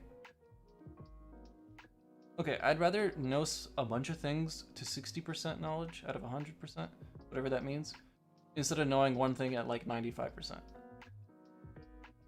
Or I'd rather know a couple things at like 80%. Or a generalist instead of a specificist. Personally, I'm only going to college because I'm interested in learning. Yeah, you see, like, I think that's a much better reason than going to college so that you get a job because of your degree. Because that's the reality that people get hit with only 4 years after. Only. Because that's when they start applying to jobs, and jobs are like, yeah, we don't care that you have a degree. Everyone else has one too. You're not special. Fuck off. It's literally what happens. Alright guys, let's make this motion sensor work. Let's make this all work, and then we'll end the stream, and I guess we have to fucking do a part 3 tomorrow. Yeah, I'm finishing. I have a business opportunity set up for me out of college regardless of it. Oh, that's pretty cool. And aren't you also doing like some projects? Rather be known a rough tech discovery. Run through research. That'd be life fulfilling. I mean, I can't understand that. For me, I'm like, fuck that. That sounds boring as hell. I don't want to know. I don't want to be known. I don't care. Other than like, okay, I want to have a brand so I can leverage that to get to my goals. But if I can just do something and make a shit ton of money doing it and not be known, like that's cool with me too. Imagine being the next Hedy Lamarr. I don't even know. I don't know who that is. I just want it. Goes well. Looking forward to projects. Take care, guys. Thanks for being here, guys. Appreciate it. This is the first time I'm out streaming my viewers. Imagine being Elon Musk. I don't know, dude. Like, Elon Musk without the fame and stuff would be cool too. But it's fine with the I don't know. I want to be known, but I want to agree. You know, be part of the break. He was a movie star who invented spread spectrum. Damn. No, dude, I just want to make dumb projects. I want to go with the Michael Reeves route, but I want to be more educational. Like, Michael Reeves is really funny and all, and that's great. And I think that's why he does really well. But I'd love to get more educational. Like, Shama helped me get started off on this stuff. And, like, I brought over... So I have more mechanical knowledge than hardware specific. And then I learned software. And now I'm putting them together. And that's where, like, Shama helped me out with some... But, I think, like, this stuff isn't too complicated. Just people are nervous and scared to get into it. And I'd love to make stuff about, like, learning how to do this. Like, I think you guys get an idea of how this all works now after seeing me do it.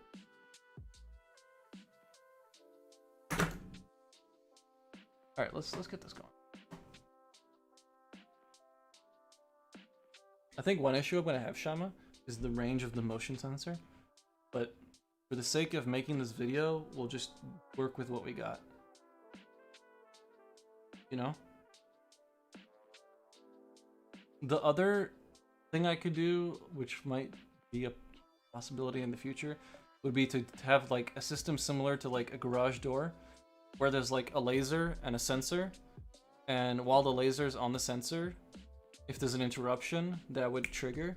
So like having a laser at one part of the backyard, aiming at the sensor with the light at the other side, and if you cross the laser, it would know.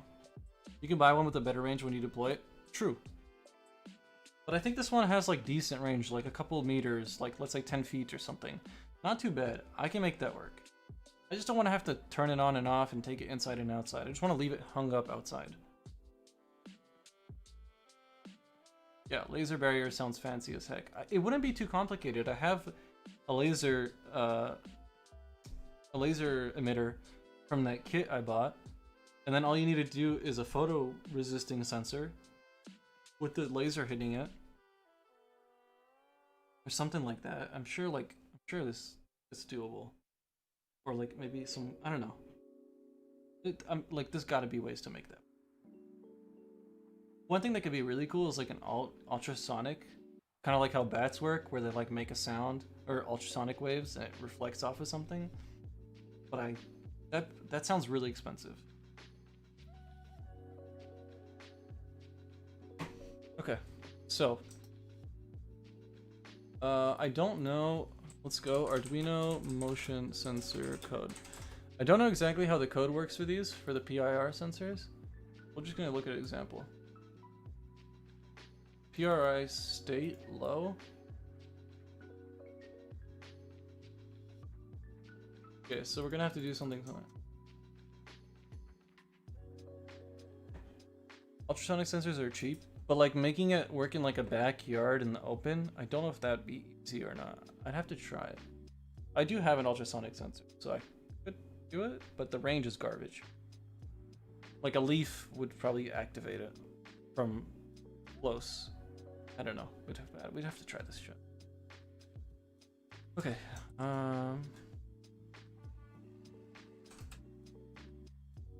So one thing we want to do quickly. It doesn't have to be if you place it at your door. Yeah, but the light is going to be on the other side of the backyard. What's brought you to this whole field? When I was younger, I did this stuff, and then when I got older, I learned to code, and now I'm like, wait, these things intertwine.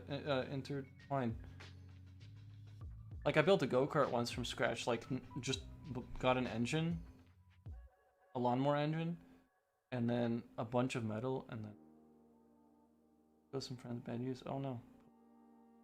Thanks for being here. Yeah, I just bought like aluminum piping and got an engine and just put it all together with like tires and stuff and made a go-kart out of it. And then I was like, this shit's fucking awesome. And then I did that electric scooter thing and blew it up. Then I bought a used ATV for $300. This thing could do like 30 miles an hour maybe, so like 50 kilometers an hour. And I took that and then I worked on that. I don't know, I just like figured it out, I guess, by ruining a bunch of, like, I ruined that ATV so badly.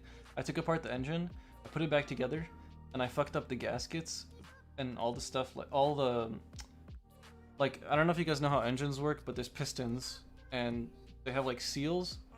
Make sure like when there's an explosion of gas, it stays within the piston and pushes the piston up and down. I fucked up that seal, I guess is the word, and like they're called O-rings. I don't know another way of saying it. Anyways, I fucked it up and I blew up the engine. I was riding it, and then out of nowhere, a loud ass bang and just so much smoke that it felt like you were sitting in a sauna, and it smelled really bad. And I blew up that. I don't know. Just buy like cheap ass vehicles and play with them. Then over time, I figured.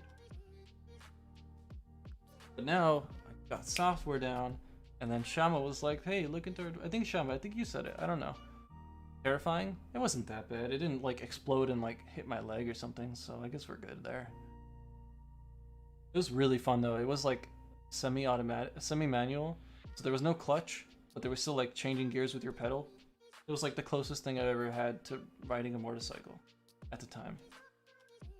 Because I really want to get a motorcycle even now. Yeah, I'm ranting at this point. Let's get this done.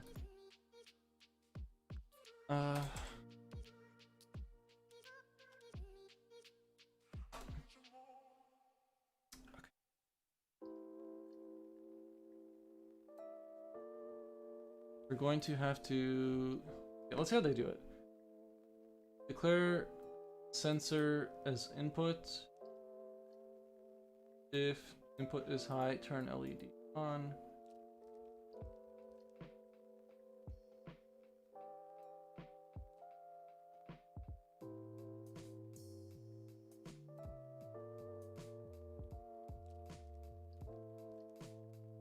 Okay, so all we want to do is this part right here. If motion detected, we'll do like a minute timer or something. Or we'll do a second in this case, or 5 seconds or something. I don't know. Let's copy this.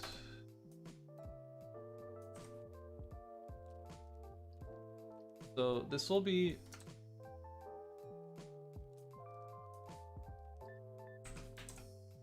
override switch. That's our override switch. We'll ignore it for now, and we'll just go straight to this. Val motion.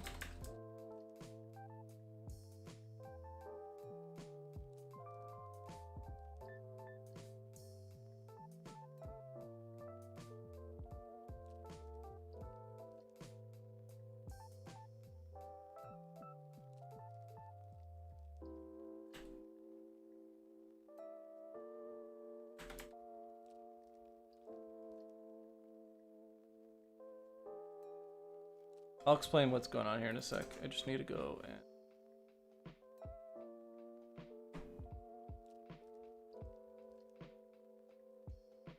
this. What pin was it? Input pin, motion sensor pin was 5. Alright, save. Oh shit. Input pin, motion sensor.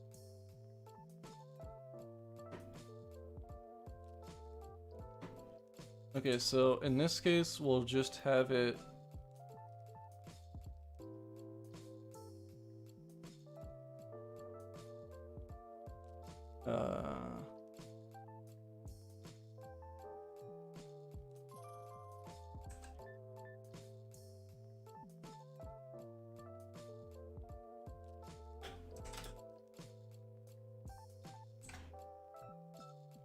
okay. See if it works. Compiling and uploading. Oh.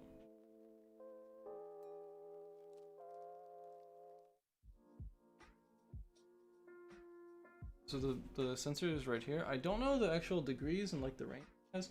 I know it has like sensitivity dials. So let's mess with those for a second.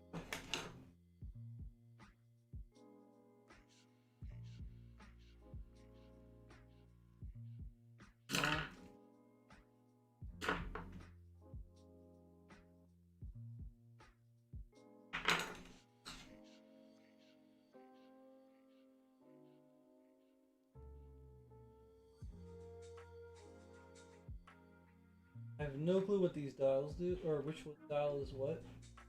Probably look it up. Probably be the responsible.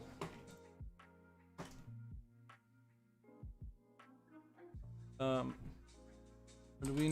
PIR sensor sensitivity dials.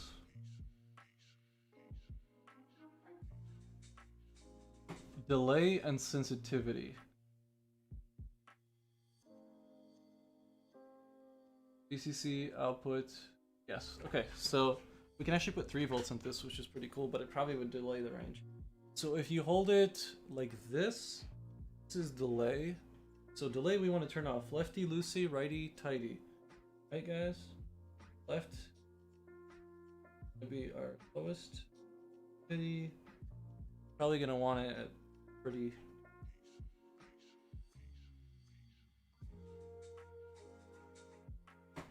Go back to Arduino code quickly.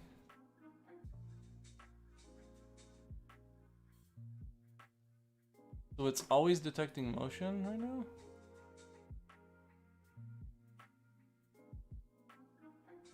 Oh? Oh. So it's right now always detecting motion. That's not good. Unless something's wrong in the code, which we're gonna have to figure out. Maybe, Sham, am I doing this wrong? Like, would the PIR sense anything? Range? Am I in range of it? I don't know. I'm just using this big light to tell us if it's on or off, just because that would be easiest.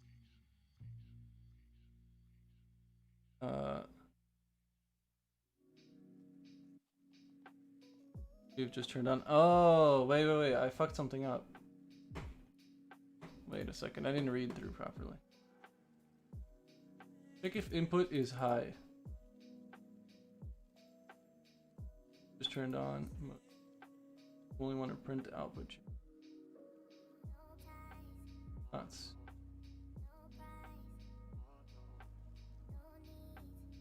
Okay, let's just do it the way they do it.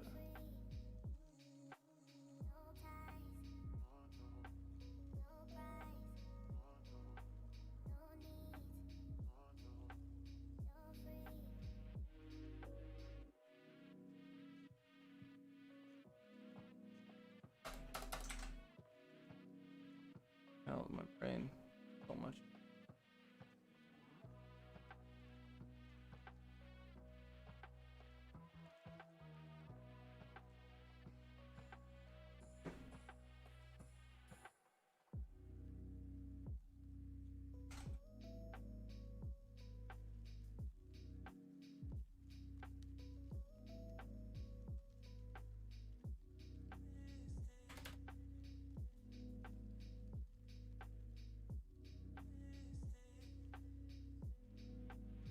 Oops.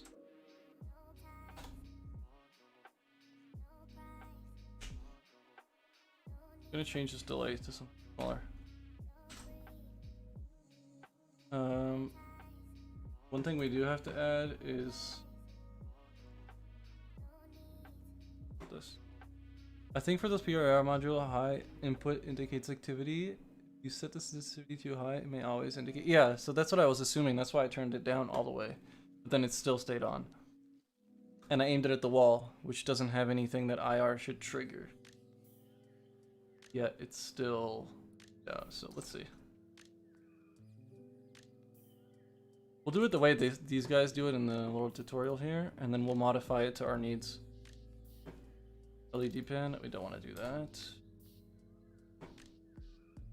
These guys like turn on an LED pin, which we don't want to do. Oh wait, you know what? That's where we would put this.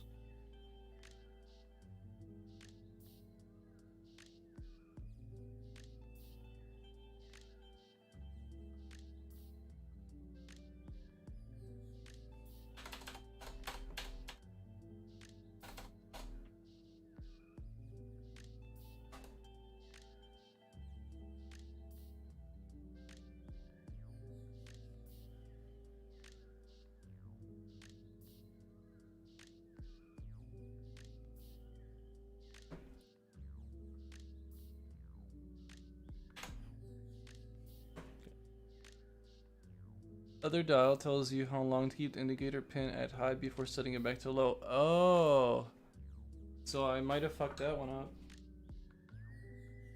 I thought it was a delay, like, general. Let's put them both at medium then. Put them both at medium, middle, and just adjust them from there. Nothing should trigger it right now. There is no motion. Module can be used to control device without an MCU. Oh.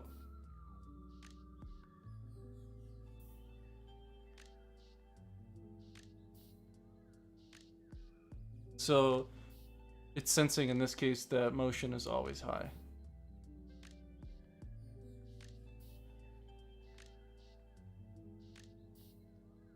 So either we gotta adjust it. Make this.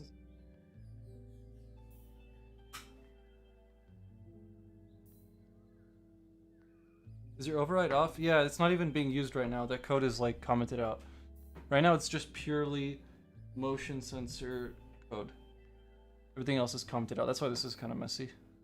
So what it's doing is it's checking the motion sensor input every 200 milliseconds. If it's equal to high, then turn the light, the big light here under my desk, or under me, turn it on. And then if motion detected.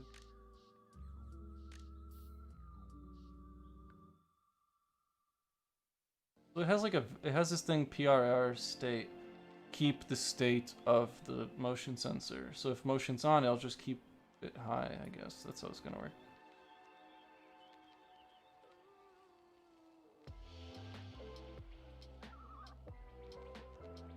Oh yeah, you could do it, like you said, they say here, you could do it without a micro controller.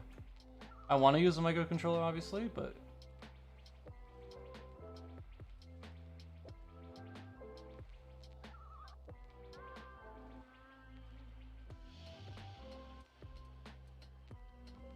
input PIR is pin. Oh, it's pin 5. Am I using the wrong pin? Motion sensor 5? No, it's right pin. This is killing my brain.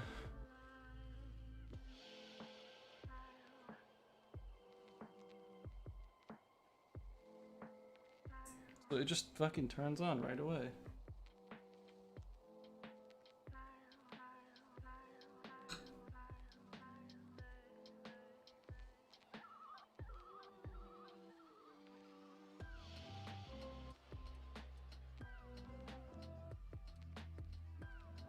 Like, I'll aim it away and move. Technically, it should turn off the LED right now. And then when I move my hand in front of it, it should turn it back on.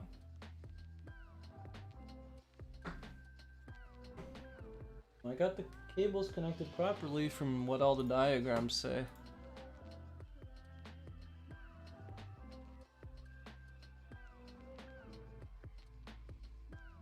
Thing, sensitivity, and time delay. Yep.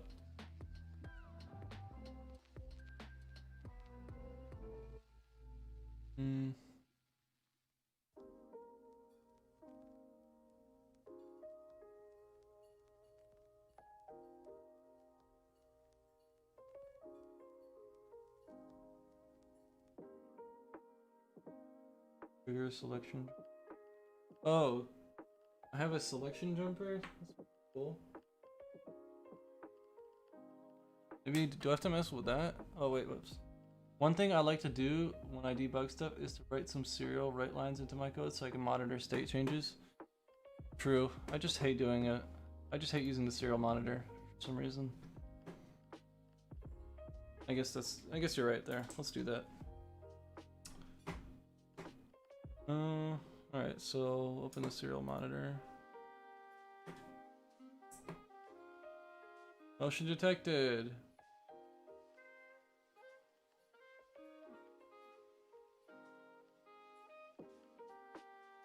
Moving my hand in front of the sensor. So it says it once and then it stops. It says it once. Should be looping and saying it indefinitely. Maybe this delay is fucking it up.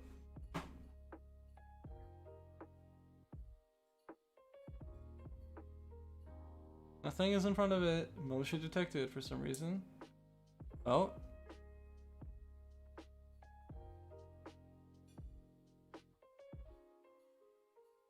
So it turned off for a second, then it came back on. When I got rid of my delay. I had a delay in there on purpose. Right now the loop is not being delayed at all. So I was worried about the relay freaking out. Maybe this delay is.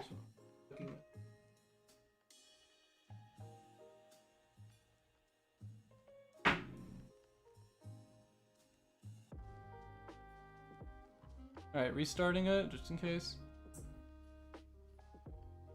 Clear chat.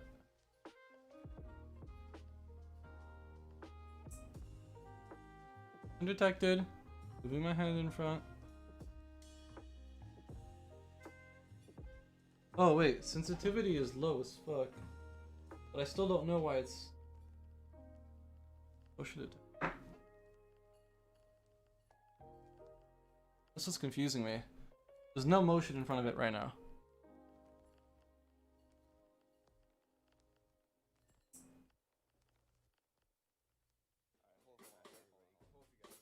Putting my hand around it. Still not. It got activated twice. Once when I turned it on. So here. Restarting it, I'm not moving.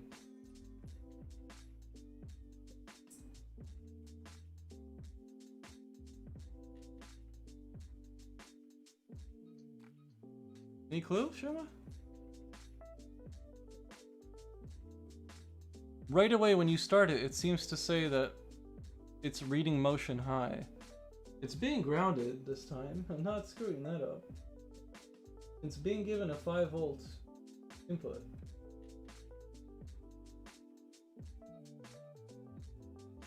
I don't know what to do with the dials. Right now they're on... Right now they're both on like... Are you set in retriggable mode? How do I know if I'm set in Maybe not. Is that done on the PIR sensor or is that done in the code? I just don't know what I'm doing with these dials, like I'm playing with them.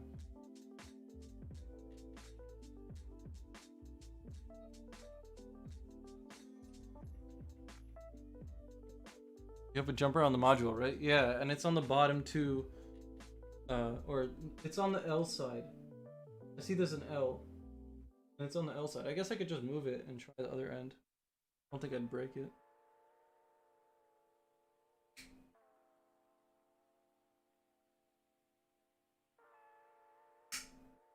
Oh, I almost broke it. Dead.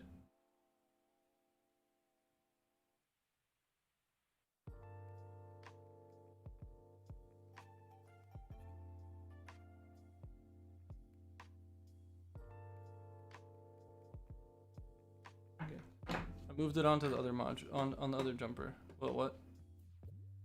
But we're good now, we're good now. Restarting it?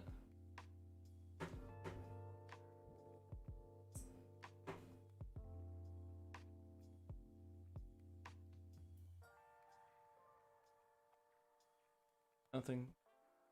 Yeah, I gotta research. Search what? Oh, here. Clockwise or right, increase delay. Fully right, the delay will be approximately 5 minutes. Yeah, okay. So I have it fully left. Counterclockwise or left decreases delay. Fully left, the delay will be approximately 3 seconds. Yes. So I literally hook onto it, move it as far as I can left.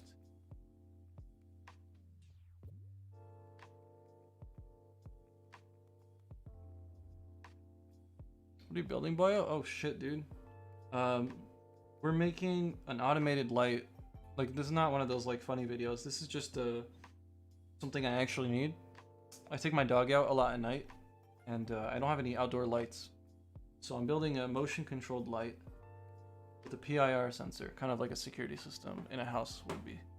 Only thing is we're trying to do the PIR sensor stuff, but it's not working. Out quickly. Article looks pretty cool, but it's sending me to 404.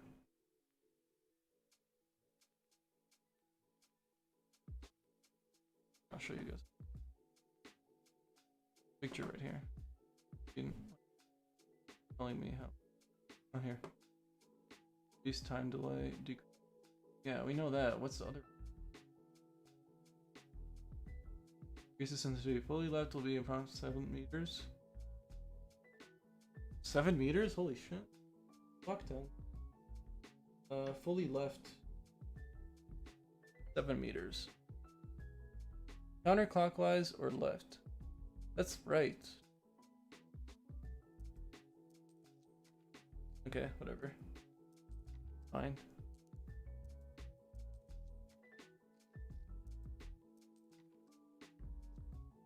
Any clock.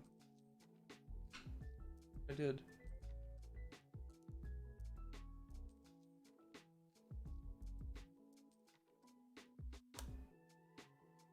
Counterclockwise or left? Yeah, 7 meters, 5 meters. We did that. Shama, do I move the jumper back over? What are your thoughts on that?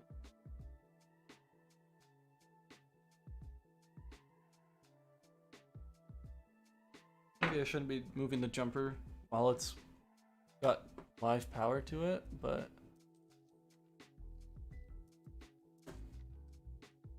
Okay, let's see if we can get now... Here. Normal mode, re-triggering mode. Re-triggering mode happens like this. Okay, so now we're on re-triggering mode. We were originally.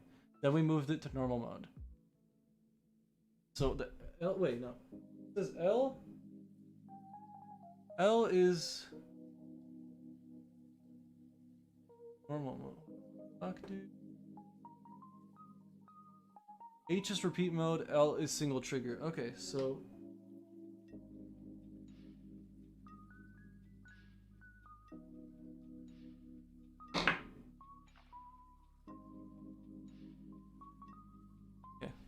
I don't know, honestly, I gotta read the datasheet on the cycle modes because I can't describe them. Well, this picture right here says that I am now on repeat trigger. And then we fix the dials, so technically right now I should have repeat trigger within 3 seconds on 7 meters. That's the math right there. Or sorry, the fact right there. Let's check. 7 meters would be fucking great, dude. Oh?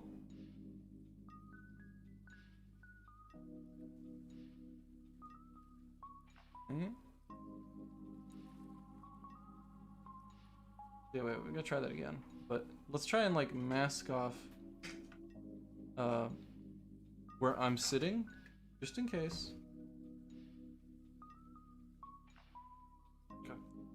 So on the camera, the sensor is right over this box. Okay, so it's triggering itself. It has nothing to trigger off of. Let's see. PIR sensor triggering without motion. Weird shit, dude.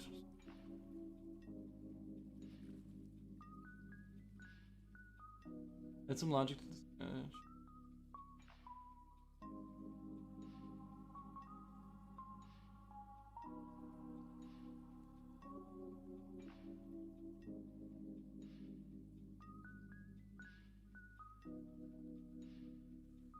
It's a...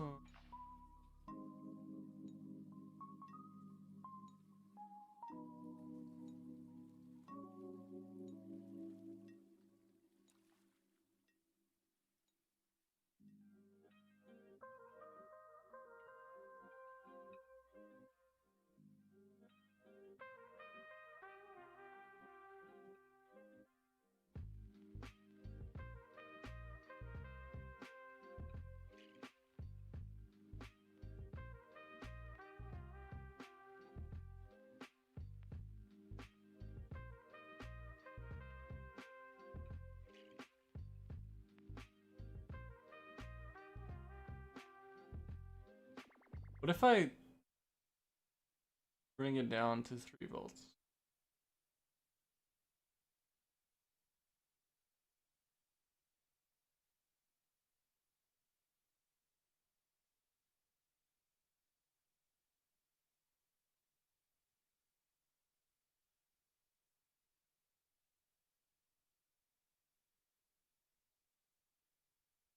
Unless it's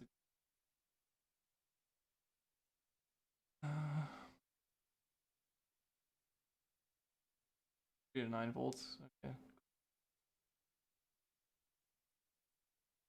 Wait, what?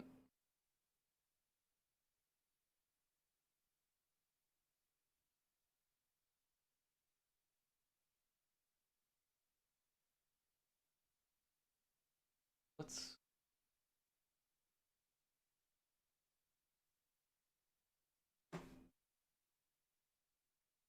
Head off bed. Good night. Thanks for being here, dude.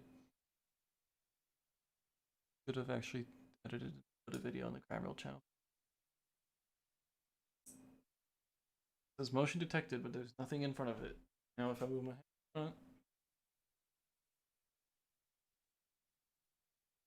nothing. It's not re-triggering.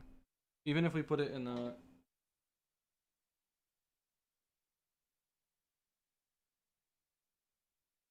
the single trigger position, maybe it's swapped for some reason on this model, but it shouldn't be.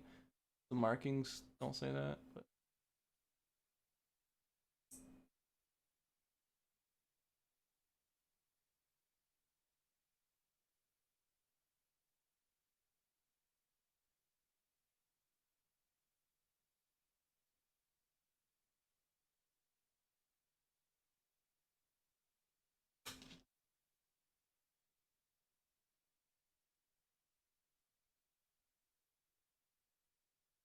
I mean, you still there? Any clue?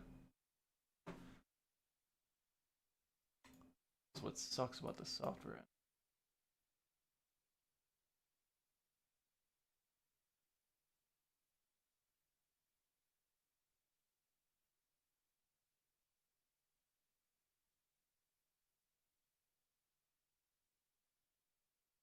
I don't understand why it's activated.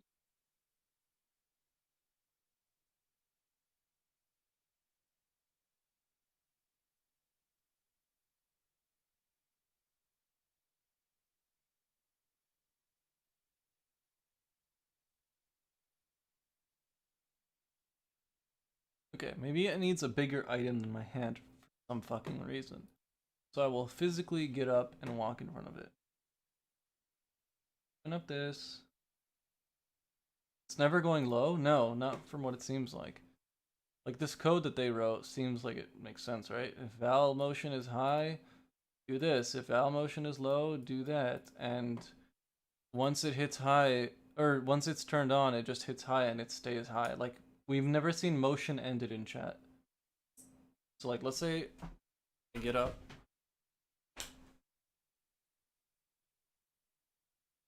Walk past it.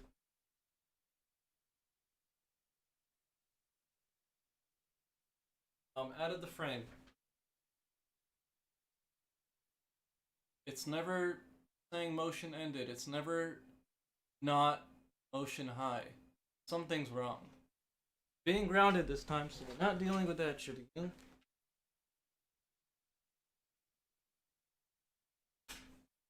Not sure.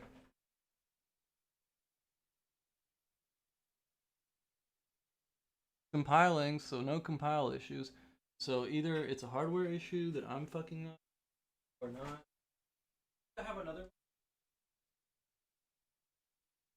I have another one, so maybe let's test the other one and see. Let's just head. Doubt it, but let's try.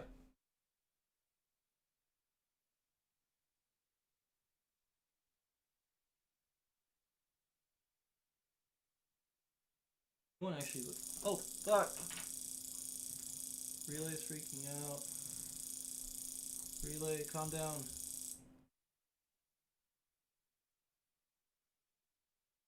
I love it.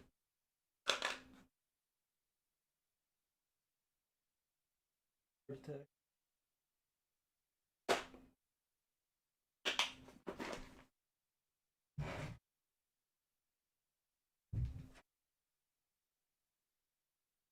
I wonder if it has to warm up. You think so? Is that how it works? I thought it just has two sensors and it. Sensitivity all the way up. Sorry, sensitivity timer. Sensitivity all the way up. Timer all the way down.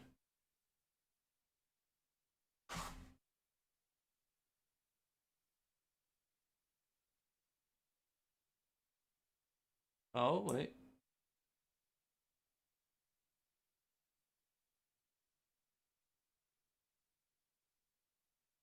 Wait. It said motion ended in chat. Oh, that's when I unplugged it. And you're set to re-triggering? Yeah. Okay, so you know when I unplugged it and it freaked out for a sec? It was jumping between motion detected and motion ended. So the code is working. When it's not motion high, when it's, well, sorry, when the value it's returning isn't high, it's sometimes like low is working. So I think this is a hardware issue. I mean, it's set to re-triggering according to every document we've seen. There's L and there's H. H is re-triggering, L is not. On H right now. Like, I don't know how that could be.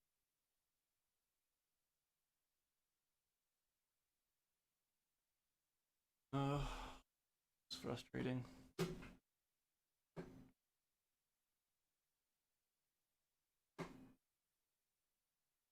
The pin isn't connected to anything that will require loans can change randomly, yes.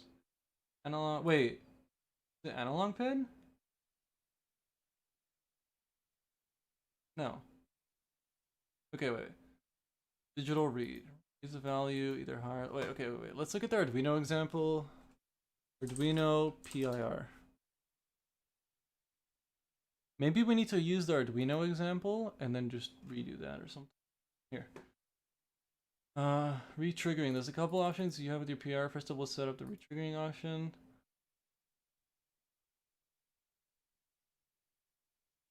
Position is shown below.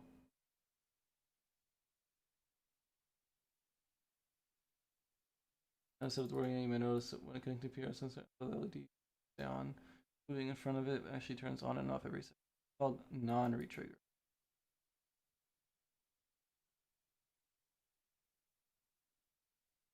Now change it to H. If you set up the test, you'll notice the LED now does stay on the entire time something is moving. It's called retriggering. Graphs are above the sheet that kind of changing sensitivity.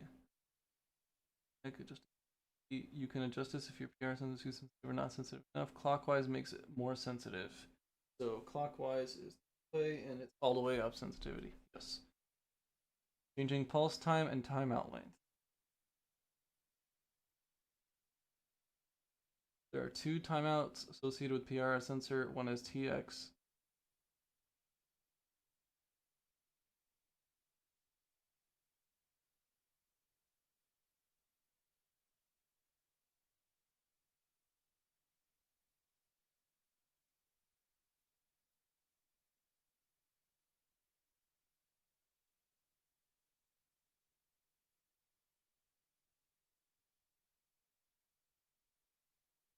Okay, here's what we're gonna do.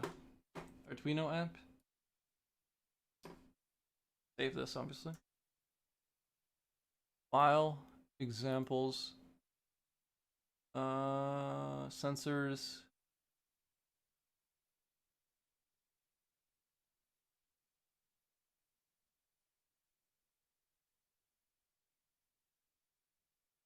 Go through the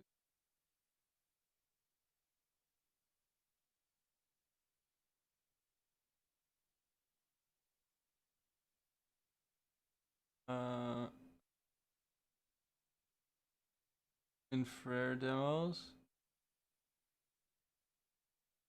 PIR sensor. Where the fuck is it? Stepper motor? No, no. No, robot, no. ADA, no, I already.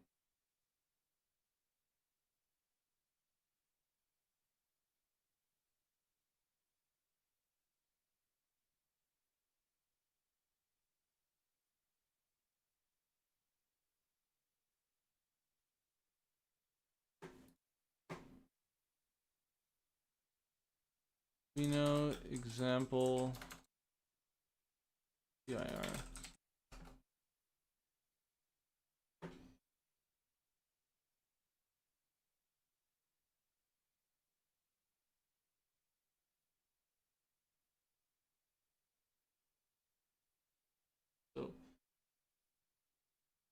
This one is saying power output ground. We're doing the other way around. Maybe this is set up wrong? I doubt it.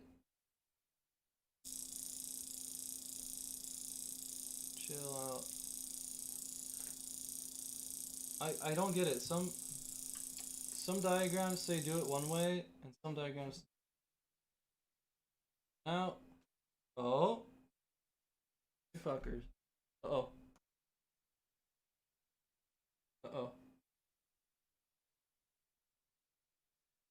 No smoke. Thing seems to be burnt.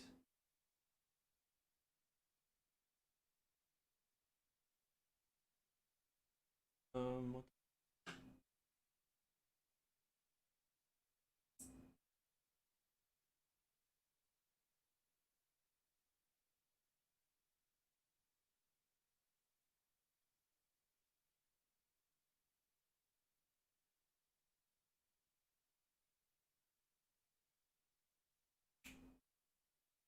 Fine. So now I changed it so that the ground and power are swapped. Because here they're doing it this way. They're doing it so that this how the magic smoke out of it? No, there was no magic smoke. That's what's bothering me. How is it? Okay. So now it's working.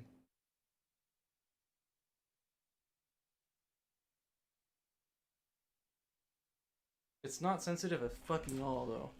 But it's on full sensitivity. So is that just because it's trash? If I swap this. Move out of the way.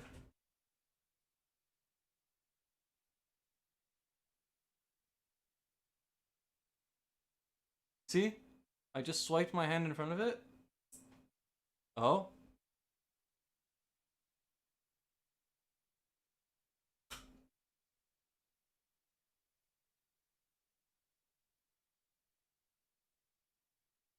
Yikes. Okay, so it's working, but my hand has to be literally a foot in front of it. I think it does take some time to warm up after you power it up. Are you sure about that? I mean, I get it, but like, two things I'm thinking about is why is this not burnt right now? Because we put power into the ground and ground power.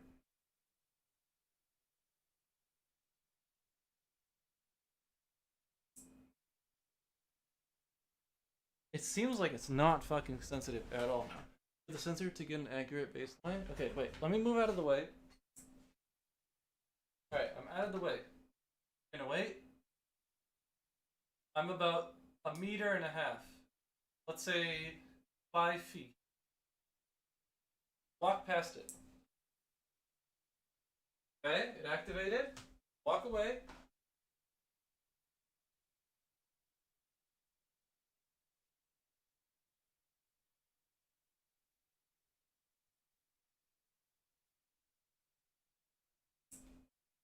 Okay, so I walked past it and I came back and then it activated. I'm gonna set it up. Hopefully you can hear me well, Shama. Input leads into a 3-volt regulator. Yeah, that actually does make sense because I saw that. What I'm gonna do is I'm gonna block it off and I'm gonna walk out of its vision and we'll see if it's just a delay. Right now it's on, walking out of its vision. Oh? Oh?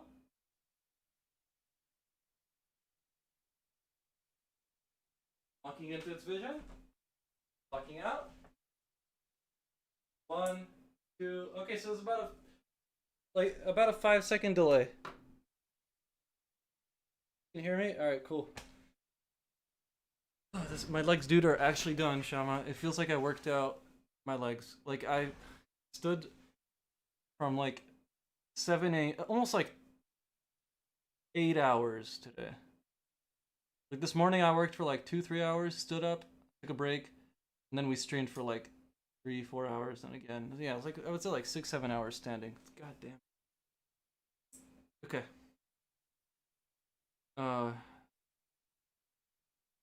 Yeah, so it seems like it's working now. Thanks for sticking it out with me, dude. If I can do your emo IRL, I would. I guess I can. Just put my arms. Hopefully you're not burning too much internet.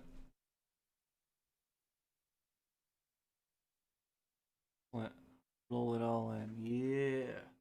So, okay, so we got motion sensor working. We got the light working. The last thing would be to get the LEDs and the photoresistor working, but I think that I'm going to leave for tomorrow when I finish this project. Because I'm done right now, mentally, physically. Gotta clean up my room and then put this on the side and make sure that no one ruins it. Working. Yeah. Appreciate whoever is still here and stuck it out with me. It's a 5-hour stream today. Holy shit.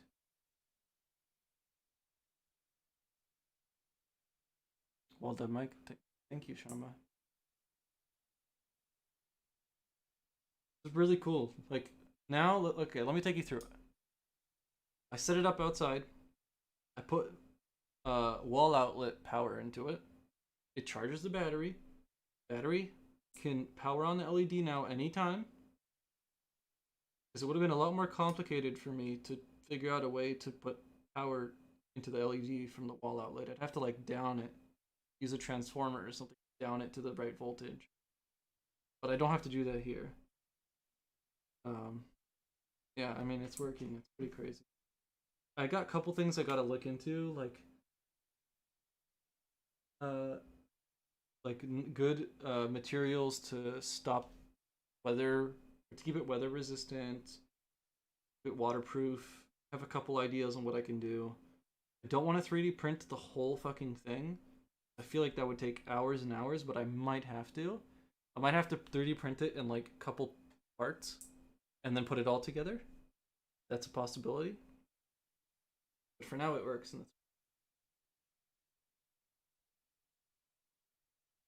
alright, well, Shama, I appreciate you being here. Anyone who's still here, I appreciate you guys being here. I'm gonna end the stream. It's over.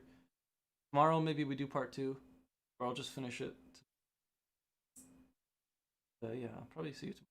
Shove the whole thing in an acrylic tube. You know what I do have, dude? I have like a full pipe of PVC that I can actually use for this. And this hot glue tape, oh fuck yeah, bud. That's what we're doing. PVC. And then we'll make a little door where you can modify. Oh yeah, dude. All right, I gotta go look at that actually before it gets late. All right, Chama, thanks for being here.